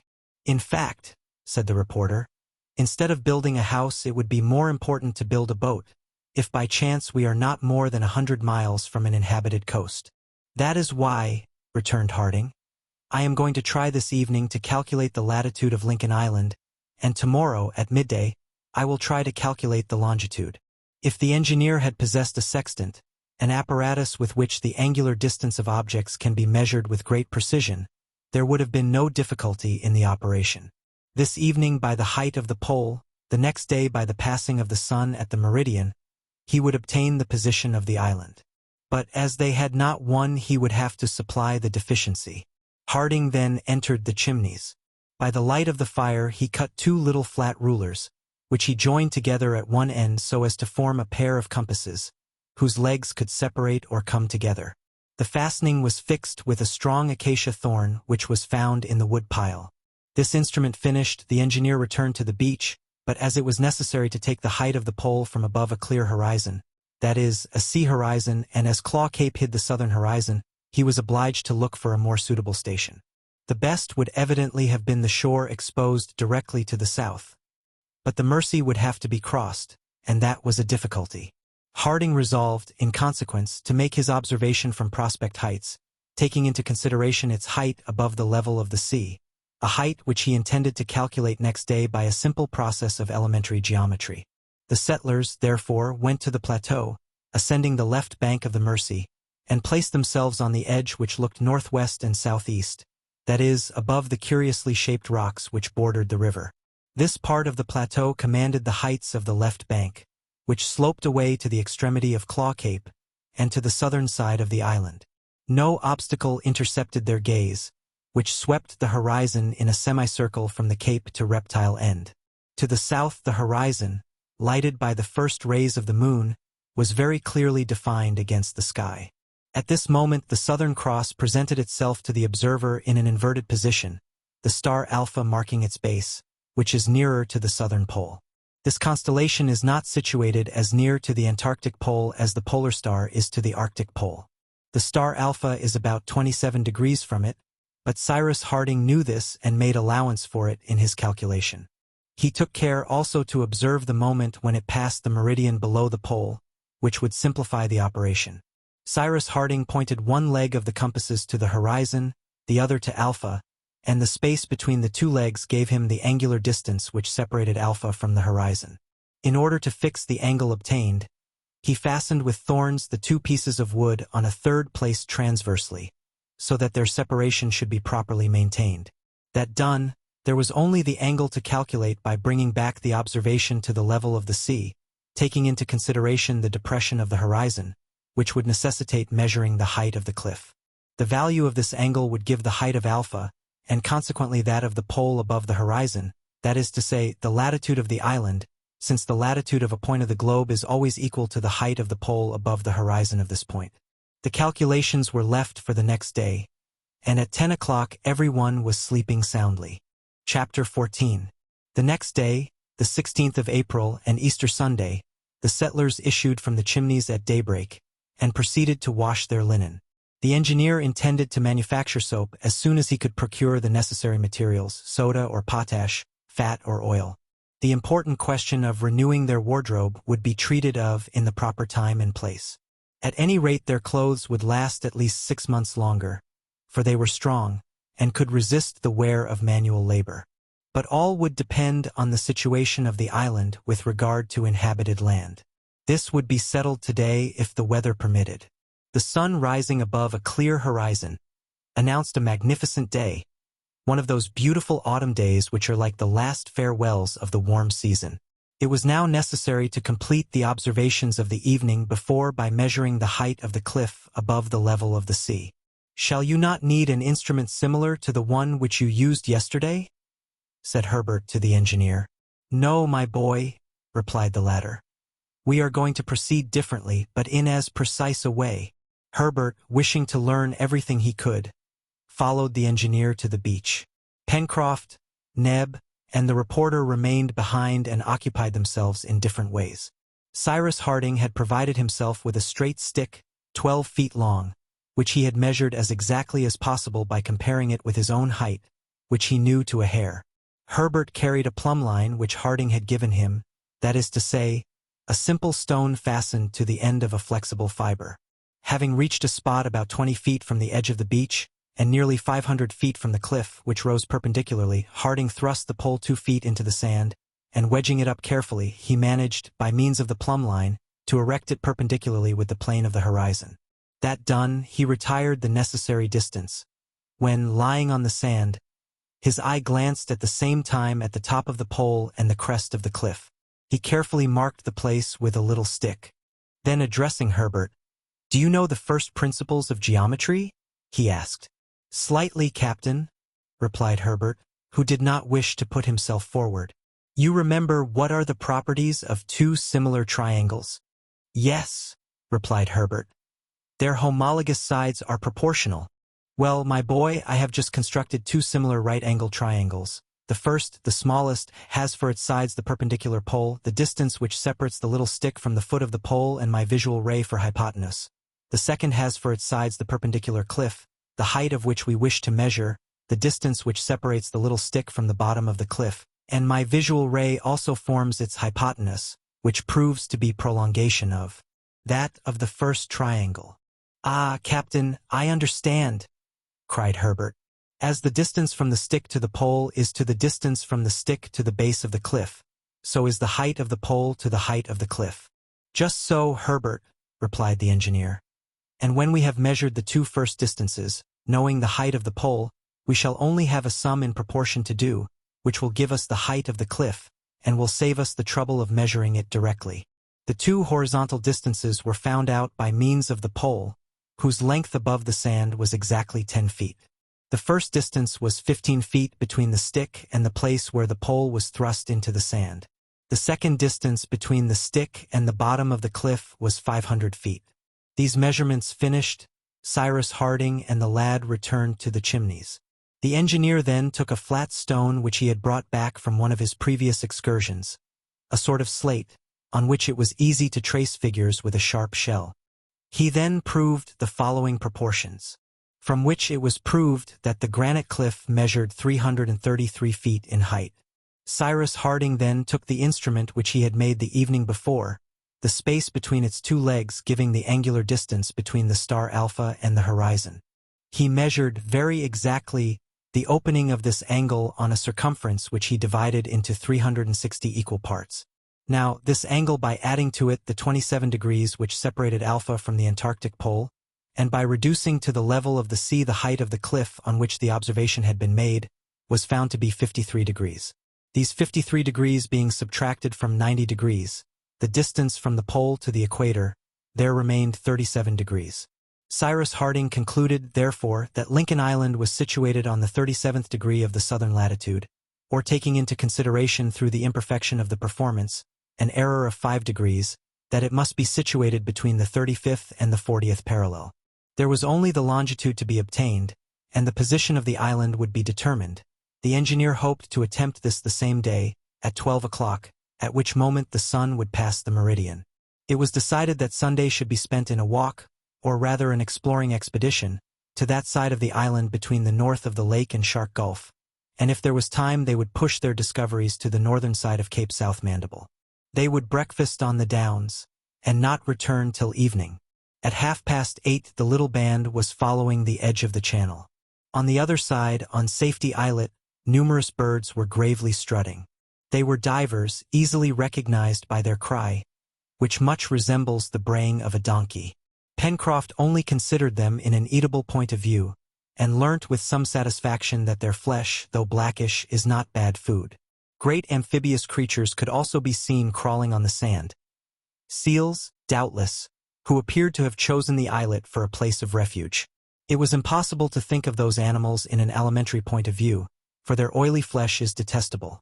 However, Cyrus Harding observed them attentively, and without making known his idea, he announced to his companions that very soon they would pay a visit to the islet. The beach was strewn with innumerable shells, some of which would have rejoiced the heart of a conchologist. There were, among others, the Phasianella, the Terebratule, etc. But what would be of more use was the discovery, by Neb at low tide, of a large oyster bed among the rocks, nearly 5 miles from the Chimneys. "Neb will not have lost his day," cried Pencroft, looking at the spacious oyster bed. "It is really a fortunate discovery," said the reporter, "and as it is said that each oyster produces yearly from 50 to 60,000 eggs, we shall have an inexhaustible supply there." "Only I believe that the oyster is not very nourishing," said Herbert. "No," replied Harding. "The oyster contains very little nitrogen, and if a man lived exclusively on them, he would have to eat not less than 15 to 16 dozen a day. Capital, replied Pencroft. We might swallow dozens and dozens without exhausting the bed. Shall we take some for breakfast? And without waiting for a reply to this proposal, knowing that it would be approved of, the sailor and Neb detached a quantity of the mollusks. They put them in a sort of net of hibiscus fiber, which Neb had manufactured, and which already contained food. They then continued to climb the coast between the downs and the sea. From time to time Harding consulted his watch, so as to be prepared in time for the solar observation, which had to be made exactly at midday. All that part of the island was very barren as far as the point which closed Union Bay, and which had received the name of Cape South Mandible. Nothing could be seen there but sand and shells, mingled with debris of lava. A few seabirds frequented this desolate coast, gulls, great albatrosses, as well as wild duck, for which Pencroft had a great fancy. He tried to knock some over with an arrow, but without result, for they seldom perched and he could not hit them on the wing. This led the sailor to repeat to the engineer, "You see, Captain, so long as we have not one or two fowling pieces, we shall never get anything." "Doubtless, Pencroft," replied the reporter. "But it depends on you. Procure us some iron for the barrels, steel for the hammers, saltpeter, coal and sulfur for powder, mercury and nitric acid for the fulminate, and lead for the shot, and the captain will make us first-rate guns." "Oh," replied the engineer, "we might, no doubt, find all these substances on the island, but a gun is a delicate instrument and needs very particular tools. However, we shall see later." "Why," cried Pencroft, "were we obliged to throw overboard all the weapons we had with us in the car, all our implements, even our pocket-knives? But if we had not thrown them away, Pencroft, the balloon would have thrown us to the bottom of the sea," said Herbert. "What you say is true, my boy," replied the sailor. Then passing to another idea, "Think," said he, "how astounded Jonathan Forster and his companions must have been when, next morning, they found the place empty and the machine flown away." "I am utterly indifferent about knowing what they may have thought," said the reporter. "It was all my idea that," said Pencroft with a satisfied air. "A splendid idea, Pencroft," replied Gideon Spilett, laughing, "and which has placed us where we are." "I would rather be here than in the hands of the Southerners," cried the sailor, "especially since the captain has been kind enough to come and join us again." "So would I, truly," replied the reporter. "Besides, what do we want? Nothing." "If that is not everything," replied Pencroft, laughing and shrugging his shoulders. "But some day or other we shall find means of going away." "Sooner, perhaps, than you imagine, my friends," remarked the engineer. "If Lincoln Island is but a medium distance from an inhabited island, or from a continent, we shall know in an hour. I have not a map of the Pacific, but my memory has preserved a very clear recollection of its southern part. The latitude which I obtained yesterday placed New Zealand to the west of Lincoln Island, and the coast of Chile to the east. But between these two countries, there is a distance of at least 6,000 miles. It has, therefore, to be determined what point in this great space the island occupies, and this the longitude will give us presently, with a sufficient approximation, I hope. Is not the archipelago of the Bermudas the nearest point to us in latitude?" asked Herbert. "Yes," replied the engineer, "but the distance which separates us from it is more than 1,200 miles." "And that way?" asked Neb, who followed the conversation with extreme interest, pointing to the south. "That way, nothing," replied Pencroft. "Nothing indeed," added the engineer. "Well, Cyrus," asked the reporter, "if Lincoln Island is not more than 2,000 or 3,000 miles from New Zealand or Chile?" "Well," replied the engineer, "instead of building a house we will build a boat, and Master Pencroft shall be put in command." "Well then," cried the sailor, "I am quite ready to be captain, as soon as you can make a craft that's able to keep at sea." "We shall do it, if it is necessary," replied Cyrus Harding. But while these men, who really hesitated at nothing, were talking, the hour approached at which the observation was to be made. What Cyrus Harding was to do to ascertain the passage of the sun at the meridian of the island, without an instrument of any sort, Herbert could not guess. The observers were then about 6 miles from the Chimneys, not far from that part of the Downs in which the engineer had been found after his enigmatical preservation. They halted at this place and prepared for breakfast, for it was 11:30.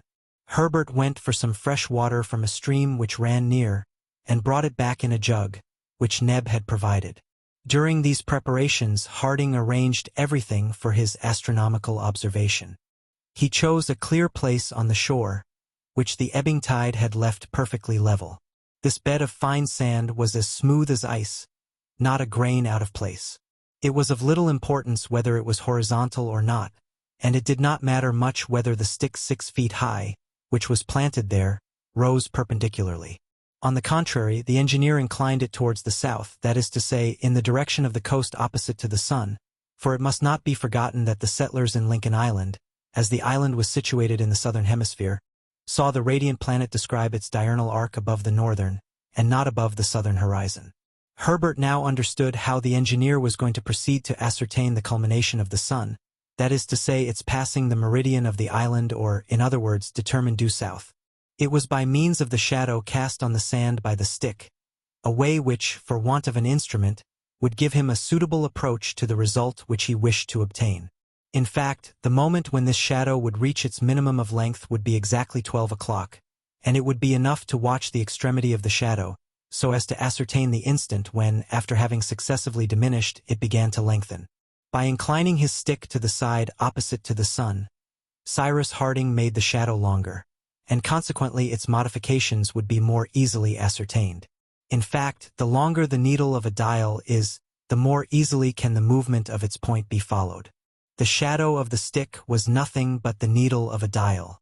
The moment had come, and Cyrus Harding knelt on the sand, and with little wooden pegs, which he stuck into the sand, he began to mark the successive diminutions of the stick's shadow.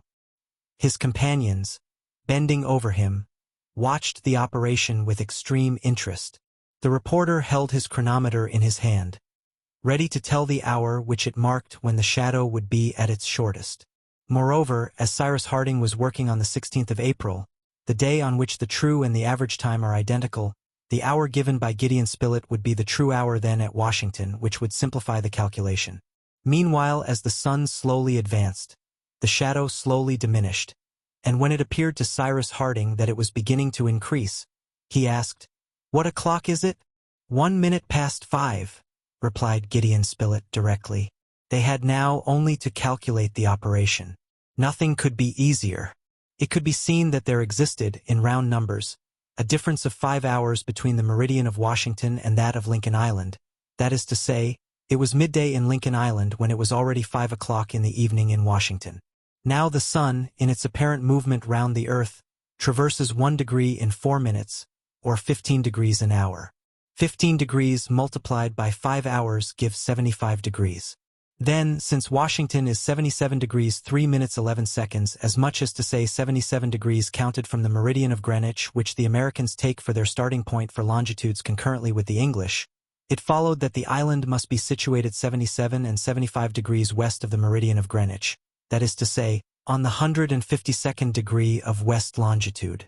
Cyrus Harding announced this result to his companions, and taking into consideration errors of observation, as he had done for the latitude, he believed he could positively affirm that the position of Lincoln Island was between the 35th and the 37th parallel, and between the 150th and the 155th meridian to the west of the meridian of Greenwich. The possible fault which he attributed to errors in the observation was, it may be seen, of 5 degrees on both sides, which, at 60 miles to a degree, would give an error of 300 miles in latitude and longitude for the exact position. But this error would not influence the determination which it was necessary to take. It was very evident that Lincoln Island was at such a distance from every country or island that it would be too hazardous to attempt to reach one in a frail boat. In fact, this calculation placed it at least 1,200 miles from Tahiti and the islands of the archipelago of the Bermudas, more than 1,800 miles from New Zealand, and more than 4,500 miles from the American coast. And when Cyrus Harding consulted his memory, he could not remember in any way that such an island occupied, in that part of the Pacific, the situation assigned to Lincoln Island. Chapter 15. The next day, the 17th of April, the sailor's first words were addressed to Gideon Spilett. "Well, sir," he asked, "what shall we do today?" "What the captain pleases," replied the reporter. Till then the engineer's companions had been brickmakers and potters. Now they were to become metallurgists. The day before, after breakfast, they had explored as far as the point of Mandible Cape, 7 miles distant from the Chimneys. There, the long series of downs ended, and the soil had a volcanic appearance. There were no longer high cliffs as at Prospect Heights, but a strange and capricious border which surrounded the narrow gulf between the two capes, formed of mineral matter, thrown up by the volcano. Arrived at this point, the settlers retraced their steps, and at nightfall entered the Chimneys. But they did not sleep before the question of knowing whether they could think of leaving Lincoln Island or not was definitely settled. The 1,200 miles which separated the island from the Pemudas Island was a considerable distance. A boat could not cross it, especially at the approach of the bad season. Pencroft had expressly declared this. Now, to construct a simple boat even with the necessary tools was a difficult work, and the colonists not having tools they must begin by making hammers, axes, adzes, saws, augers, planes, etc., which would take some time. It was decided, therefore, that they would winter at Lincoln Island, and that they would look for a more comfortable dwelling than the Chimneys, in which to pass the winter months. Before anything else could be done, it was necessary to make the iron ore, of which the engineer had observed some traces in the northwest part of the island, fit for use by converting it either into iron or into steel. Metals are not generally found in the ground in a pure state. For the most part, they are combined with oxygen or sulfur. Such was the case with the 2 specimens which Cyrus Harding had brought back, one of magnetic iron, not carbonated, the other a pyrite, also called sulphuret of iron. It was, therefore, the first, the oxide of iron, which they must reduce with coal, that is to say, get rid of the oxygen to obtain it in a pure state. This reduction is made by subjecting the ore with coal to a high temperature, either by the rapid and easy Catalan method, which has the advantage of transforming the ore into iron in a single operation, or by the blast furnace, which first smelts the ore, then changes it into iron by carrying away the 3 to 4% of coal, which is combined with it. Now Cyrus Harding wanted iron, and he wished to obtain it as soon as possible. The ore which he had picked up was in itself very pure and rich. It was the oxygenous iron, which is found in confused masses of a deep gray color. It gives a black dust, crystallized in the form of the regular octahedron. Native lodestones consist of this ore, and iron of the first quality is made in Europe from that with which Sweden and Norway are so abundantly supplied. Not far from this vein was the vein of coal already made use of by the settlers. The ingredients for the manufacture being close together would greatly facilitate the treatment of the ore. This is the cause of the wealth of the mines in Great Britain, where the coal aids the manufacture of the metal extracted from the same soil at the same time as itself. "Then, Captain," said Pencroft, "we are going to work iron ore?" "Yes, my friend," replied the engineer. "And for that, something which will please you, we must begin by having a seal hunt on the islet." "A seal hunt?" cried the sailor, turning towards Gideon Spilett. "Are seals needed to make iron?" "Since Cyrus has said so," replied the reporter. But the engineer had already left the Chimneys, and Pencroft prepared for the seal hunt, without having received any other explanation. Cyrus Harding, Herbert, Gideon Spilett, Neb, and the sailor were soon collected on the shore, at a place where the channel left a ford passable at low tide. The hunters could therefore traverse it without getting wet higher than the knee. Harding then put his foot on the islet for the first, and his companions for the second time. On their landing, some hundreds of penguins looked fearlessly at them. The hunters, armed with sticks, could have killed them easily, but they were not guilty of such useless massacre, as it was important not to frighten the seals, who were lying on the sand several cable lengths off. They also respected certain innocent-looking birds, whose wings were reduced to the state of stumps, spread out like fins, ornamented with feathers of a scaly appearance. The settlers, therefore, prudently advanced towards the north point, walking over ground riddled with little holes, which formed nests for the seabirds. Towards the extremity of the islet appeared great black heads floating just above the water, having exactly the appearance of rocks in motion. These were the seals which were to be captured. It was necessary, however, first to allow them to land, for with their close, short hair, and their fusiform conformation being excellent swimmers, it is difficult to catch them in the sea, while on land their short, webbed feet prevent their having more than a slow, waddling movement. Pencroft knew the habits of these creatures, and he advised waiting till they were stretched on the sand, when the sun, before long, would send them to sleep. They must then manage to cut off their retreat and knock them on the head. The hunters, having concealed themselves behind the rocks, waited silently. An hour passed before the seals came to play on the sand. They could count half a dozen. Pencroft and Herbert then went round the point of the islet, so as to take them in the rear and cut off their retreat. During this time Cyrus Harding, Spilett, and Neb, crawling behind the rocks, glided towards the future scene of combat. All at once the tall figure of the sailor appeared. Pencroft shouted. The engineer and his two companions threw themselves between the sea and the seals. Two of the animals soon lay dead on the sand, but the rest regained the sea in safety. "Here are the seals required, Captain," said the sailor, advancing towards the engineer. "Capital," replied Harding. "We will make bellows of them." "Bellows!" cried Pencroft. "Well, these are lucky seals." It was, in fact, a blowing machine, necessary for the treatment of the ore that the engineer wished to manufacture with the skins of the amphibious creatures. They were of a medium size, for their length did not exceed 6 feet. They resembled a dog about the head. As it was useless to burden themselves with the weight of both the animals, Neb and Pencroft resolved to skin them on the spot, while Cyrus Harding and the reporter continued to explore the islet. The sailor and the Negro cleverly performed the operation, and 3 hours afterwards Cyrus Harding had at his disposal 2 seal skins, which he intended to use in this state, without subjecting them to any tanning process. The settlers waited till the tide was again low, and crossing the channel they entered the Chimneys. The skins had then to be stretched on a frame of wood and sewn by means of fibers so as to preserve the air without allowing too much to escape. Cyrus Harding had nothing but the 2 steel blades from Top's collar, and yet he was so clever, and his companions aided him with so much intelligence, that 3 days afterwards the little colony's stock of tools was augmented by a blowing machine, destined to inject the air into the midst of the ore when it should be subjected to heat, an indispensable condition to the success of the operation. On the morning of the 20th of April began the metallic period, as the reporter called it in his notes. The engineer had decided, as has been said, to operate near the veins both of coal and ore. Now, according to his observations, these veins were situated at the foot of the northeast spurs of Mount Franklin, that is to say, a distance of 6 miles from their home. It was impossible, therefore, to return every day to the Chimneys, and it was agreed that the little colony should camp under a hut of branches, so that the important operation could be followed night and day. This settled, they set out in the morning. Neb and Pencroft dragged the bellows on a hurdle, also a quantity of vegetables and animals, which they besides could renew on the way.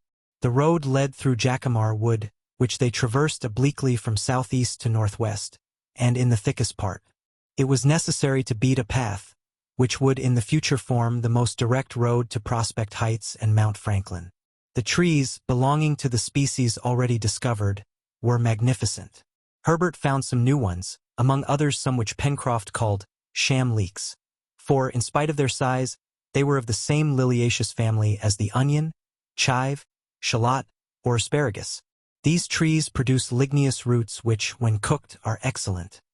From them, by fermentation, a very agreeable liquor is made. They therefore made a good store of the roots. The journey through the wood was long. It lasted the whole day, and so allowed plenty of time for examining the flora and fauna. Top, who took special charge of the fauna, ran through the grass and brushwood, putting up all sorts of game. Herbert and Gideon Spilett killed 2 kangaroos with bows and arrows, and also an animal which strongly resembled both a hedgehog and an anteater. It was like the first because it rolled itself into a ball and bristled with spines, and the second because it had sharp claws, a long slender snout which terminated in a bird's beak, and an extendable tongue, covered with little thorns which served to hold the insects. "And when it is in the pot," asked Pencroft naturally, "what will it be like?" "An excellent piece of beef," replied Herbert. "We will not ask more from it," replied the sailor. During this excursion they saw several wild boars, which, however, did not offer to attack the little band, and it appeared as if they would not meet with any dangerous beasts. When, in a thick part of the wood, the reporter thought he saw, some paces from him, among the lower branches of a tree, an animal which he took for a bear, and which he very tranquilly began to draw. Happily for Gideon Spilett, the animal in question did not belong to the redoubtable family of the plantigrades.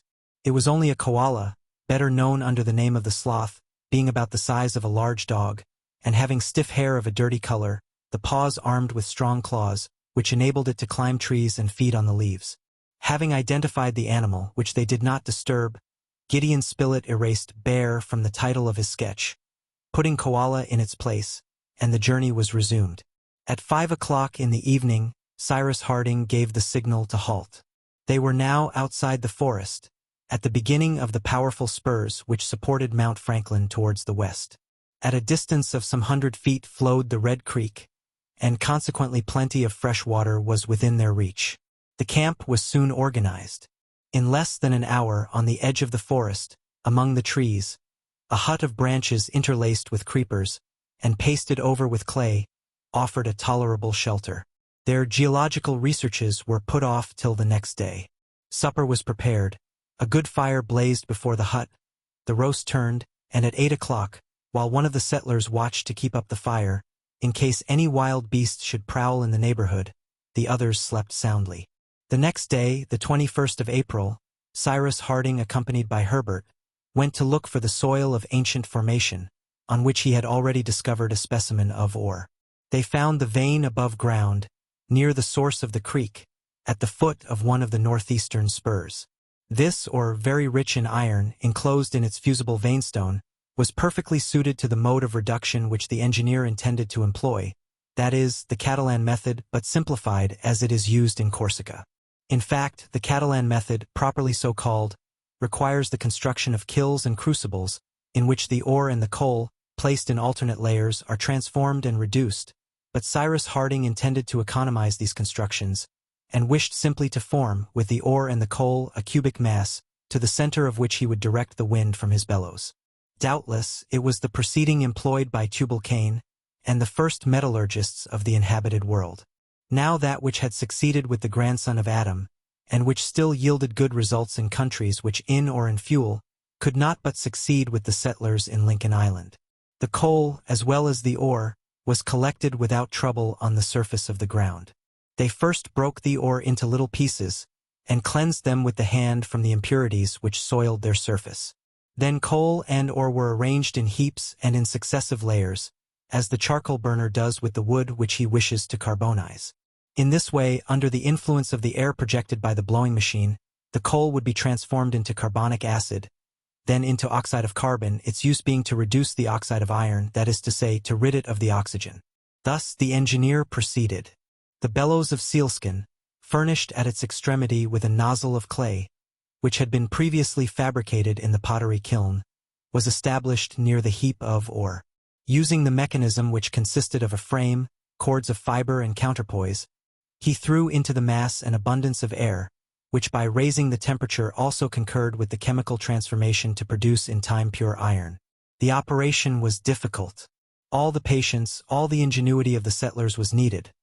But at last it succeeded, and the result was a lump of iron, reduced to a spongy state, which it was necessary to shingle and faggot, that is to say, to forge so as to expel from it the liquefied veinstone.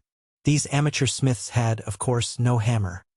But they were in no worse a situation than the first metallurgist, and therefore did what, no doubt, he had to do. A handle was fixed to the first lump, and was used as a hammer to forge the second on a granite anvil, and thus they obtained a coarse but useful metal. At length, after many trials and much fatigue, on the 25th of April several bars of iron were forged, and transformed into tools, crowbars, pincers, pickaxes, spades, etc., which Pencroft and Neb declared to be real jewels. But the metal was not yet in its most serviceable state, that is, of steel.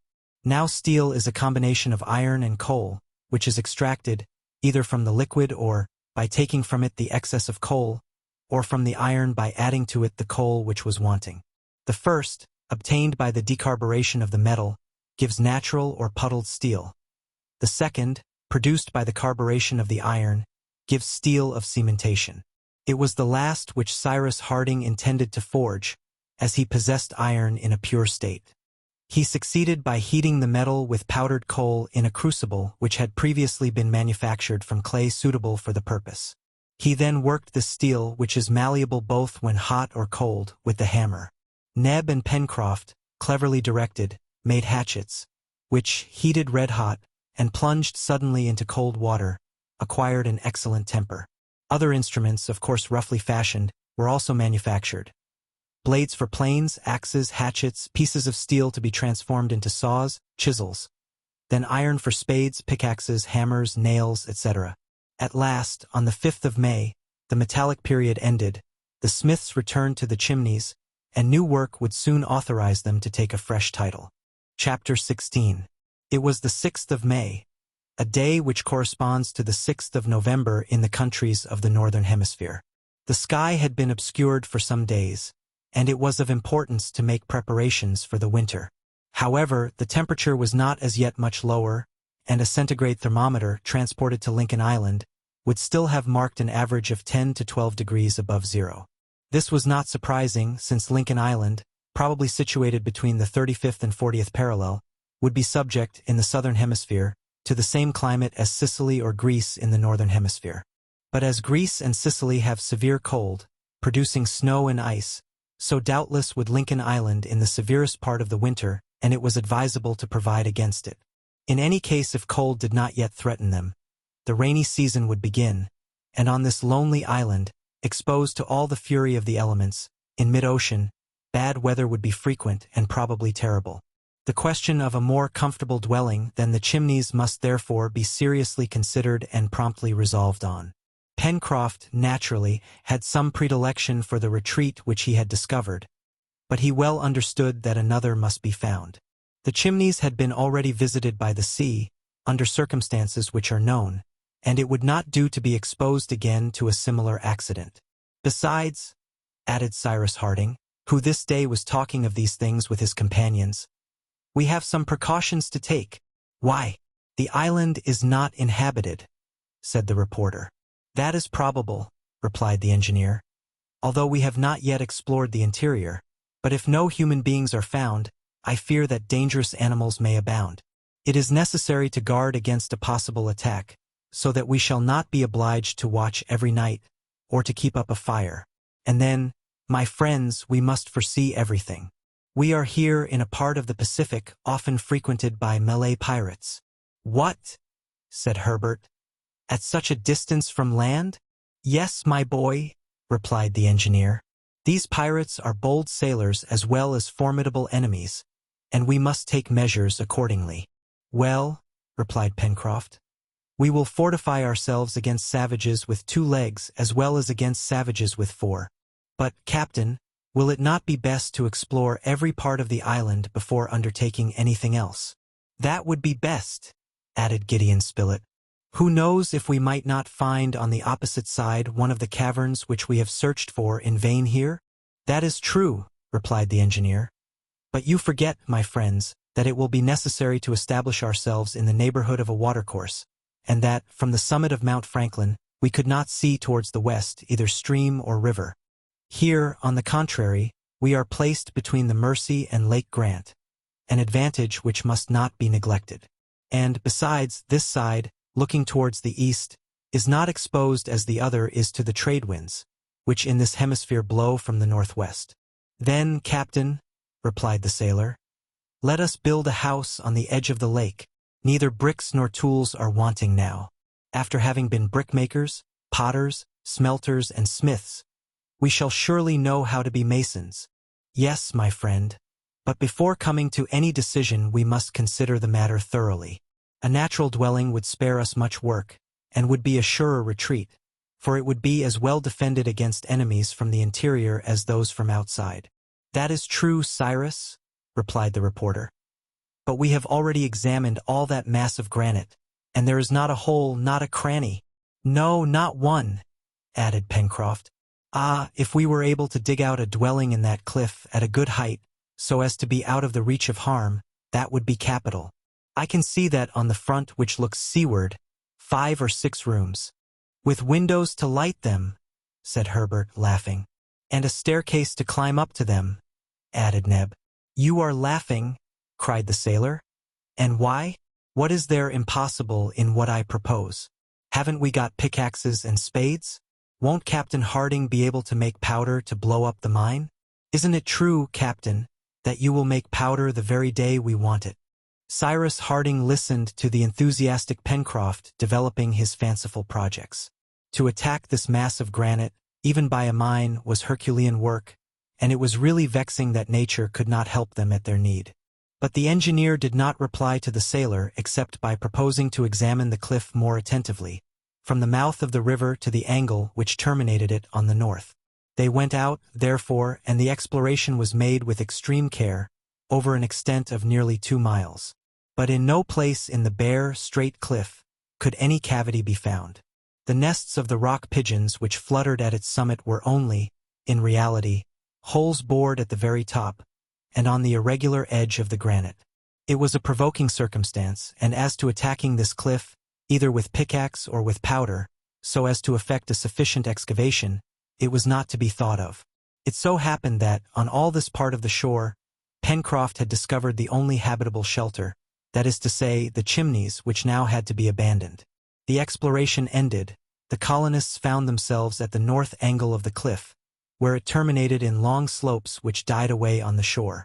From this place, to its extreme limit in the west, it only formed a sort of declivity, a thick mass of stones, earth, and sand, bound together by plants, bushes, and grass inclined at an angle of only 45 degrees.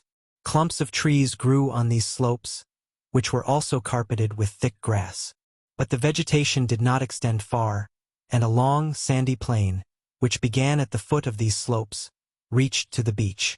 Cyrus Harding thought, not without reason, that the overplus of the lake must overflow on this side. The excess of water furnished by the Red Creek must also escape by some channel or other. Now the engineer had not yet found this channel on any part of the shore already explored, that is to say, from the mouth of the stream on the west of Prospect Heights.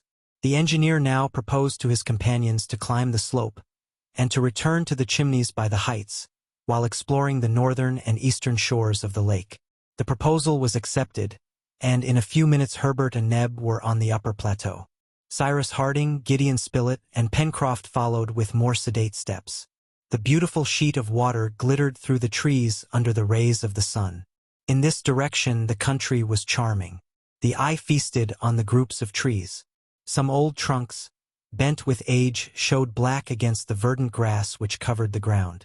Crowds of brilliant cockatoos screamed among the branches, moving prisms, hopping from one bough to another. The settlers, instead of going directly to the north bank of the lake, made a circuit round the edge of the plateau, so as to join the mouth of the creek on its left bank. It was a detour of more than 1.5 miles. Walking was easy, for the trees widely spread, left a considerable space between them. The fertile zone evidently stopped at this point, and vegetation would be less vigorous in the part between the course of the creek and the Mersey. Cyrus Harding and his companions walked over this new ground with great care. Bows, arrows, and sticks with sharp iron points were their only weapons. However, no wild beast showed itself, and it was probable that these animals frequented rather the thick forests in the south. But the settlers had the disagreeable surprise of seeing Top stop before a snake of great size, measuring from 14 to 15 feet in length. Neb killed it by a blow from his stick. Cyrus Harding examined the reptile and declared it not venomous, for it belonged to that species of diamond serpents which the natives of New South Wales rear. But it was possible that others existed whose bite was mortal, such as the deaf vipers with forked tails, which rise up under the feet, or those winged snakes, furnished with 2 ears, which enable them to proceed with great rapidity. Top, the first moment of surprise over, began a reptile chase with such eagerness that they feared for his safety. His master called him back directly. The mouth of the Red Creek, at the place where it entered into the lake, was soon reached. The explorers recognized on the opposite shore the point which they had visited on their descent from Mount Franklin. Cyrus Harding ascertained that the flow of water into it from the creek was considerable. Nature must therefore have provided some place for the escape of the overplus. This doubtless formed a fall which, if it could be discovered, would be of great use. The colonists, walking apart, but not straying far from each other, began to skirt the edge of the lake, which was very steep. The water appeared to be full of fish, and Pencroft resolved to make some fishing rods, so as to try and catch some. The northeast point was first to be doubled. It might have been supposed that the discharge of water was at this place, for the extremity of the lake was almost on a level with the edge of the plateau. But no signs of this were discovered, and the colonists continued to explore the bank, which, after a slight bend, descended parallel to the shore. On this side the banks were less woody, but clumps of trees, here and there, added to the picturesqueness of the country. Lake Grant was viewed from thence in all its extent, and no breath disturbed the surface of its waters. Top, in beating the bushes, put up flocks of birds of different kinds, which Gideon Spilett and Herbert saluted with arrows. One was hit by the lad, and fell into some marshy grass. Top rushed forward, and brought a beautiful swimming bird, of a slate color, short beak, very developed frontal plate, and wings edged with white. It was a coot, the size of a large partridge, belonging to the group of macrodactyls which form the transition between the order of wading birds and that of palmipeds. Sorry game, in truth, and its flavor is far from pleasant. But Top was not so particular in these things as his masters, and it was agreed that the coot should be for his supper. The settlers were now following the eastern bank of the lake, and they would not be long in reaching the part which they already knew. The engineer was much surprised at not seeing any indication of the discharge of water. The reporter and the sailor talked with him, and he could not conceal his astonishment. At this moment Top, who had been very quiet till then, gave signs of agitation. The intelligent animal went backwards and forwards on the shore, stopped suddenly, and looked at the water, one paw raised, as if he was pointing at some invisible game. Then he barked furiously and was suddenly silent. Neither Cyrus Harding nor his companions had at first paid any attention to Top's behavior, but the dog's barking soon became so frequent that the engineer noticed it. "What is there, Top?" he asked. The dog bounded towards his master, seeming to be very uneasy, and then rushed again towards the bank. Then, all at once, he plunged into the lake. "Here, Top!" cried Cyrus Harding, who did not like his dog to venture into the treacherous water. "What's happening down there?" asked Pencroft, examining the surface of the lake. "Top smells some amphibious creature," replied Herbert. "An alligator, perhaps," said the reporter. "I do not think so," replied Harding. "Alligators are only met with in regions less elevated in latitude." Meanwhile Top had returned at his master's call, and had regained the shore, but he could not stay quiet.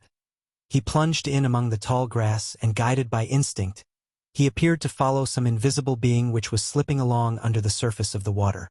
However, the water was calm. Not a ripple disturbed its surface. Several times the settlers stopped on the bank, and observed it attentively. Nothing appeared. There was some mystery there. The engineer was puzzled. "Let us pursue this exploration to the end," said he.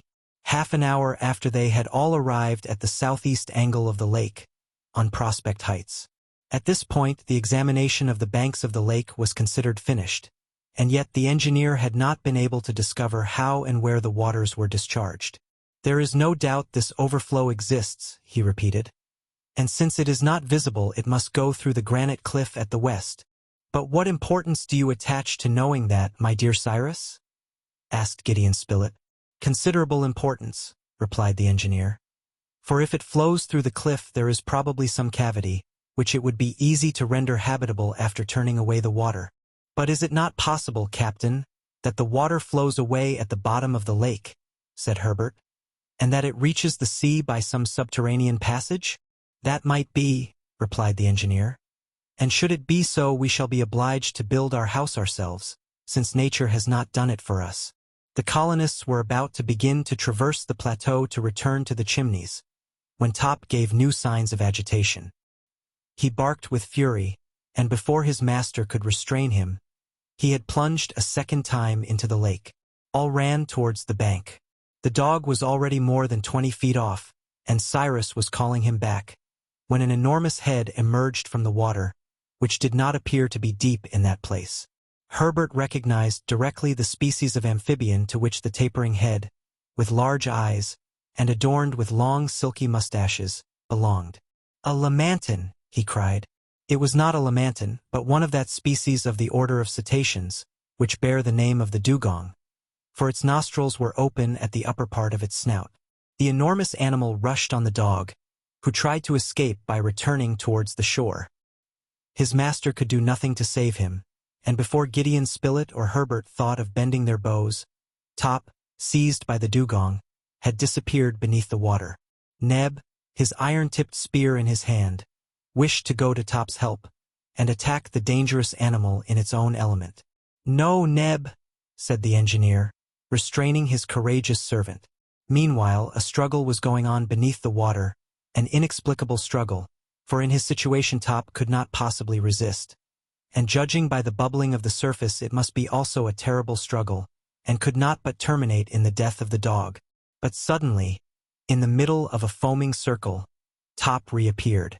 Thrown in the air by some unknown power, he rose 10 feet above the surface of the lake, fell again into the midst of the agitated waters, and then soon gained the shore, without any severe wounds, miraculously saved.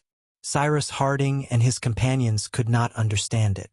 What was not less inexplicable was that the struggle still appeared to be going on. Doubtless, the dugong, attacked by some powerful animal, after having released the dog, was fighting on its own account. But it did not last long.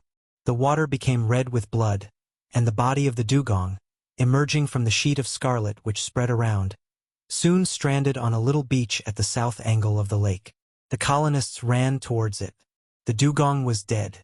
It was an enormous animal, 15 or 16 feet long, and must have weighed from 3,000 to 4,000 pounds. At its neck was a wound, which appeared to have been produced by a sharp blade. What could the amphibious creature have been, who, by this terrible blow, had destroyed the formidable dugong? No one could tell, and much interested in this incident, Harding and his companions returned to the Chimneys. Chapter 17. The next day, the 7th of May, Harding and Gideon Spilett, leaving Neb to prepare breakfast, climbed Prospect Heights, while Herbert and Pencroft ascended by the river, to renew their store of wood. The engineer and the reporter soon reached the little beach on which the dugong had been stranded. Already flocks of birds had attacked the mass of flesh, and had to be driven away with stones, for Cyrus wished to keep the fat for the use of the colony. As to the animal's flesh, it would furnish excellent food, for in the islands of the Malay archipelago and elsewhere, it is especially reserved for the table of the native princes. But that was Neb's affair. At this moment Cyrus Harding had other thoughts. He was much interested in the incident of the day before. He wished to penetrate the mystery of that submarine combat, and to ascertain what monster could have given the dugong so strange a wound. He remained at the edge of the lake, looking, observing. But nothing appeared under the tranquil waters, which sparkled in the first rays of the rising sun. At the beach on which lay the body of the dugong, the water was tolerably shallow, but from this point the bottom of the lake sloped gradually, and it was probable that the depth was considerable in the center. The lake might be considered as a large center basin, which was filled by the water from the Red Creek. "Well, Cyrus," said the reporter, "there seems to be nothing suspicious in this water." "No, my dear Spilett," replied the engineer, "and I really do not know how to account for the incident of yesterday." "I acknowledge," returned Spilett, "that the wound given this creature is, at least, very strange, and I cannot explain either how Top was so vigorously cast up out of the water. One could have thought that a powerful arm hurled him up, and that the same arm with a dagger killed the dugong." "Yes," replied the engineer, who had become thoughtful. "There is something there that I cannot understand. But do you better understand either, my dear Spilett, in what way I was saved myself, how I was drawn from the waves and carried to the downs? No, is it not true? Now, I feel sure that there is some mystery there, which, doubtless, we shall discover some day. Let us observe, but do not dwell on these singular incidents before our companions. Let us keep our remarks to ourselves, and continue our work." It will be remembered that the engineer had not as yet been able to discover the place where the surplus water escaped, but he knew it must exist somewhere. He was much surprised to see a strong current at this place. By throwing in some bits of wood he found that it set towards the southern angle. He followed the current, and arrived at the south point of the lake. There was there a sort of depression in the water, as if it was suddenly lost in some fissure in the ground. Harding listened. Placing his ear to the level of the lake, he very distinctly heard the noise of a subterranean fall. "There," said he, rising, "is the discharge of the water. There, doubtless, by a passage in the granite cliff, it joins the sea, through cavities which we can use to our profit." "Well, I can find it." The engineer cut a long branch, stripped it of its leaves, and plunging it into the angle between the two banks, he found that there was a large hole 1 foot only beneath the surface of the water. This hole was the opening so long looked for in vain, and the force of the current was such that the branch was torn from the engineer's hands and disappeared. "There is no doubt about it now," repeated Harding. "There is the outlet, and I will lay it open to view." "How?" asked Gideon Spilett. "By lowering the level of the water of the lake 3 feet. "And how will you lower the level?" "By opening another outlet larger than this." "At what place, Cyrus?" "At the part of the bank nearest the coast." "But it is a mass of granite," observed Spilett. "Well," replied Cyrus Harding, "I will blow up the granite, and the water escaping will subside so as to lay bare this opening, and make a waterfall by falling on to the beach," added the reporter. "A fall that we shall make use of," replied Cyrus. "Come, come." The engineer hurried away his companion, whose confidence in Harding was such that he did not doubt the enterprise would succeed. And yet, how was this granite wall to be opened without powder, and with imperfect instruments? Was not this work upon which the engineer was so bent above their strength? When Harding and the reporter entered the Chimneys, they found Herbert and Pencroft unloading their raft of wood. "The woodmen have just finished, Captain," said the sailor, laughing. "And when you want masons—" "Masons, no, but chemists," replied the engineer. "Yes," added the reporter, "we are going to blow up the island." "Blow up the island?" cried Pencroft. "Part of it, at least," replied Spilett.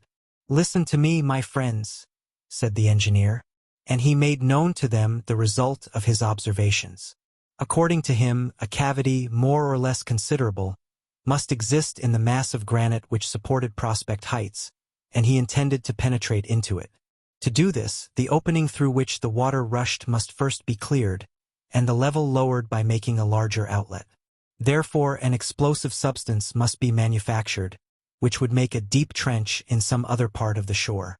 This was what Harding was going to attempt with the minerals which nature placed at his disposal. It is useless to say with what enthusiasm all, especially Pencroft, received this project. To employ great means, open the granite, create a cascade, that suited the sailor. And he would just as soon be a chemist as a mason or bootmaker, since the engineer wanted chemicals. He would be all that they liked, even a professor of dancing and deportment, said he to Neb, if that was ever necessary. Neb and Pencroft were first of all told to extract the grease from the dugong, and to keep the flesh which was destined for food. Such perfect confidence had they in the engineer, that they set out directly without even asking a question. A few minutes after them, Cyrus Harding, Herbert, and Gideon Spilett, dragging the hurdle, went towards the vein of coals, where those schistose parietes abound which are met with in the most recent transition soil, and of which Harding had already found a specimen. All the day being employed in carrying a quantity of these stones to the Chimneys, by evening they had several tons. The next day, the 8th of May, the engineer began his manipulations. These schistose parietes being composed principally of coal, flint, alumina, and sulphuret of iron, the latter in excess, it was necessary to separate the sulphuret of iron and transform it into sulfate as rapidly as possible. The sulfate obtained, the sulfuric acid could then be extracted. This was the object to be attained. Sulfuric acid is one of the agents the most frequently employed, and the manufacturing importance of a nation can be measured by the consumption which is made of it. This acid would later be of great use to the settlers, in the manufacturing of candles, tanning skins, etc., but this time the engineer reserved it for another use. Cyrus Harding chose, behind the Chimneys, a site where the ground was perfectly level. On this ground he placed a layer of branches and chopped wood, on which were piled some pieces of schistose parietes, buttressed one against the other, the whole being covered with a thin layer of parietes, previously reduced to the size of a nut. This done, they set fire to the wood. The heat was communicated to the schist, which soon kindled, since it contains coal and sulfur. Then new layers of bruised parietes were arranged so as to form an immense heap, the exterior of which was covered with earth and grass, several air holes being left, as if it was a stack of wood which was to be carbonized to make charcoal. They then left the transformation to complete itself, and it would not take less than 10 or 12 days for the sulfate of iron to be changed to sulfate of iron and the alumina into sulfate of alumina, two equally soluble substances, the others, flint, burnt coal, and cinders, not being so. While this chemical work was going on, Cyrus Harding proceeded with other operations, which were pursued with more than zeal. It was eagerness. Neb and Pencroft had taken away the fat from the dugong and placed it in large earthen pots. It was then necessary to separate the glycerin from the fat by saponifying it. Now, to obtain this result, it had to be treated either with soda or lime. In fact, one or other of these substances, after having attacked the fat, would form a soap by separating the glycerin, and it was just this glycerin which the engineer wished to obtain. There was no want of lime, only treatment by lime would give calcareous soap, insoluble and consequently useless, while treatment by soda would furnish, on the contrary, a soluble soap which could be put to domestic use. Now, a practical man like Cyrus Harding would rather try to obtain soda. Was this difficult? No. For marine plants abounded on the shore, glasswort, ficoids, and all those fucaceae which form wrack. A large quantity of these plants was collected, first dried, then burnt in holes in the open air. The combustion of these plants was kept up for several days, and the result was a compact gray mass, which has been long known under the name of natural soda. This obtained, the engineer treated the fat with soda, which gave both a soluble soap and that neutral substance, glycerin. But this was not all. Cyrus Harding still needed, in view of his future preparation, another substance, nitrate of potash, which is better known under the name of salt niter, or of saltpeter. Cyrus Harding could have manufactured this substance by treating the carbonate of potash, which would be easily extracted from the cinders of the vegetables, by azotic acid. But this acid was wanting, and he would have been in some difficulty, if nature had not happily furnished the saltpeter, without giving them any other trouble than that of picking it up. Herbert found a vein of it at the foot of Mount Franklin, and they had nothing to do but purify this salt. These different works lasted a week. They were finished before the transformation of the sulphuret into sulfate of iron had been accomplished. During the following days, the settlers had time to construct a furnace of bricks of a particular arrangement, to serve for the distillation of the sulfate or iron when it had been obtained. All this was finished about the 18th of May, nearly at the time when the chemical transformation terminated. Gideon Spilett, Herbert, Neb, and Pencroft, skillfully directed by the engineer, had become most clever workmen. Before all masters, necessity is the one most listened to, and who teaches the best. When the heap of parietes had been entirely reduced by fire, the result of the operation, consisting of sulfate of iron, sulfate of alumina, flint, remains of coal, and cinders, was placed in a basinful of water. They stirred this mixture, let it settle, then decanted it, and obtained a clear liquid containing in solution sulfate of iron and sulfate of alumina, the other matters remaining solid, since they are insoluble. Lastly, this liquid being partly evaporated, crystals of sulfate of iron were deposited, and the not evaporated liquid, which contained the sulfate of alumina, was thrown away. Cyrus Harding had now at his disposal a large quantity of these sulfate of iron crystals, from which the sulfuric acid had to be extracted. The making of sulfuric acid is a very expensive manufacture. Considerable works are necessary, a special set of tools, an apparatus of platina, leaden chambers unassailable by the acid, and in which the transformation is performed, etc. The engineer had none of these at his disposal, but he knew that, in Bohemia especially, sulfuric acid is manufactured by very simple means, which have also the advantage of producing it to a superior degree of concentration. It is thus that the acid known under the name of Nordhausen acid is made. To obtain sulfuric acid, Cyrus Harding had only one operation to make, to calcine the sulfate of iron crystals in a closed vase, so that the sulfuric acid should distill in vapor, which vapor, by condensation, would produce the acid. The crystals were placed in pots, and the heat from the furnace would distill the sulfuric acid. The operation was successfully completed, and on the 20th of May, 12 days after commencing it, the engineer was the possessor of the agent which later he hoped to use in so many different ways. Now, why did he wish for this agent? Simply to produce azotic acid, and that was easy, since saltpeter, attacked by sulfuric acid, gives azotic or nitric acid by distillation. But, after all, how was he going to employ this azotic acid? His companions were still ignorant of this, for he had not informed them of the result at which he aimed. However, the engineer had nearly accomplished his purpose, and by a last operation he would procure the substance which had given so much trouble. Taking some azotic acid, he mixed it with glycerin, which had been previously concentrated by evaporation, subjected to the water bath, and he obtained, without even employing a refrigerant mixture, several pints of an oily yellow mixture. This last operation Cyrus Harding had made alone, in a retired place at a distance from the chimneys, for he feared the danger of an explosion, and when he showed a bottle of this liquid to his friends, he contented himself with saying, "Here is nitroglycerin." It was really this terrible production, of which the explosive power is perhaps tenfold that of ordinary powder, and which has already caused so many accidents. However, since a way has been found to transform it into dynamite, that is to say, to mix with it some solid substance, clay or sugar, porous enough to hold it, the dangerous liquid has been used with some security. But dynamite was not yet known at the time when the settlers worked on Lincoln Island. "And is it that liquid that is going to blow up our rocks?" said Pencroft incredulously. "Yes, my friend," replied the engineer, "and this nitroglycerin will produce so much the more effect, as the granite is extremely hard, and will oppose a greater resistance to the explosion." "And when shall we see this, Captain?" "Tomorrow, as soon as we have dug a hole for the mine," replied the engineer. The next day, the 21st of May, at daybreak, the miners went to the point which formed the eastern shore of Lake Grant, and was only 500 feet from the coast. At this place, the plateau inclined downwards from the waters, which were only restrained by their granite case. Therefore, if this case was broken, the water would escape by the opening and form a stream, which, flowing over the inclined surface of the plateau, would rush on to the beach.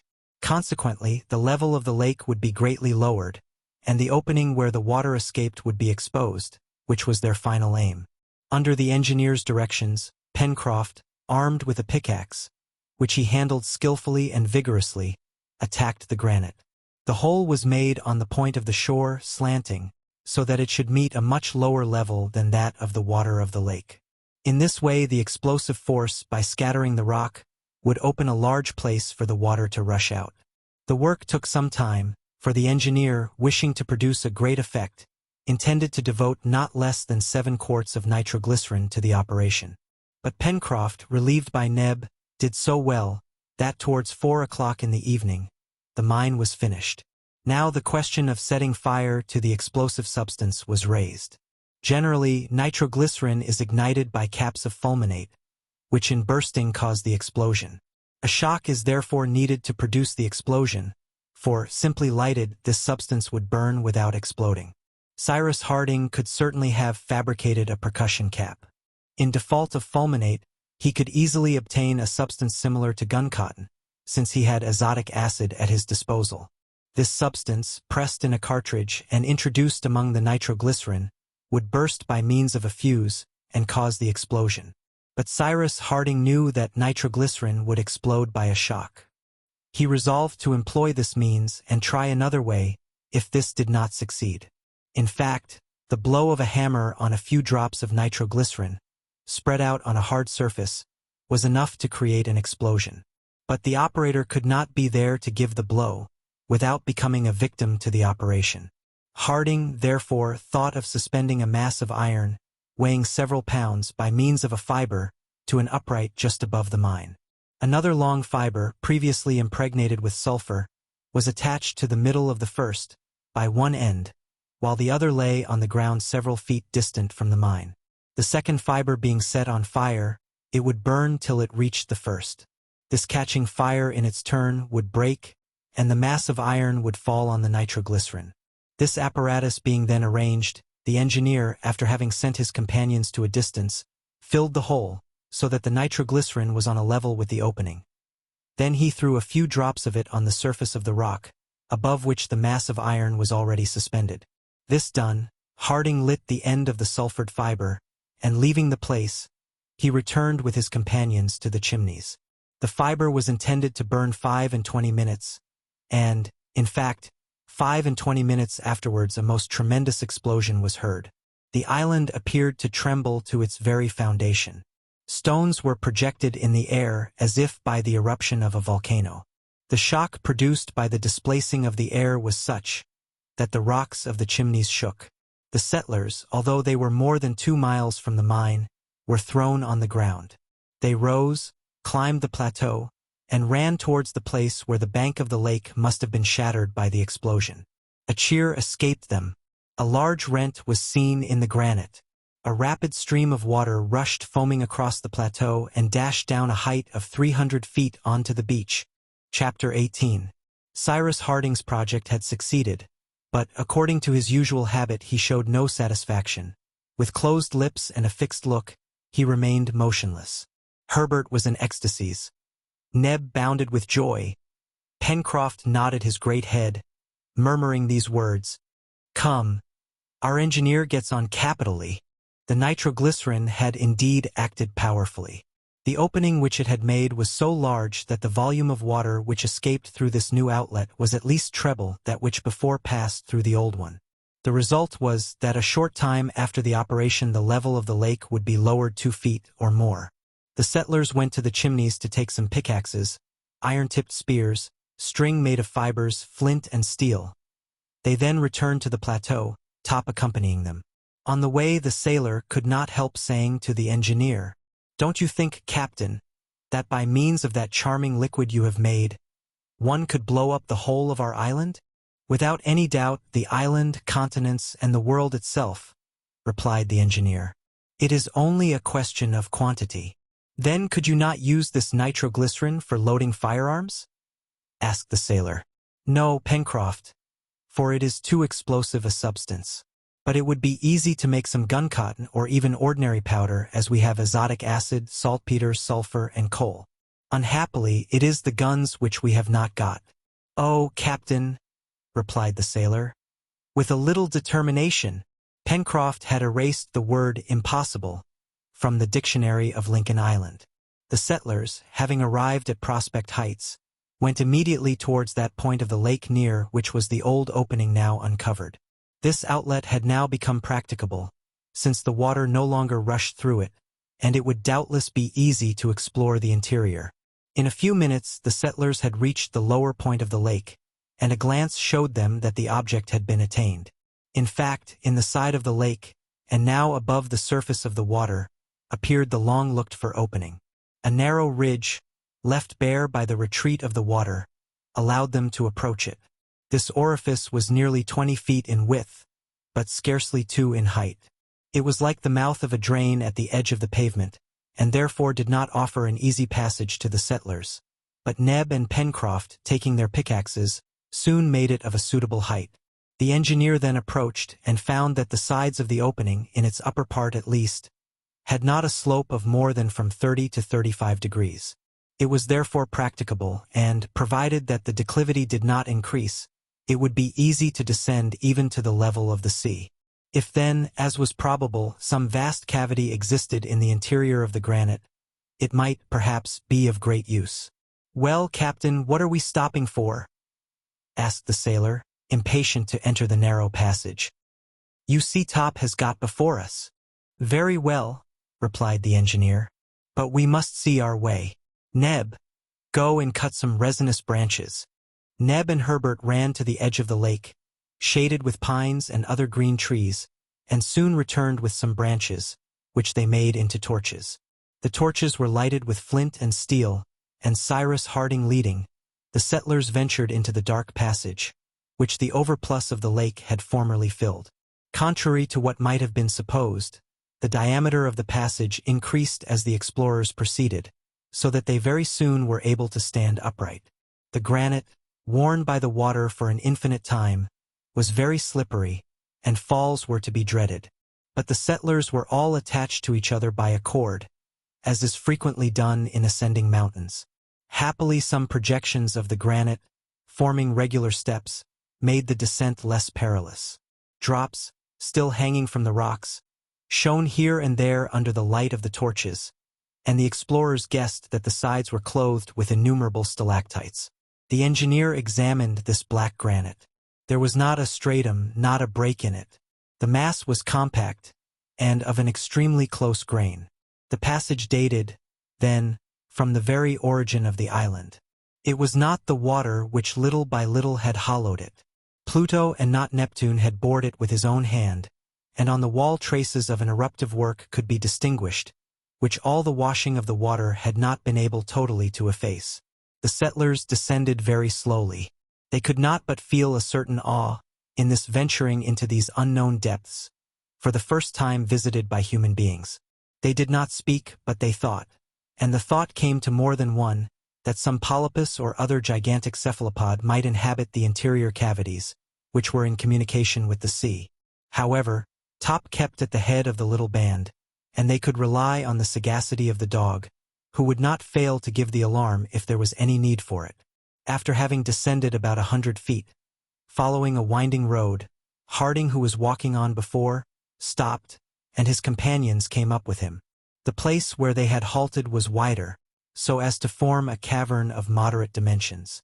Drops of water fell from the vault, but that did not prove that they oozed through the rock. They were simply the last traces left by the torrent which had so long thundered through this cavity. And the air there was pure though slightly damp, but producing no mephitic exhalation. "Well, my dear Cyrus," said Gideon Spilett, "here is a very secure retreat, well hid in the depths of the rock, but it is, however, uninhabitable." "Why uninhabitable?" asked the sailor. "Because it is too small and too dark. Couldn't we enlarge it, hollow it out, make openings to let in light and air?" replied Pencroft, who now thought nothing impossible. "Let us go on with our exploration," said Cyrus Harding. "Perhaps lower down, nature will have spared us this labor." "We have only gone a third of the way," observed Herbert. "Nearly a third," replied Harding, "for we have descended 100 feet from the opening, and it is not impossible that 100 feet farther down." "Where is Top?" asked Neb, interrupting his master. They searched the cavern, but the dog was not there. "Most likely he has gone on," said Pencroft. "Let us join him," replied Harding. The descent was continued. The engineer carefully observed all the deviations of the passage, and notwithstanding so many detours, he could easily have given an account of its general direction, which went towards the sea. The settlers had gone some 50 feet farther, when their attention was attracted by distant sounds which came up from the depths. They stopped and listened. These sounds, carried through the passage as through an acoustic tube, came clearly to the ear. "That is Top barking," cried Herbert. "Yes," replied Pencroft, "and our brave dog is barking furiously." "We have our iron-tipped spears," said Cyrus Harding. "Keep on your guard, and forward." "It is becoming more and more interesting," murmured Gideon Spilett in the sailor's ear, who nodded. Harding and his companions rushed to the help of their dog. Top's barking became more and more perceptible, and it seemed strangely fierce. Was he engaged in a struggle with some animal whose retreat he had disturbed? Without thinking of the danger to which they might be exposed, the explorers were now impelled by an irresistible curiosity, and in a few minutes, 16 feet lower, they rejoined Top. There the passage ended in a vast and magnificent cavern. Top was running backwards and forwards, barking furiously. Pencroft and Neb, waving their torches, threw the light into every crevice. And at the same time, Harding, Gideon Spilett, and Herbert, their spears raised, were ready for any emergency which might arise. The enormous cavern was empty. The settlers explored it in every direction. There was nothing there, not an animal, not a human being. And yet Top continued to bark. Neither caresses nor threats could make him be silent. "There must be a place somewhere by which the waters of the lake reached the sea," said the engineer. "Of course," replied Pencroft, "and we must take care not to tumble into a hole." "Go, Top, go!" cried Harding. The dog, excited by his master's words, ran towards the extremity of the cavern, and there redoubled his barking. They followed him, and by the light of the torches, perceived the mouth of a regular well in the granite. It was by this that the water escaped, and this time it was not an oblique and practicable passage, but a perpendicular well into which it was impossible to venture.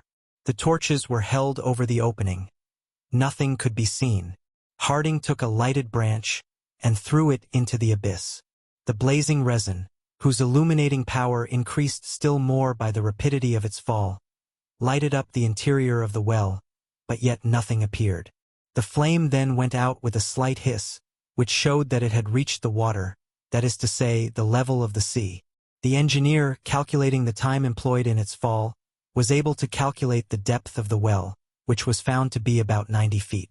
The floor of the cavern must thus be situated 90 feet above the level of the sea. "Here is our dwelling," said Cyrus Harding. "But it was occupied by some creature," replied Gideon Spilett, whose curiosity was not yet satisfied. "Well, the creature, amphibious or otherwise, has made off through this opening," replied the engineer, "and has left the place for us." "Never mind," added the sailor. "I should like very much to be Top just for a quarter of an hour, for he doesn't bark for nothing." Cyrus Harding looked at his dog, and those of his companions who were near him might have heard him murmur these words. "Yes, I believe that Top knows more than we do about a great many things." However, the wishes of the settlers were for the most part satisfied. Chance, aided by the marvelous sagacity of their leader, had done them great service. They had now at their disposal a vast cavern, the size of which could not be properly calculated by the feeble light of their torches, but it would certainly be easy to divide it into rooms, by means of brick partitions, or to use it, if not as a house, at least as a spacious apartment. The water which had left it could not return.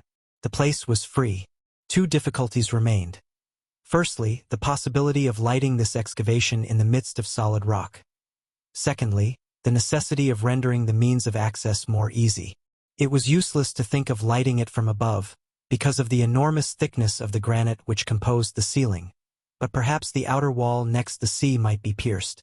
Cyrus Harding, during the descent, had roughly calculated its obliqueness, and consequently the length of the passage, and was therefore led to believe that the outer wall could not be very thick. If light was thus obtained, so would a means of access, for it would be as easy to pierce a door as windows, and to establish an exterior ladder. Harding made known his ideas to his companions. "Then, Captain, let us set to work," replied Pencroft. "I have my pickaxe, and I shall soon make my way through this wall. Where shall I strike?" "Here," replied the engineer, showing the sturdy sailor a considerable recess in the side, which would much diminish the thickness. Pencroft attacked the granite, and for half an hour, by the light of the torches, he made the splinters fly around him.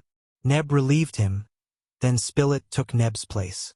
This work had lasted 2 hours, and they began to fear that at this spot the wall would not yield to the pickaxe, when at a last blow given by Gideon Spilett, the instrument, passing through the rock, fell outside. "Hurrah! Hurrah!" cried Pencroft. The wall only measured their 3 feet in thickness. Harding applied his eye to the aperture, which overlooked the ground from a height of 80 feet. Before him was extended the seacoast, the islet, and beyond the open sea. Floods of light entered by this hole, inundating the splendid cavern and producing a magic effect. On its left side it did not measure more than 30 feet in height and breadth, but on the right it was enormous, and its vaulted roof rose to a height of more than 80 feet. In some places granite pillars, irregularly disposed, supported the vaulted roof, as those in the nave of a cathedral, here forming lateral piers, their elliptical arches, adorned with pointed moldings, losing themselves in dark bays, amid the fantastic arches of which glimpses could be caught in the shade, covered with a profusion of projections formed like so many pendants. This cavern was a picturesque mixture of all the styles of Byzantine, Roman, or Gothic architecture ever produced by the hand of man. And yet this was only the work of nature. She alone had hollowed this fairy Alhambra in a mass of granite. The settlers were overwhelmed with admiration. Where they had only expected to find a narrow cavity, they had found a sort of marvelous palace, and Neb had taken off his hat, as if he had been transported into a temple. Cries of admiration issued from every mouth. Hurrahs resounded, and the echo was repeated again and again till it died away in the dark naves. "Ah, my friends," exclaimed Cyrus Harding, "when we have lighted the interior of this place, and have arranged our rooms and storehouses in the left part, we shall still have this splendid cavern, which we will make our study and our museum." "And we will call it?" asked Herbert. "Granite House," replied Harding, a name which his companions again saluted with a cheer.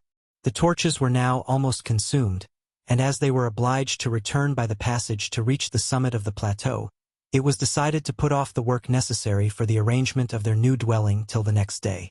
Before departing, Cyrus Harding leaned once more over the dark well, which descended perpendicularly to the level of the sea.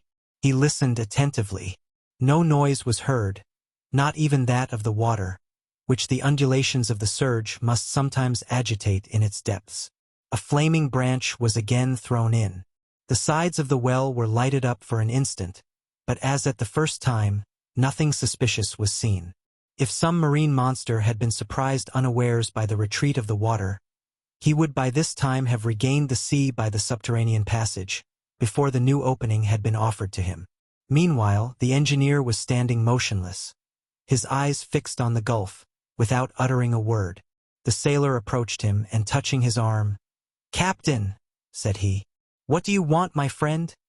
asked the engineer, as if he had returned from the land of dreams.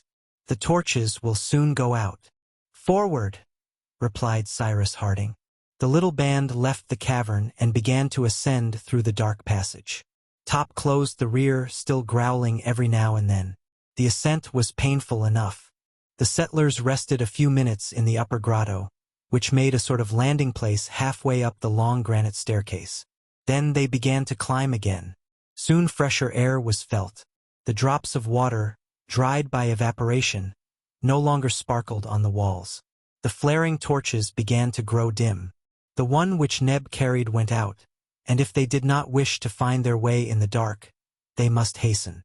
This was done, and a little before 4 o'clock, at the moment when the sailor's torch went out in its turn, Cyrus Harding and his companions passed out of the passage. Chapter 19. The next day, the 22nd of May, the arrangement of their new dwelling was commenced. In fact, the settlers longed to exchange the insufficient shelter of the chimneys for this large and healthy retreat, in the midst of solid rock, and sheltered from the water both of the sea and sky. Their former dwelling was not, however, to be entirely abandoned, for the engineer intended to make a manufactory of it for important works. Cyrus Harding's first care was to find out the position of the front of Granite House from the outside. He went to the beach, and as the pickaxe when it escaped from the hands of the reporter must have fallen perpendicularly to the foot of the cliff, the finding it would be sufficient to show the place where the hole had been pierced in the granite. The pickaxe was easily found, and the hole could be seen in a perpendicular line above the spot where it was stuck in the sand. Some rock pigeons were already flying in and out of the narrow opening. They evidently thought that Granite House had been discovered on purpose for them. It was the engineer's intention to divide the right portion of the cavern into several rooms, preceded by an entrance passage, and to light it by means of 5 windows and a door, pierced in the front. Pencroft was much pleased with the 5 windows, but he could not understand the use of the door, since the passage offered a natural staircase, through which it would always be easy to enter Granite House. "My friend," replied Harding, "if it is easy for us to reach our dwelling by this passage, it will be equally easy for others besides us. I mean, on the contrary, to block up that opening, to seal it hermetically, and, if it is necessary, to completely hide the entrance by making a dam, and thus causing the water of the lake to rise." "And how shall we get in?" asked the sailor. "By an outside ladder," replied Cyrus Harding. "A rope ladder, which, once drawn up, will render access to our dwelling impossible." "But why so many precautions?" asked Pencroft. "As yet we have seen no dangerous animals. As to our island being inhabited by natives, I don't believe it." "Are you quite sure of that, Pencroft?" asked the engineer, looking at the sailor. "Of course we shall not be quite sure, till we have explored it in every direction," replied Pencroft. "Yes," said Harding, "for we know only a small portion of it as yet. But at any rate, if we have no enemies in the interior, they may come from the exterior, for parts of the Pacific are very dangerous. We must be provided against every contingency. Cyrus Harding spoke wisely, and without making any further objection, Pencroft prepared to execute his orders. The front of Granite House was then to be lighted by 5 windows and a door, besides a large bay window and some smaller oval ones, which would admit plenty of light to enter into the marvelous nave which was to be their chief room. This façade, situated at a height of 80 feet above the ground, was exposed to the east, and the rising sun saluted it with its first rays. It was found to be just at that part of the cliff which was between the projection at the mouth of the Mersey and a perpendicular line traced above the heap of rocks which formed the chimneys. Thus the winds from the northeast would only strike it obliquely, for it was protected by the projection. Besides, until the window frames were made, the engineer meant to close the openings with thick shutters, which would prevent either wind or rain from entering, and which could be concealed in need. The first work was to make the openings. This would have taken too long with the pickaxe alone, and it is known that Harding was an ingenious man. He had still a quantity of nitroglycerin at his disposal, and he employed it usefully. By means of this explosive substance the rock was broken open at the very places chosen by the engineer. Then, with the pickaxe and spade, the windows and doors were properly shaped, the jagged edges were smoothed off, and a few days after the beginning of the work, Granite House was abundantly lighted by the rising sun, whose rays penetrated into its most secret recesses. Following the plan proposed by Cyrus Harding, the space was to be divided into 5 compartments looking out on the sea. To the right, an entry with a door which would meet the latter, then a kitchen 30 feet long, a dining room measuring 40 feet, a sleeping room of equal size, and lastly a visitor's room, petitioned for by Pencroft and which was next to the great hall. These rooms, or rather this suite of rooms, would not occupy all the depth of the cave. There would be also a corridor and a storehouse, in which their tools, provisions, and stores would be kept. All the productions of the island, the flora as well as the fauna, were to be there in the best possible state of preservation, and completely sheltered from the damp. There was no want of space so that each object could be methodically arranged. Besides, the colonists had still at their disposal the little grotto above the great cavern, which was like the garret of the new dwelling. This plan settled, it had only to be put into execution. The miners became brickmakers again. Then the bricks were brought to the foot of Granite House. Till then, Harding and his companions had only entered the cavern by the long passage. This mode of communication obliged them first to climb Prospect Heights, making a detour by the river's bank, and then to descend 200 feet through the passage, having to climb as far when they wished to return to the plateau. This was a great loss of time, and was also very fatiguing. Cyrus Harding, therefore, resolved to proceed without any further delay to the fabrication of a strong rope ladder, which, once raised, would render Granite House completely inaccessible. This ladder was manufactured with extreme care, and its uprights, formed of the twisted fibers of a species of cane, had the strength of a thick cable. As to the rounds, they were made of a sort of red cedar, with light, strong branches, and this apparatus was wrought by the masterly hand of Pencroft. Other ropes were made with vegetable fibers, and a sort of crane with a tackle was fixed at the door. In this way bricks could easily be raised into Granite House. The transport of the materials being thus simplified, the arrangement of the interior could begin immediately. There was no want of lime, and some thousands of bricks were there ready to be used. The framework of the partitions was soon raised, very roughly at first, and in a short time the cave was divided into rooms and storehouses, according to the plan agreed upon. These different works progressed rapidly under the direction of the engineer, who himself handled the hammer and the trowel. No labor came amiss to Cyrus Harding, who thus set an example to his intelligent and zealous companions. They worked with confidence, even gaily, Pencroft always having some joke to crack, sometimes carpenter, sometimes rope maker, sometimes mason, while he communicated his good humor to all the members of their little world. His faith in the engineer was complete. Nothing could disturb it. He believed him capable of undertaking anything and succeeding in everything. The question of boots and clothes, assuredly a serious question. That of light during the winter months, utilizing the fertile parts of the island, transforming the wild flora into cultivated flora, it all appeared easy to him. Cyrus Harding helping, everything would be done in time. He dreamed of canals facilitating the transport of the riches of the ground, workings of quarries and mines, machines for every industrial manufacture, railroads, yes, railroads, of which a network would certainly one day cover Lincoln Island. The engineer let Pencroft talk. He did not put down the aspirations of this brave heart. He knew how communicable confidence is. He even smiled to hear him speak, and said nothing of the uneasiness for the future which he felt. In fact, in that part of the Pacific out of the course of vessels, it was to be feared that no help would ever come to them. It was on themselves alone, that the settlers must depend, for the distance of Lincoln Island from all other land was such, that to hazard themselves in a boat of a necessarily inferior construction would be a serious and perilous thing. But, as the sailor said, they quite took the wind out of the sails of the Robinsons, for whom everything was done by a miracle. In fact, they were energetic. An energetic man will succeed where an indolent one would vegetate and inevitably perish.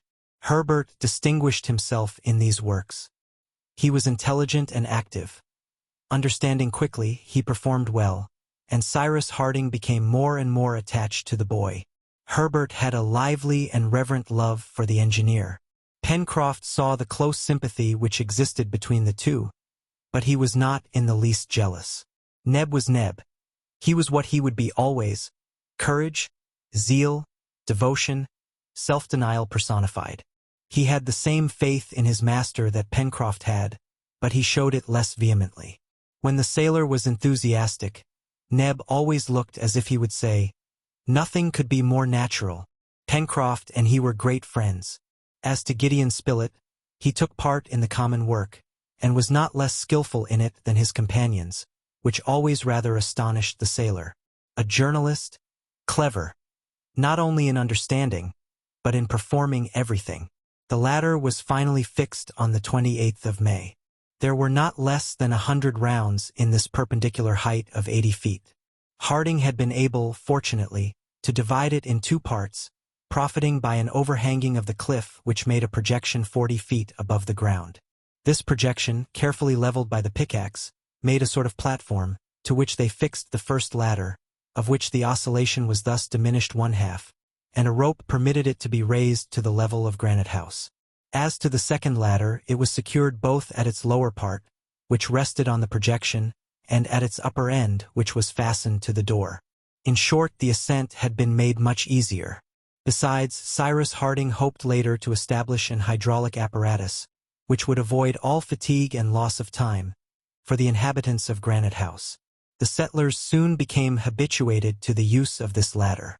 They were light and active, and Pencroft, as a sailor, accustomed to run up the masts and shrouds, was able to give them lessons. But it was also necessary to give them to Top. The poor dog, with his 4 paws, was not formed for this sort of exercise. But Pencroft was such a zealous master, that Top ended by properly performing his ascents, and soon mounted the ladder as readily as his brethren in the circus. It need not be said that the sailor was proud of his pupil. However, more than once Pencroft hoisted him on his back, which Top never complained of. It must be mentioned here that during these works, which were actively conducted, for the bad season was approaching, the alimentary question was not neglected. Every day the reporter and Herbert, who had been voted purveyors to the colony, devoted some hours to the chase. As yet, they only hunted in Jacamar Wood on the left of the river, because, for want of a bridge or boat, the Mercy had not yet been crossed. All the immense woods, to which the name of the forests of the far west had been given, were not explored. They reserved this important excursion for the first fine days of the next spring. But Jacamar Wood was full of game. Kangaroos and boars abounded, and the hunters' iron-tipped spears and bows and arrows did wonders. Besides, Herbert discovered towards the southwest point of the lagoon a natural warren, a slightly damp meadow, covered with willows and aromatic herbs which scented the air, such as thyme, basil, savory, all the sweet-scented species of the labiated plants, which the rabbits appeared to be particularly fond of. On the reporter observing that since the table was spread for the rabbits, it was strange that the rabbits themselves should be wanting, the 2 sportsmen carefully explored the warren. At any rate, it produced an abundance of useful plants, and a naturalist would have had a good opportunity of studying many specimens of the vegetable kingdom. Herbert gathered several shoots of the basil, rosemary, balm, betony, etc., which possess different medicinal properties, some pectoral, astringent, febrifuge, others antispasmodic or anti-rheumatic. When, afterwards, Pencroft asked the use of this collection of herbs. "For medicine," replied the lad, "to treat us when we are ill." "Why should we be ill, since there are no doctors in the island?" asked Pencroft quite seriously. There was no reply to be made to that, but the lad went on with his collection all the same, and it was well received at Granite House. Besides these medicinal herbs, he added a plant known in North America as Oswego tea, which made an excellent beverage. At last, by searching thoroughly, the hunters arrived at the real site of the warren. There the ground was perforated like a sieve. "Here are the burrows," cried Herbert. "Yes," replied the reporter, "so I see. But are they inhabited? That is the question." This was soon answered. Almost immediately, hundreds of little animals, similar to rabbits, fled in every direction, with such rapidity that even Top could not overtake them. Hunters and dog ran in vain. These rodents escaped them easily. But the reporter resolved not to leave the place until he had captured at least half a dozen of the quadrupeds. He wished to stock their larder first, and domesticate those which they might take later. It would not have been difficult to do this, with a few snares stretched at the openings of the burrows. But at this moment they had neither snares, nor anything to make them of. They must, therefore, be satisfied with visiting each hole, and rummaging in it with a stick, hoping by dint of patience to do what could not be done in any other way. At last, after half an hour, 4 rodents were taken in their holes. They were similar to their European brethren, and are commonly known by the name of American rabbits. This produce of the chase was brought back to Granite House, and figured at the evening repast. The tenants of the warren were not at all to be despised, for they were delicious. It was a valuable resource of the colony, and it appeared to be inexhaustible. On the 31st of May the partitions were finished. The rooms had now only to be furnished, and this would be work for the long winter days. A chimney was established in the first room, which served as a kitchen. The pipe destined to conduct the smoke outside gave some trouble to these amateur bricklayers. It appeared simplest to Harding to make it of brick clay, as creating an outlet for it to the upper plateau was not to be thought of. A hole was pierced in the granite above the window of the kitchen, and the pipe met it like that of an iron stove. Perhaps the winds which blew directly against the facade would make the chimney smoke.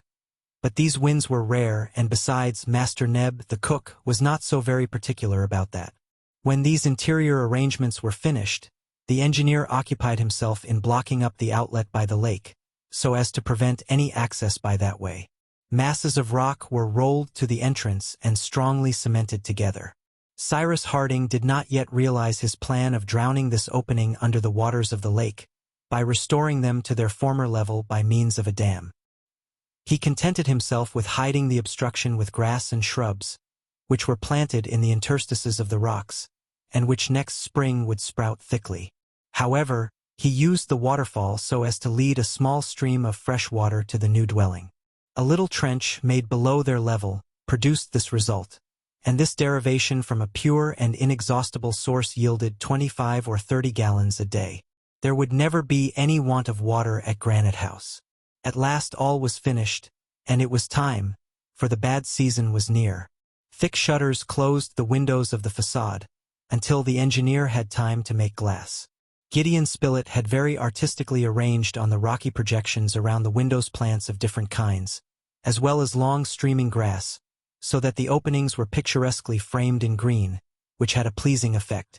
The inhabitants of this solid, healthy, and secure dwelling could not but be charmed with their work. The view from the windows extended over a boundless horizon, which was closed by the 2 Mandible Capes on the north, and Claw Cape on the south. All Union Bay was spread before them. Yes, our brave settlers had reason to be satisfied, and Pencroft was lavish in his praise of what he humorously called his apartments on the 5th floor above the ground. Chapter 20. The winter season set in with the month of June, which corresponds with the month of December in the Northern Hemisphere. It began with showers and squalls, which succeeded each other without intermission. The tenants of Granite House could appreciate the advantages of a dwelling which sheltered them from the inclement weather. The chimneys would have been quite insufficient to protect them against the rigor of winter, and it was to be feared that the high tides would make another eruption. Cyrus Harding had taken precautions against this contingency, so as to preserve as much as possible the forge and furnace which were established there. During the whole of the month of June, the time was employed in different occupations, which excluded neither hunting nor fishing, the larder being, therefore, abundantly supplied. Pencroft, so soon as he had leisure, proposed to set some traps, from which he expected great results. He soon made some snares with creepers, by the aid of which the warren henceforth every day furnished its quota of rodents. Neb employed nearly all his time in salting or smoking meat, which ensured their always having plenty of provisions. The question of clothes was now seriously discussed, the settlers having no other garments than those they wore when the balloon threw them on the island. These clothes were warm and good. They had taken great care of them as well as of their linen, and they were perfectly whole, but they would soon need to be replaced. Moreover, if the winter was severe, the settlers would suffer greatly from cold. On this subject the ingenuity of Harding was at fault.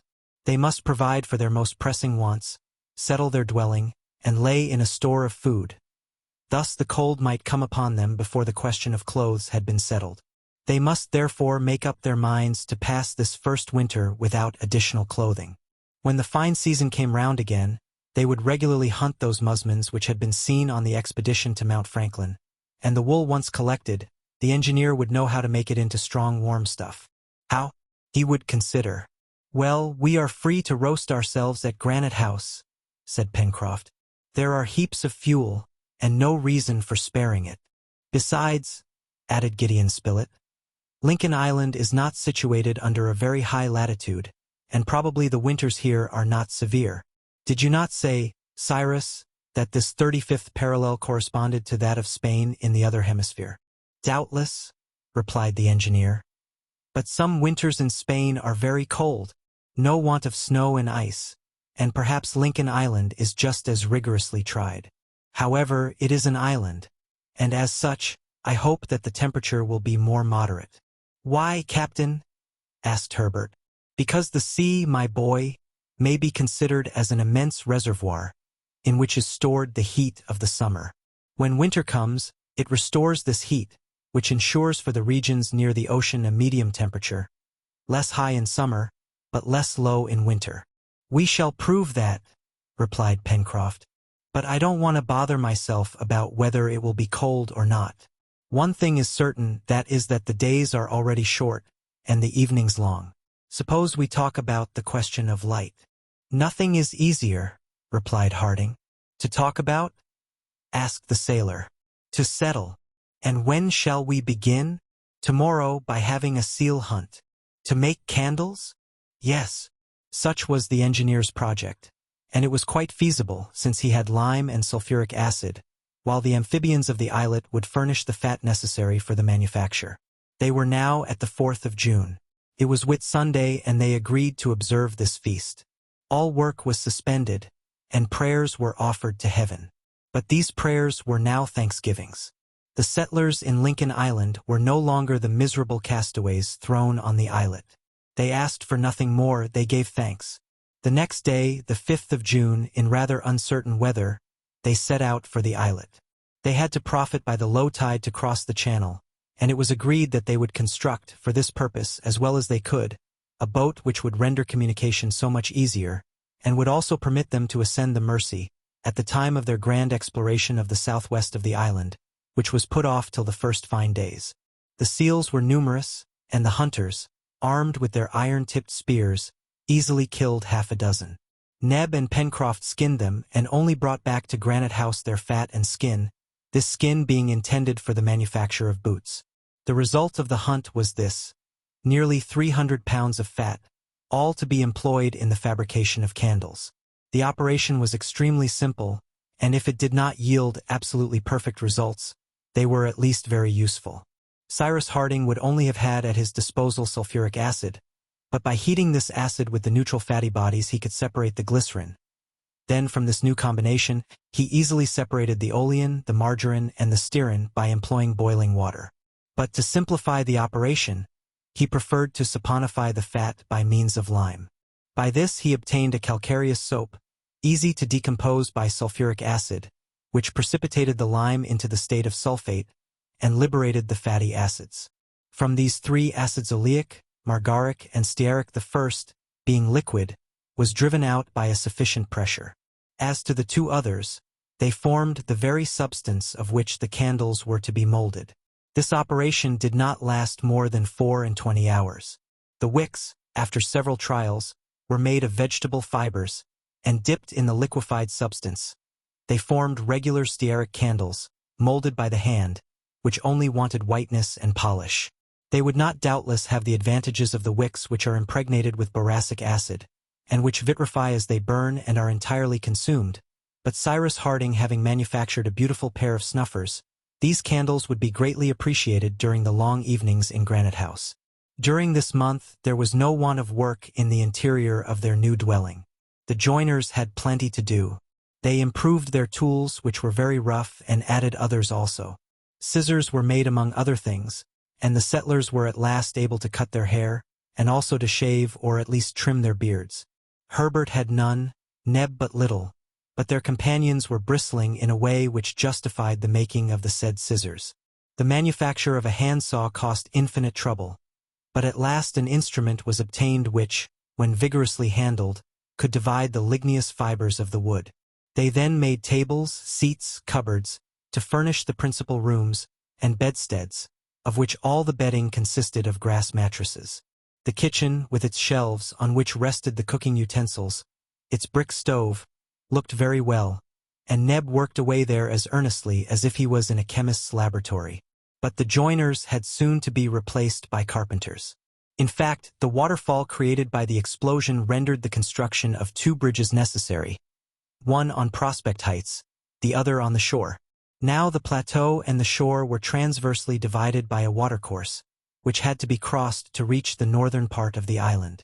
To avoid it, the colonists had been obliged to make a considerable detour by climbing up to the source of the Red Creek. The simplest thing was to establish on the plateau, and on the shore, two bridges from 20 to 25 feet in length. All the carpenter's work that was needed was to clear some trees of their branches.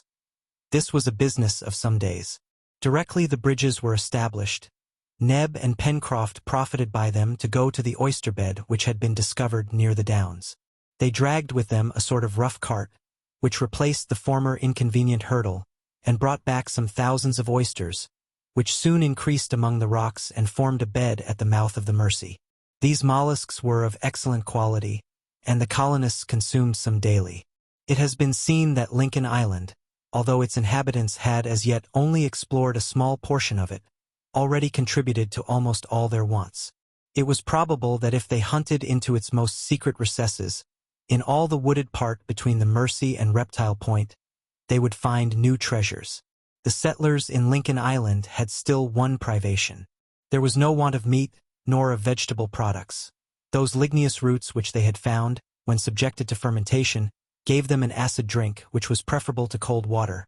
They also made sugar without canes or beetroots, by collecting the liquor which distills from the Acer sassarinum, a son of maple tree, which flourishes in all the temperate zones, and of which the island possessed a great number. They made a very agreeable tea by employing the herbs brought from the warren. Lastly, they had an abundance of salt, the only mineral which is used in food. But bread was wanting. Perhaps in time the settlers could replace this want by some equivalent. It was possible that they might find the sago or the breadfruit tree among the forests of the south, but they had not as yet met with these precious trees. However, Providence came directly to their aid, in an infinitesimal proportion it is true, but Cyrus Harding, with all his intelligence, all his ingenuity, would never have been able to produce that which, by the greatest chance, Herbert one day found in the lining of his waistcoat, which he was occupied in setting to rights. On this day, as it was raining in torrents, the settlers were assembled in the great hall in Granite House, when the lad cried out all at once, "Look here, Captain, a grain of corn!" And he showed his companions a grain, a single grain, which from a hole in his pocket had got into the lining of his waistcoat. The presence of this grain was explained by the fact that Herbert, when at Richmond, used to feed some pigeons, of which Pencroft had made him a present. "A grain of corn?" said the engineer quickly. "Yes, Captain. But one, only one." "Well, my boy," said Pencroft, laughing, "we're getting on capitally, upon my word. What shall we make with 1 grain of corn?" "We will make bread of it," replied Cyrus Harding. "Bread, cakes, tarts," replied the sailor. "Come, the bread that this grain of corn will make won't choke us very soon." Herbert, not attaching much importance to his discovery, was going to throw away the grain in question. But Harding took it, examined it, found that it was in good condition, and looking the sailor full in the face, "Pencroft," he asked quietly, "do you know how many ears 1 grain of corn can produce?" "1, I suppose," replied the sailor, surprised at the question. "10, Pencroft. And do you know how many grains 1 ear bears?" "No, upon my word." "About 80, said Cyrus Harding. "Then, if we plant this grain, at the first crop we shall reap 800 grains, which at the second will produce 640,000. At the third, 512 millions. At the fourth, more than 400,000 of millions. There is the proportion." Harding's companions listened without answering. These numbers astonished them. They were exact, however. "Yes, my friends," continued the engineer, "such are the arithmetical progressions of prolific nature. And yet what is this multiplication of the grain of corn, of which the ear only bears 800 grains, compared to the poppy plant, which bears 32,000 seeds, to the tobacco plant, which produces 360,000. In a few years, without the numerous causes of destruction, which arrests their fecundity, these plants would overrun the earth." But the engineer had not finished his lecture. "And now, Pencroft," he continued, "do you know how many bushels 400,000 millions of grains would make?" "No," replied the sailor. "But what I do know is that I am nothing better than a fool." "Well, they would make more than 3 millions at 130,000 a bushel, Pencroft." 3 millions, cried Pencroft. 3 millions. In 4 years. In 4 years, replied Cyrus Harding. And even in 2 years, if, as I hope, in this latitude we can obtain 2 crops a year. At that, according to his usual custom, Pencroft could not reply otherwise than by a tremendous hurrah. "So, Herbert," added the engineer, "you have made a discovery of great importance to us. Everything, my friends, everything can serve us in the condition in which we are. Do not forget that, I beg of you." "No, Captain, no, we shan't forget it," replied Pencroft. "And if ever I find one of those tobacco seeds, which multiply by 360,000, I assure you I won't throw it away. And now, what must we do?" "We must plant this grain," replied Herbert. "Yes," added Gideon Spilett, "and with every possible care, for it bears in itself our future harvests." "Provided it grows," cried the sailor. "It will grow," replied Cyrus Harding. This was the 20th of June. The time was then propitious for sowing this single precious grain of corn. It was first proposed to plant it in a pot, but upon reflection it was decided to leave it to nature and confide it to the earth. This was done that very day, and it is needless to add that every precaution was taken that the experiment might succeed. The weather having cleared, the settlers climbed the height above Granite House. There, on the plateau, they chose a spot, well sheltered from the wind, and exposed to all the heat of the midday sun. The place was cleared, carefully weeded, and searched for insects and worms. Then a bed of good earth, improved with a little lime, was made. It was surrounded by a railing, and the grain was buried in the damp earth. Did it not seem as if the settlers were laying the first stone of some edifice? It recalled to Pencroft the day on which he lighted his only match, and all the anxiety of the operation. But this time the thing was more serious. In fact, the castaways would have been always able to procure fire, in some mode or other, but no human power could supply another grain of corn, if unfortunately this should be lost. Chapter 21. From this time Pencroft did not let a single day pass without going to visit what he gravely called his cornfield. And woe to the insects which dared to venture there. No mercy was shown them. Towards the end of the month of June, after incessant rain, the weather became decidedly colder, and on the 29th a Fahrenheit thermometer would certainly have announced only 20 degrees above zero, that is considerably below the freezing point.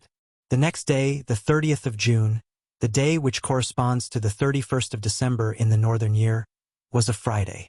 Neb remarked that the year finished on a bad day, but Pencroft replied that naturally the next would begin on a good one, which was better. At any rate, it commenced by very severe cold. Ice accumulated at the mouth of the Mersey, and it was not long before the whole expanse of the lake was frozen. The settlers had frequently been obliged to renew their store of wood. Pencroft also had wisely not waited till the river was frozen, but had brought enormous rafts of wood to their destination. The current was an indefatigable moving power, and it was employed in conveying the floating wood to the moment when the frost enchained it. To the fuel which was so abundantly supplied by the forest, they added several cartloads of coal, which had to be brought from the foot of the spurs of Mount Franklin. The powerful heat of the coal was greatly appreciated in the low temperature, which on the 4th of July fell to 8 degrees of Fahrenheit, that is, 13 degrees below zero. A second fireplace had been established in the dining room, where they all worked together at their different avocations. During this period of cold, Cyrus Harding had great cause to congratulate himself on having brought to Granite House the little stream of water from Lake Grant. Taken below the frozen surface and conducted through the passage, it preserved its fluidity, and arrived at an interior reservoir which had been hollowed out at the back part of the storeroom, while the overflow ran through the well to the sea. About this time, the weather being extremely dry, the colonists, clothed as warmly as possible, resolved to devote a day to the exploration of that part of the island between the Mersey and Claw Cape. It was a wide extent of marshy land, and they would probably find good sport, for water birds ought to swarm there. They reckoned that it would be about 8 or 9 miles to go there, and as much to return, so that the whole of the day would be occupied. As an unknown part of the island was about to be explored, the whole colony took part in the expedition. Accordingly, on the 5th of July at 6 o'clock in the morning, when day had scarcely broken, Cyrus Harding, Gideon Spilett, Herbert, Neb, and Pencroft, armed with spears, snares, bows, and arrows, and provided with provisions, left Granite House, preceded by Top, who bounded before them. Their shortest way was to cross the Mersey on the ice, which then covered it. But, as the engineer justly observed, that could not take the place of a regular bridge, so the construction of a regular bridge was noted in the list of future works. It was the first time that the settlers had set foot on the right bank of the Mersey, and ventured into the midst of those gigantic and superb coniferae now sprinkled over with snow. But they had not gone half a mile when from a thicket a whole family of quadrupeds, who had made a home there, disturbed by Top, rushed forth into the open country. "Ah, I should say those are foxes," cried Herbert, when he saw the troop rapidly decamping. They were foxes, but of a very large size, who uttered a sort of barking, at which Top seemed to be very much astonished, for he stopped short in the chase, and gave the swift animals time to disappear. The dog had reason to be surprised, as he did not know natural history. But, by their barking, these foxes, with reddish-gray hair, black tails terminating in a white tuft, had betrayed their origin. So Herbert was able, without hesitating, to give them their real name of Arctic foxes. They are frequently met with in Chile, in the Falkland Islands, and in all parts of America traversed by the 30th and 40th parallels.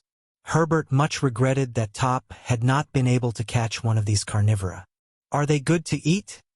asked Pencroft, who only regarded the representatives of the fauna in the island from one special point of view. "No," replied Herbert, "but zoologists have not yet found out if the eye of these foxes is diurnal or nocturnal, or whether it is correct to class them in the genus dog, properly so called." Harding could not help smiling on hearing the lad's reflection, which showed a thoughtful mind. As to the sailor, from the moment when he found that the foxes were not classed in the genus eatable, they were nothing to him. However, when a poultry yard was established at Granite House, he observed that it would be best to take some precautions against a probable visit from these four-legged plunderers, and no one disputed this. After having turned the point, the settlers saw a long beach washed by the open sea. It was then 8 o'clock in the morning. The sky was very clear, as it often is after prolonged cold. But warmed by their walk, Neither Harding nor his companions felt the sharpness of the atmosphere too severely. Besides, there was no wind, which made it much more bearable. A brilliant sun, but without any calorific action, was just issuing from the ocean. The sea was as tranquil and blue as that of a Mediterranean gulf, when the sky is clear. Claw Cape, bent in the form of a yataghan, tapered away nearly 4 miles to the southeast. To the left, the edge of the marsh was abruptly ended by a little point.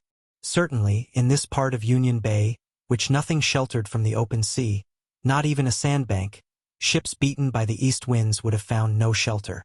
They perceived by the tranquility of the sea, in which no shallows troubled the waters, by its uniform color, which was stained by no yellow shades, by the absence of even a reef, that the coast was steep and that the ocean there covered a deep abyss. Behind in the west, but at a distance of 4 miles, rose the first trees of the forests of the far west. They might have believed themselves to be on the desolate coast of some island in the Antarctic regions which the ice had invaded. The colonists halted at this place for breakfast.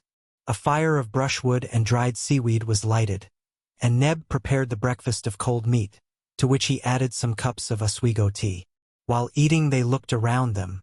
This part of Lincoln Island was very sterile, and contrasted with all the western part.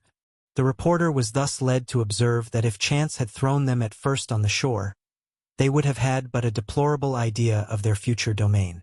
"I believe that we should not have been able to reach it," replied the engineer. "For the sea is deep, and there is not a rock on which we could have taken refuge. Before Granite House, at least, there were sandbanks and islet which multiplied our chances of safety. Here, nothing but the depths." "It is singular enough," remarked Spilett, "that this comparatively small island should present such varied ground. This diversity of aspect, logically, only belongs to continents of a certain extent. One would really say that the western part of Lincoln Island, so rich and so fertile, is washed by the warm waters of the Gulf of Mexico, and that its shores to the north and the southeast extend over a sort of Arctic Sea." "You are right, my dear Spilett," replied Cyrus Harding. "I have also observed this. I think the form and also the nature of this island strange. It is a summary of all the aspects which a continent presents, and I should not be surprised if it was a continent formerly." "What? A continent in the middle of the Pacific?" cried Pencroft. "Why not?" replied Cyrus Harding. "Why should not Australia, New Ireland, Australasia, united to the archipelagos of the Pacific, have once formed a sixth part of the world, as important as Europe or Asia, as Africa or the 2 Americas?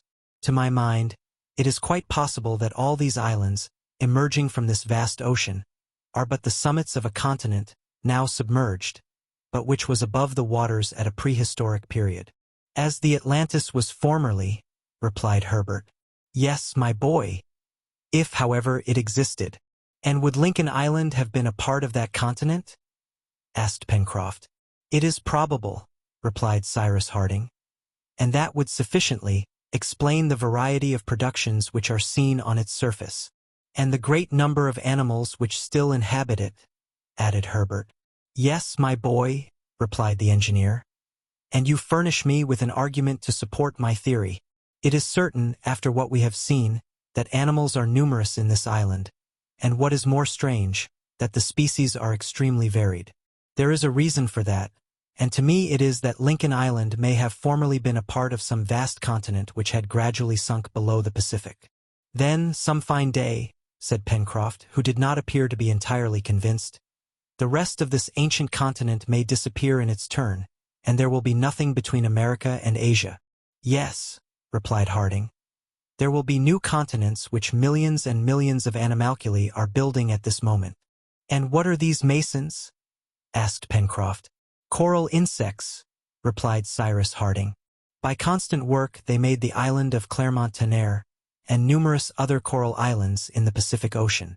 47 millions of these insects are needed to weigh a grain, and yet, with the sea salt they absorb, the solid elements of water which they assimilate, these animalculae produce limestone, and this limestone forms enormous submarine erections, of which the hardness and solidity equal granite. Formerly, at the first periods of creation, nature employing fire heaved up the land, but now she entrusts to these microscopic creatures the task of replacing this agent, of which the dynamic power in the interior of the globe has evidently diminished, which is proved by the number of volcanoes on the surface of the Earth, now actually extinct. And I believe that centuries succeeding to centuries, and insects to insects, this Pacific may one day be changed into a vast continent, which new generations will inhabit and civilize in their turn. That will take a long time, said Pencroft. Nature has time for it, replied the engineer. But what would be the use of new continents? Asked Herbert. It appears to me that the present extent of habitable countries is sufficient for humanity. Yet nature does nothing uselessly. Nothing uselessly, certainly, replied the engineer. But this is how the necessity of new continents for the future, and exactly on the tropical zone occupied by the Coral Islands, may be explained. At least to me this explanation appears plausible. We are listening, Captain, said Herbert. This is my idea. Philosophers generally admit that someday our globe will end, or rather that animal and vegetable life will no longer be possible, because of the intense cold to which it will be subjected. What they are not agreed upon is the cause of this cold. Some think that it will arise from the falling of the temperature, which the sun will experience after millions of years. Others, from the gradual extinction of the fires in the interior of our globe, which have a greater influence on it than is generally supposed. I hold to this last hypothesis, grounding it on the fact that the moon is really a cold star, which is no longer habitable, although the sun continues to throw on its surface the same amount of heat. If, then, the moon has become cold, it is because the interior fires to which, as do all the stars of the stellar world, it owes its origin are completely extinct. Lastly, whatever may be the cause, our globe will become cold someday, but this cold will only operate gradually. What will happen, then? The temperate zones, at a more or less distant period, will not be more habitable than the polar regions now are. Then the population of men, as well as the animals, will flow towards the latitudes which are more directly under the solar influence. An immense emigration will take place. Europe, Central Asia, North America will gradually be abandoned, as well as Australasia and the lower parts of South America. The vegetation will follow the human emigration. The flora will retreat towards the equator at the same time as the fauna. The central parts of South America and Africa will be the continents chiefly inhabited. The Laplanders and the Samoids will find the climate of the polar regions on the shores of the Mediterranean. Who can say that at this period, the equatorial regions will not be too small to contain and nourish terrestrial humanity? Now, may not provident nature, so as to give refuge to all the vegetable and animal emigration, be at present laying the foundation of a new continent under the equator, and may she not have entrusted these insects with the construction of it? I have often thought of all these things, my friends, and I seriously believe that the aspect of our globe will someday be completely changed, that by the raising of new continents the sea will cover the old, and that, in future ages, a Columbus will go to discover the islands of Chimborazo, of the Himalayas, or of Mont Blanc, remains of a submerged America, Asia, and Europe. Then these new continents will become, in their turn, uninhabitable. Heat will die away, as does the heat from a body when the soul has left it, and life will disappear from the globe, if not forever, at least for a period. Perhaps then our spheroid will rest, will be left to death, to revive someday under superior conditions. But all that, my friends, is the secret of the author of all things, and beginning by the work of the insects, I have perhaps let myself be carried too far in investigating the secrets of the future. My dear Cyrus, replied Spilett, these theories are prophecies to me, and they will be accomplished some day. That is the secret of God, said the engineer. All that is well and good, then said Pencroft, who had listened with all his might. But will you tell me, Captain, if Lincoln Island has been made by your insects? No, replied Harding. It is of a purely volcanic origin. Then it will disappear some day? That is probable. I hope we won't be here then. No, don't be uneasy, Pencroft. We shall not be here then, as we have no wish to die here and hope to get away some time. In the meantime, replied Gideon Spilett, let us establish ourselves here as if forever. There is no use in doing things by halves. This ended the conversation. Breakfast was finished, the exploration was continued, and the settlers arrived at the border of the marshy region. It was a marsh of which the extent, to the rounded coast which terminated the island at the southeast, was about 20 square miles. The soil was formed of clayey flint earth, mingled with vegetable matter, such as the remains of rushes, reeds, grass, etc. Here and there beds of grass, thick as a carpet, covered it. In many places icy pools sparkled in the sun.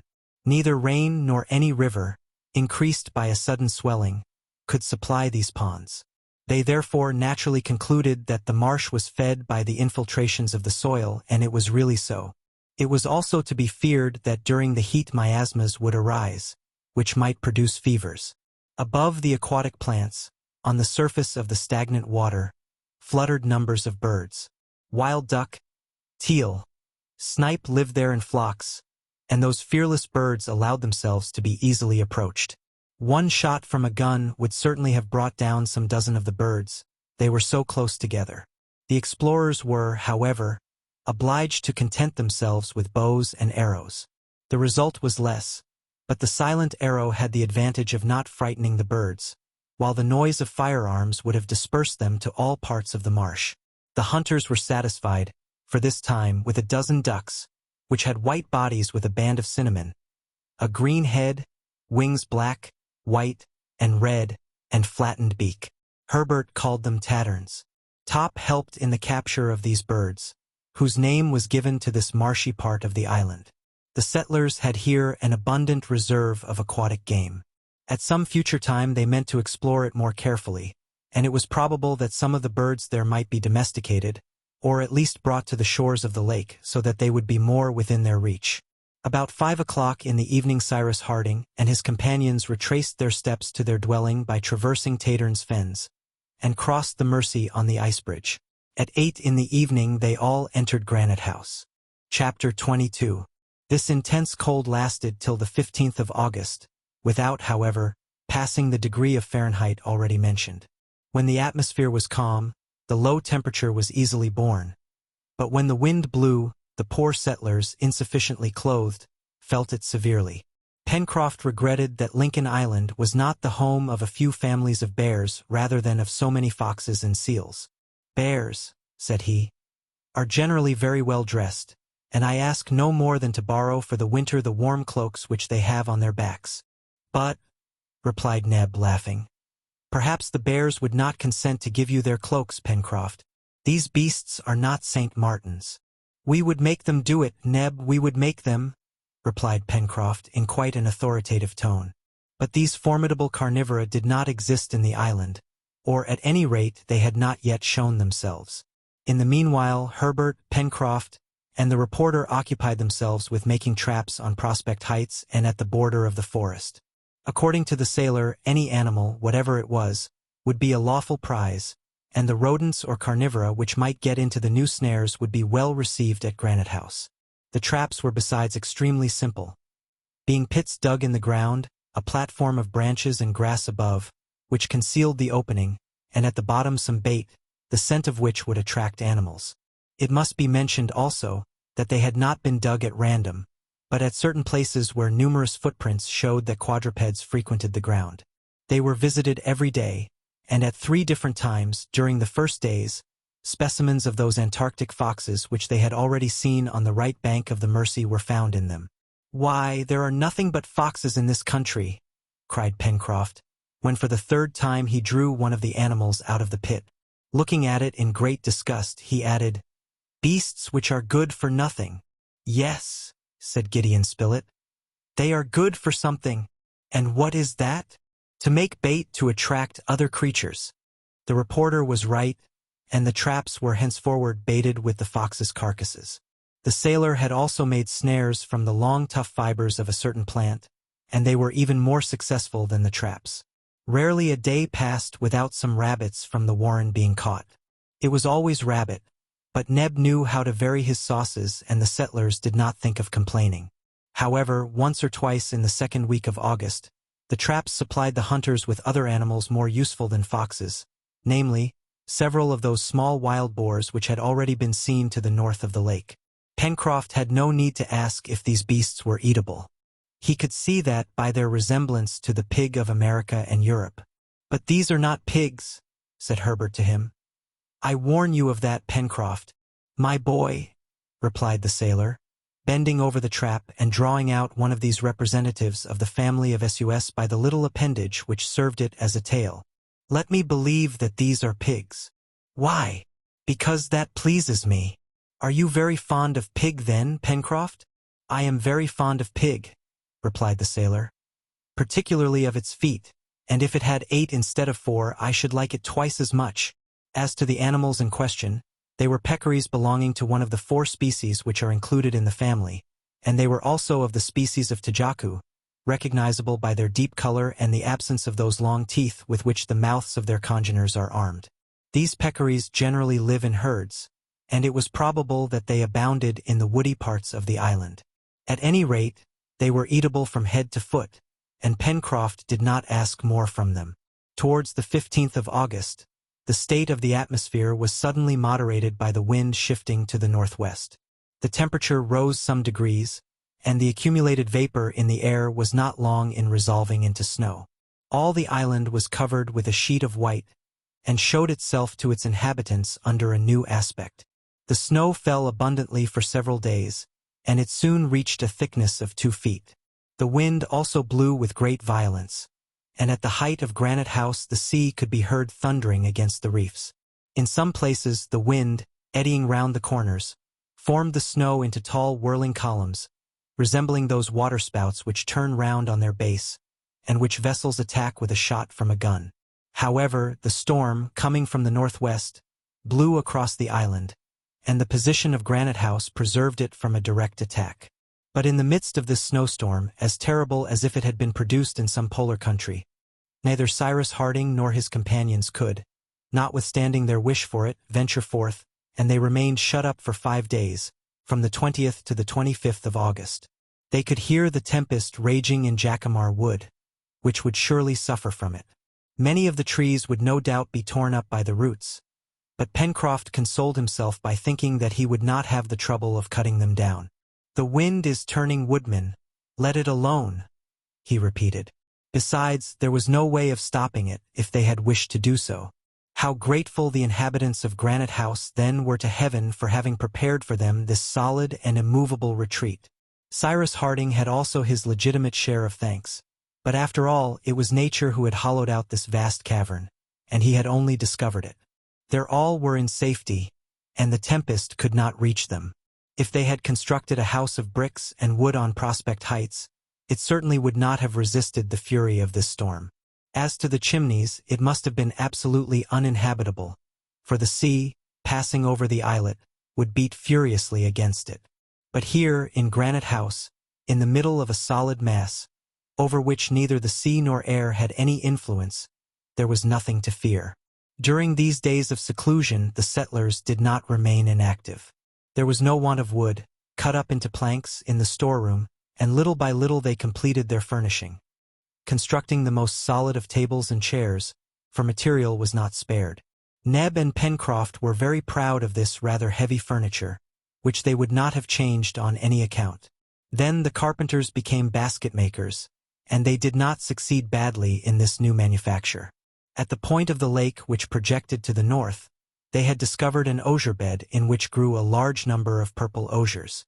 Before the rainy season, Pencroft and Herbert had cut down these useful shrubs, and their branches, well prepared, could now be effectively employed.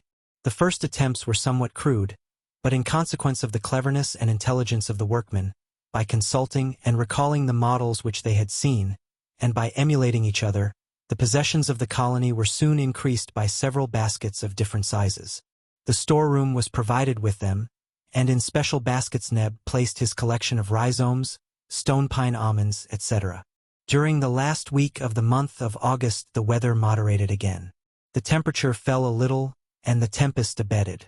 The colonists sallied out directly. There was certainly 2 feet of snow on the shore, but they were able to walk without much difficulty on the hardened surface. Cyrus Harding and his companions climbed Prospect Heights. What a change! The woods, which they had left green, especially in the part at which the firs predominated, had disappeared under a uniform color. All was white from the summit of Mount Franklin to the shore, the forests, the plains, the lake, the river. The waters of the Mersey flowed under a roof of ice, which, at each rising and ebbing of the tide, broke up with loud crashes. Numerous birds fluttered over the frozen surface of the lake. Ducks and snipe, teal and guillemots were assembled in thousands. The rocks among which the cascade flowed were bristling with icicles. One might have said that the water escaped by a monstrous gargoyle, shaped with all the imagination of an artist of the Renaissance. As to the damage caused by the storm in the forest, that could not as yet be ascertained. They would have to wait till the snowy covering was dissipated. Gideon Spilett, Pencroft, and Herbert did not miss this opportunity of going to visit their traps. They did not find them easily, under the snow with which they were covered. They had also to be careful not to fall into one or other of them, which would have been both dangerous and humiliating, to be taken in their own snares. But happily they avoided this unpleasantness, and found their traps perfectly intact. No animal had fallen into them, and yet the footprints in the neighborhood were very numerous, among others, certain very clear marks of claws. Herbert did not hesitate to affirm that some animal of the feline species had passed there, which justified the engineer's opinion that dangerous beasts existed in Lincoln Island. These animals doubtless generally lived in the forests of the far west, but pressed by hunger, they had ventured as far as Prospect Heights. Perhaps they had smelled out the inhabitants of Granite House. "Now, what are these feline creatures?" asked Pencroft. "They are tigers," replied Herbert. "I thought those beasts were only found in hot countries?" "On the new continent," replied the lad. "They are found from Mexico to the pampas of Buenos Aires. Now, as Lincoln Island is nearly under the same latitude as the provinces of La Plata, it is not surprising that tigers are to be met with in it." "Well, we must look out for them," replied Pencroft. However, the snow soon disappeared, quickly dissolving under the influence of the rising temperature. Rain fell, and the sheet of white soon vanished. Notwithstanding the bad weather, the settlers renewed their stores of different things: stone pine almonds, rhizomes, syrup from the maple tree, for the vegetable part, rabbits from the warren, agoutis, and kangaroos for the animal part. This necessitated several excursions into the forest, and they found that a great number of trees had been blown down by the last hurricane. Pencroft and Neb also pushed with the cart as far as the vein of coal, and brought back several tons of fuel. They saw in passing that the pottery kiln had been severely damaged by the wind, at least 6 feet of it having been blown off. At the same time as the coal, the store of wood was renewed at Granite House, and they profited by the current of the Mercy having again become free, to float down several rafts. They could see that the cold period was not ended. A visit was also paid to the Chimneys, and the settlers could not but congratulate themselves on not having been living there during the hurricane. The sea had left unquestionable traces of its ravages. Sweeping over the islet, it had furiously assailed the passages, half filling them with sand, while thick beds of seaweed covered the rocks. While Neb, Herbert, and Pencroft hunted or collected wood, Cyrus Harding and Gideon Spilett busied themselves in putting the Chimneys to rights, and they found the forge and the bellows almost unhurt, protected as they had been from the first by the heaps of sand. The store of fuel had not been made uselessly. The settlers had not done with the rigorous cold. It is known that, in the northern hemisphere, the month of February is principally distinguished by rapid fallings of the temperature. It is the same in the southern hemisphere, and the end of the month of August, which is the February of North America, does not escape this climatic law. About the 25th, after another change from snow to rain, the wind shifted to the southeast, and the cold became suddenly very severe. According to the engineer's calculation, the mercurial column of a Fahrenheit thermometer would not have marked less than 8 degrees below zero, and this intense cold, rendered still more painful by a sharp gale, lasted for several days. The colonists were again shut up in Granite House, and as it was necessary to hermetically seal all the openings of the facade, only leaving a narrow passage for renewing the air, the consumption of candles was considerable. To economize them, the cavern was often only lighted by the blazing hearths, on which fuel was not spared. Several times, one or other of the settlers descended to the beach in the midst of ice which the waves heaped up at each tide, but they soon climbed up again to Granite House, and it was not without pain and difficulty that their hands could hold to the rounds of the ladder. In consequence of the intense cold, their fingers felt as if burned when they touched the rounds. To occupy the leisure hours, which the tenants of Granite House now had at their disposal, Cyrus Harding undertook an operation which could be performed indoors. We know that the settlers had no other sugar at their disposal than the liquid substance which they drew from the maple, by making deep incisions in the tree.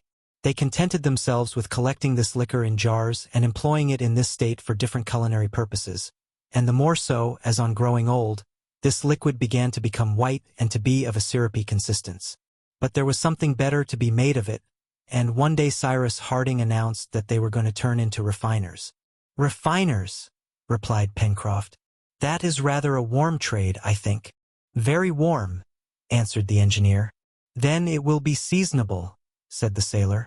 This word refining need not awake in the mind thoughts of an elaborate manufactory with apparatus and numerous workmen. No, to crystallize this liquor, only an extremely easy operation is required. Placed on the fire in large earthen pots, it was simply subjected to evaporation, and soon a scum arose to its surface. As soon as this began to thicken, Neb carefully removed it with a wooden spatula. This accelerated the evaporation, and at the same time prevented it from contracting an empyreumatic flavor. After boiling for several hours on a hot fire, which did as much good to the operators as the substance operated upon, the latter was transformed into a thick syrup. This syrup was poured into clay molds, previously fabricated in the kitchen stove, and to which they had given various shapes. The next day the syrup had become cold, and formed cakes and tablets. This was sugar of rather a reddish color, but nearly transparent and of a delicious taste. The cold continued to the middle of September, and the prisoners in Granite House began to find their captivity rather tedious. Nearly every day they attempted sorties which they could not prolong. They constantly worked at the improvement of their dwelling. They talked while working. Harding instructed his companions in many things, principally explaining to them the practical applications of science. The colonists had no library at their disposal, but the engineer was a book which was always at hand, always open at the page which one wanted, a book which answered all their questions, and which they often consulted. The time thus passed away pleasantly, these brave men not appearing to have any fears for the future. However, all were anxious to see, if not the fine season, at least the cessation of the insupportable cold. If only they had been clothed in a way to meet it, how many excursions they would have attempted, either to the Downs or to Taterns Fens. Game would have been easily approached, and the chase would certainly have been most productive. But Cyrus Harding considered it of importance that no one should injure his health, for he had need of all his hands, and his advice was followed. But it must be said that the one who was most impatient of this imprisonment, after Pencroft perhaps, was Top. The faithful dog found Granite House very narrow. He ran backwards and forwards from one room to another, showing in his way how weary he was of being shut up. Harding often remarked that when he approached the dark well which communicated with the sea, and of which the orifice opened at the back of the storeroom, Top uttered singular growlings. He ran round and round this hole, which had been covered with a wooden lid. Sometimes even he tried to put his paws under the lid, as if he wished to raise it. He then yelped in a peculiar way, which showed at once anger and uneasiness. The engineer observed this maneuver several times. What could there be in this abyss to make such an impression on the intelligent animal? The well led to the sea, that was certain. Could narrow passages spread from it through the foundations of the island? Did some marine monster come from time to breathe at the bottom of this well? The engineer did not know what to think, and could not refrain from dreaming of many strange improbabilities. Accustomed to go far into the regions of scientific reality, he would not allow himself to be drawn into the regions of the strange and almost of the supernatural. But yet how to explain why Top, one of those sensible dogs who never waste their time in barking at the moon, should persist in trying with scent and hearing to fathom this abyss, if there was nothing there to cause his uneasiness? Top's conduct puzzled Cyrus Harding even more than he cared to acknowledge to himself. At all events, the engineer only communicated his impressions to Gideon Spilett, for he thought it useless to explain to his companions the suspicions which arose from what perhaps was only Top's fancy. At last the cold ceased. There had been rain, squalls mingled with snow, hailstorms, gusts of wind, but these inclemencies did not last. The ice melted, the snow disappeared. The shore, the plateau, the banks of the Mersey, the forest, again became practicable. This return of spring delighted the tenants of Granite House, and they soon only passed it in the hours necessary for eating and sleeping. They hunted much in the second part of September, which led Pencroft to again entreat for the firearms, which he asserted had been promised by Cyrus Harding. The latter, knowing well that without special tools it would be nearly impossible for him to manufacture a gun which would be of any use, still drew back and put off the operation to some future time, observing in his usual dry way that Herbert and Spilett had become very skillful archers, so that many sorts of excellent animals, agoutis, kangaroos, capybaras, pigeons, bustards, wild ducks, snipes, in short, game both with fur and feathers, fell victims to their arrows, and that, consequently, they could wait. But the obstinate sailor would listen to nothing of this, and he would give the engineer no peace till he promised to satisfy his desire. Gideon Spilett, however, supported Pencroft. "If, which may be doubted," said he, "the island is inhabited by wild beasts, we must think how to fight with and exterminate them. A time may come when this will be our first duty." But at this period, it was not the question of firearms which occupied Harding, but that of clothes. Those which the settlers wore had passed this winter, but they would not last until next winter. Skins of carnivora or the wool of ruminants must be procured at any price, and since there were plenty of musmons, it was agreed to consult on the means of forming a flock which might be brought up for the use of the colony. An enclosure for the domestic animals, a poultry yard for the birds, in a word to establish a sort of farm in the island. Such were the two important projects for the fine season. In consequence and in view of these future establishments, it became of much importance that they should penetrate into all the yet unknown parts of Lincoln Island, that is to say, through that thick forest which extended on the right bank of the Mersey, from its mouth to the extremity of the Serpentine Peninsula, as well as on the whole of its western side. But this needed settled weather, and a month must pass before this exploration could be profitably undertaken. They therefore waited with some impatience, when an incident occurred which increased the desire the settlers had to visit the whole of their domain. It was the 24th of October. On this day, Pencroft had gone to visit his traps, which he always kept properly baited. In one of them he found 3 animals which would be very welcome for the larder. They were a female peccary and her 2 young ones. Pencroft then returned to Granite House, enchanted with his capture, and, as usual, he made a great show of his game. "Come, we shall have a grand feast, Captain," he exclaimed. "And you too, Mr. Spilett, you will eat some." "I shall be very happy," replied the reporter. "But what is it that I am going to eat?" "Suckling pig." "Oh, indeed, suckling pig, Pencroft? To hear you, I thought that you were bringing back a young partridge stuffed with truffles." "What?" cried Pencroft. "Do you mean to say that you turn up your nose at suckling pig?" "No," replied Gideon Spilett, without showing any enthusiasm, "provided one doesn't eat too much." That's right," returned the sailor, who was not pleased whenever he heard his chase made light of. "You like to make objections. 7 months ago, when we landed on the island, you would have been only too glad to have met with such game." Well," replied the reporter, "man is never perfect nor contented." "Now," said Pencroft, "I hope that Neb will distinguish himself. Look here, these 2 little peccaries are not more than 3 months old. They will be as tender as quails. Come along, Neb, come. I will look after the cooking myself." And the sailor, followed by Neb, entered the kitchen, where they were soon absorbed in their culinary labors. They were allowed to do it in their own way. Neb, therefore, prepared a magnificent repast: the 2 little peccaries, kangaroo soup, a smoked ham, stone pine almonds, Oswego tea. In fact, all the best that they had, but among all the dishes figured in the first rank the savory peccaries. At 5 o'clock dinner was served in the dining room of Granite House. The kangaroo soup was smoking on the table. They found it excellent. To the soup succeeded the peccaries, which Pencroft insisted on carving himself, and of which he served out monstrous portions to each of the guests. These suckling pigs were really delicious, and Pencroft was devouring his share with great gusto, when all at once a cry and an oath escaped him. "What's the matter?" asked Cyrus Harding. "The matter?" "The matter is that I have just broken a tooth," replied the sailor. "What, are there pebbles in your peccaries?" said Gideon Spilett.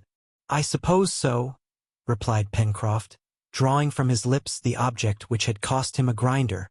It was not a pebble, it was a leaden bullet.